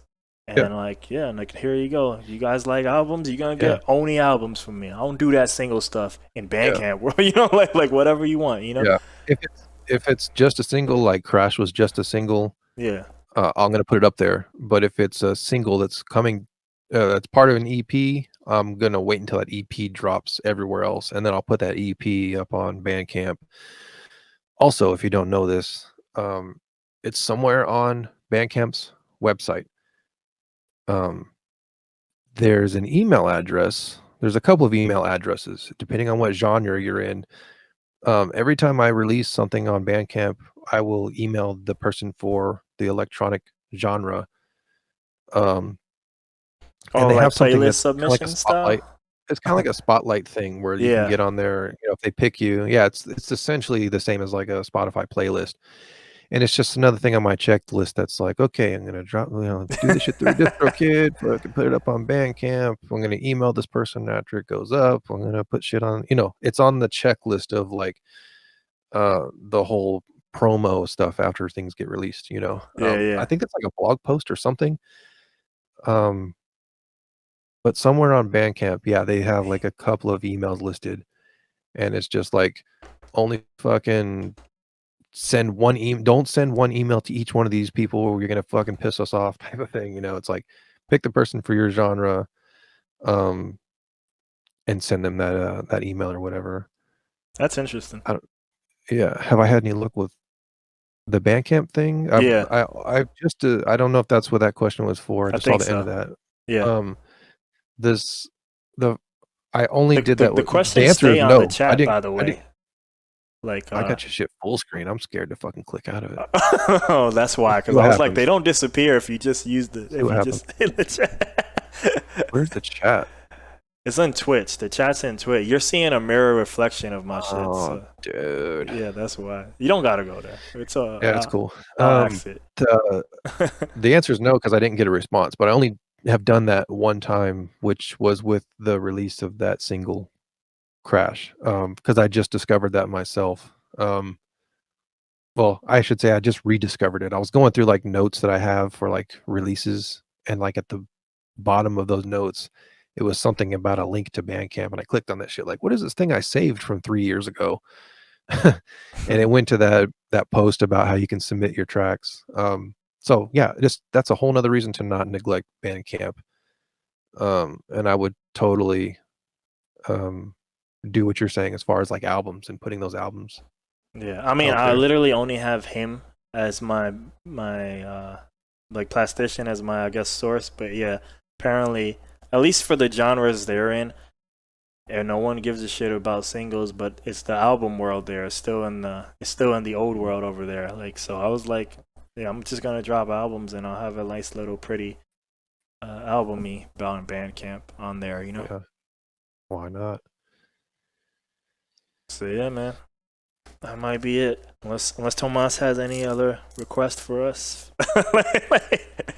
This Oh, might anyway, be man, it. audience, right? Yeah, audience, right? Let's get back to that. Look it up. Let's look it up on Uh, Coinbase. Let's read every article. for real, man. Crypto. There's so many things. I feel like I have a list of all these sort of things, like put this music up everywhere I Yeah. can except for SoundCloud because I just have this love-hate relationship with SoundCloud. Um, SoundCloud for me man, is a quickie thing. Like maybe I just finish something. I'm gonna go to HEB.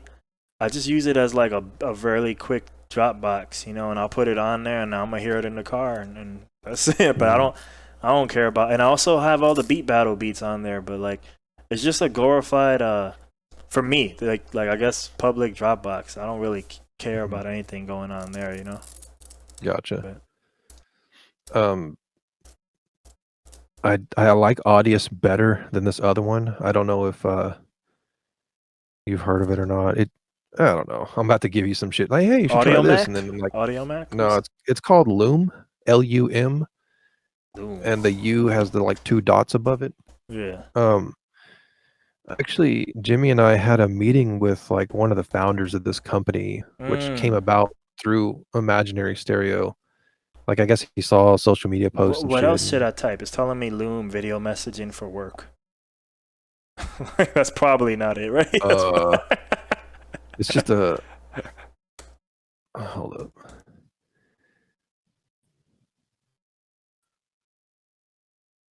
Damn, it How you disappeared. spell it? Maybe I'm spelling it wrong. Literally Lum, like loom, Oh, okay. luminate. I was spelling it wrong. Let's try this You're gonna again. have like 2 seconds to see the fucking logo here, but Yeah, oh I Jesus, saw I yeah, saw it's the not working. wave. It was just like a John Cena. You Yeah. can't see him.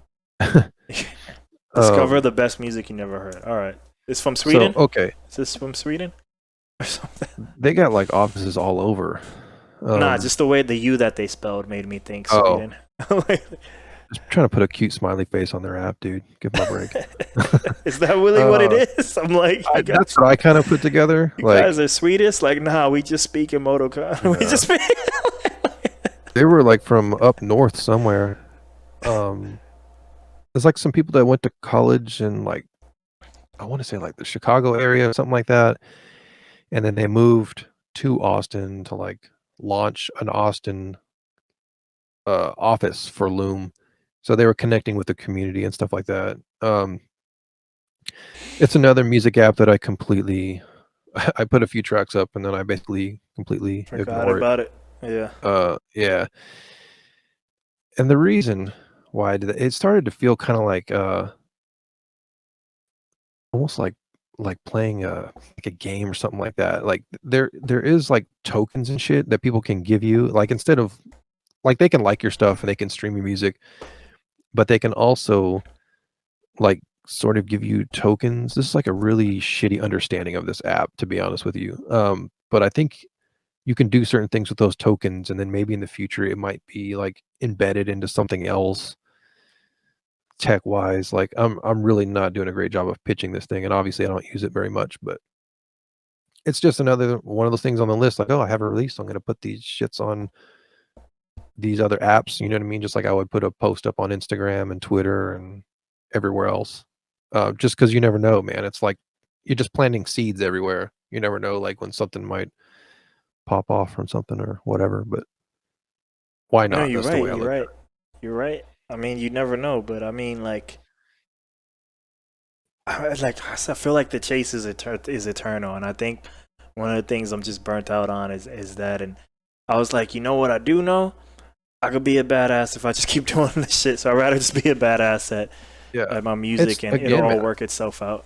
You know? Yeah, if you, yeah, like I try not to look at things like I'm chasing something either, because yeah, you will definitely get burned out. It's just like Yeah. to me, it's just like part of the process. I'm gonna upload it to these 5 fucking places. I'm gonna drop some social media posts, you know, and I mean, anywhere you put any of that stuff, again, like that whole, it's like planting seeds thing is like a big philosophy type of thing that I like. You know what I mean? Just like this fucking podcast or anything else that you do. You know, you're not Yeah,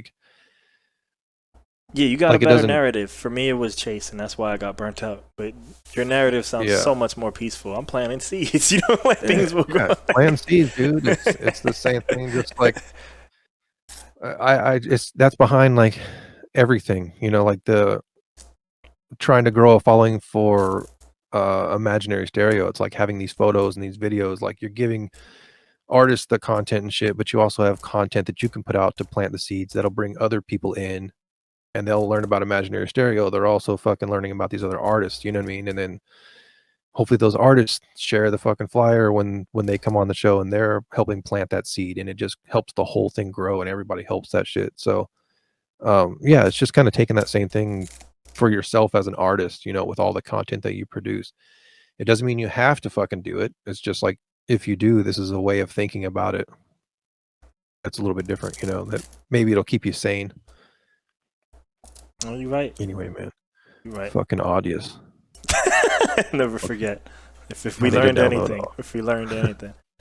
But yo, this whole man, podcast was just for him to chime in and tell us about audience. that's it. It was whack until he said that. Until he said, I I was like the crypto aspect of it, man. Like, you know, that's I a whole ain't other fucking against I rabbit ain't hole. against nothing. I'm like I said, I'm just kind of like I think for me, just based on my like my journey and stuff I learned about myself. I think look, man, I think I'd just be much happier just focusing on music.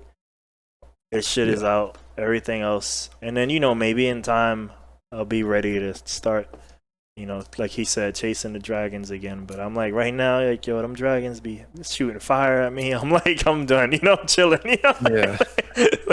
Well, also, don't something else to help maybe keep you sane is like um not necessarily chasing a goal of like the mastering masterclass. We talked about audience for an hour before you even got on, dude. What are you talking Hey about? man, if you Uh, go, I mean, now Tomas is he's on Twitch, so he might, if he cares, he might just hear this on Twitch. But I'll have it up on the normal podcast, YouTube and Spotify. mhm. So we did other stuff. We did other Yeah. stuff. If you rewind about 3 hours ago, we talked about other stuff. Damn, dude, what was I gonna say? Oh my bad.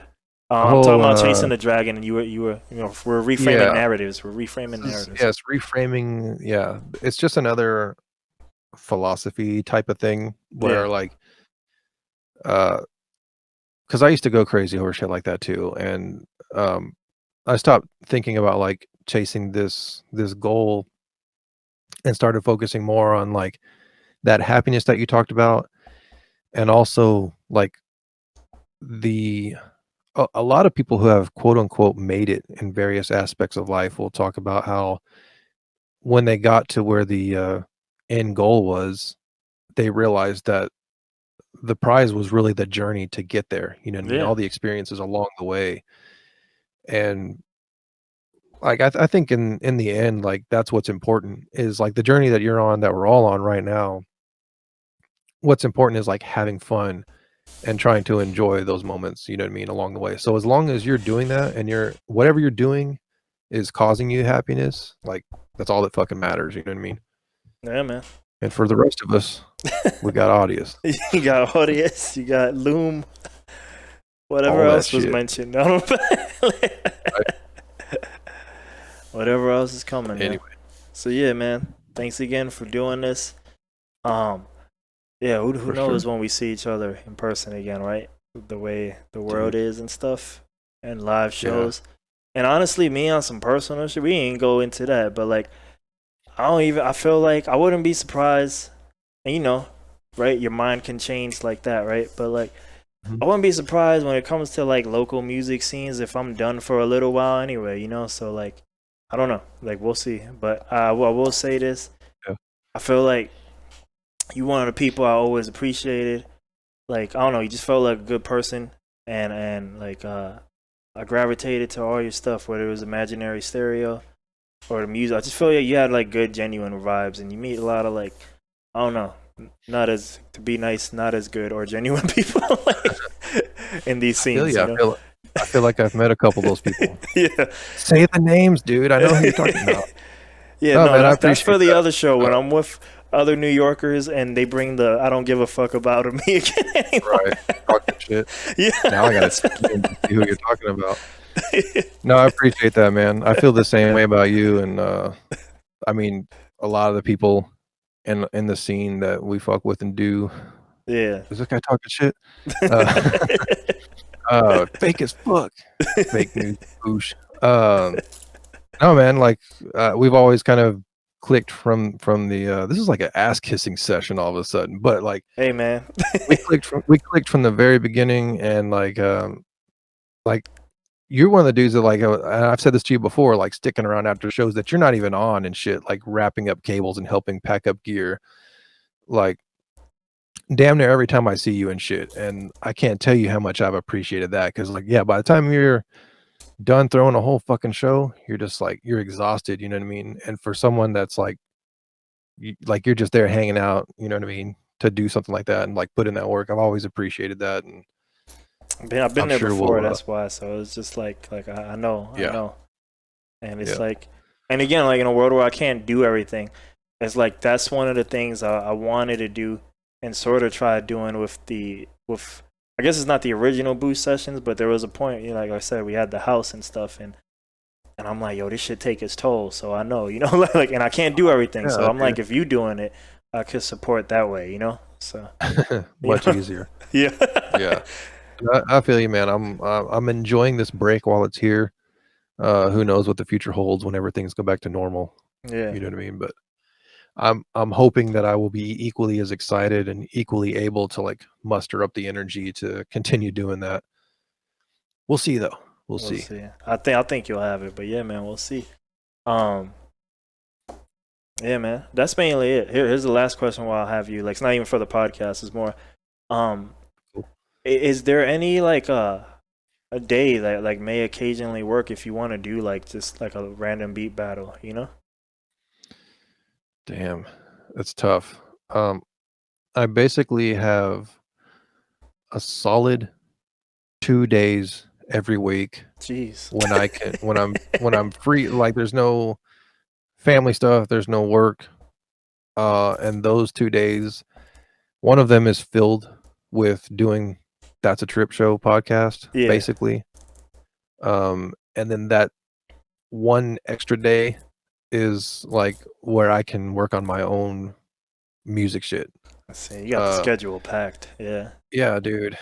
And it's nice that it's like that sometimes, but it also sucks, like there's so many people I want to hang out with and do things even like pre-COVID, you know what I Yeah. mean? And it's just like so impossible. And it's also tough like getting people to understand that. Um, Yep. a lot of people like don't have kids and all that other stuff, but so it's hard for me to give you an answer because I don't want to be like, oh yeah, I'm usually Oh good, yeah, nah, don't like, worry. these couple of hours on a Thursday after the podcast before kids gets off of school and shit, and then, like, if I can't make that, I'm like, "Damn, I think Yeah, this guy yeah. change his schedule and shit No around." worries. You could Um, but if you ever want to do one, just feel free to post one, and cool. we'll see if we can get our troops on whenever day, like an impromptu. I promised try to do it last week, but yeah, other than me, no one was responding, so we didn't really do it, you know. But I just read all that shit, man. Yeah, like, you don't watch the fucking Super Bowl? What's wrong with you? yo, we did that was our normal beat battle, the Super Bowl one. Funny enough, but we had promised was trying Oh, to was get it? ones on his days, which I guess it seems to be like usually the Thursday through Saturday reigns. But yeah, no one was Yeah, really down. So, just but yeah, happens the sometimes. Super Bowl No, was I on a normal appreciate that Sunday. yeah. Um, yeah, man, I appreciate that the door is open. Like, I had a lot of fun doing that. I definitely like to do more. Yeah, just It's post just a whenever. matter of, like, yeah, being able to do it. But yeah, I'll keep my eyes on it, shit, and I'll let you know, man. No worries. All right, dude. May the chicken be baked. Have a good night. Thanks for damn. We did You like too, a man. perfect 4 hours. Look at Holy that. shit, has it really been 4 hours? 3:59. Yeah, essentially. Jeez, that mastering masterclass, really. There you go. There you go. Anyway, all right, man. All right, dude. Have a good one. Bacon. You too, man. Yep. Peace. Peace.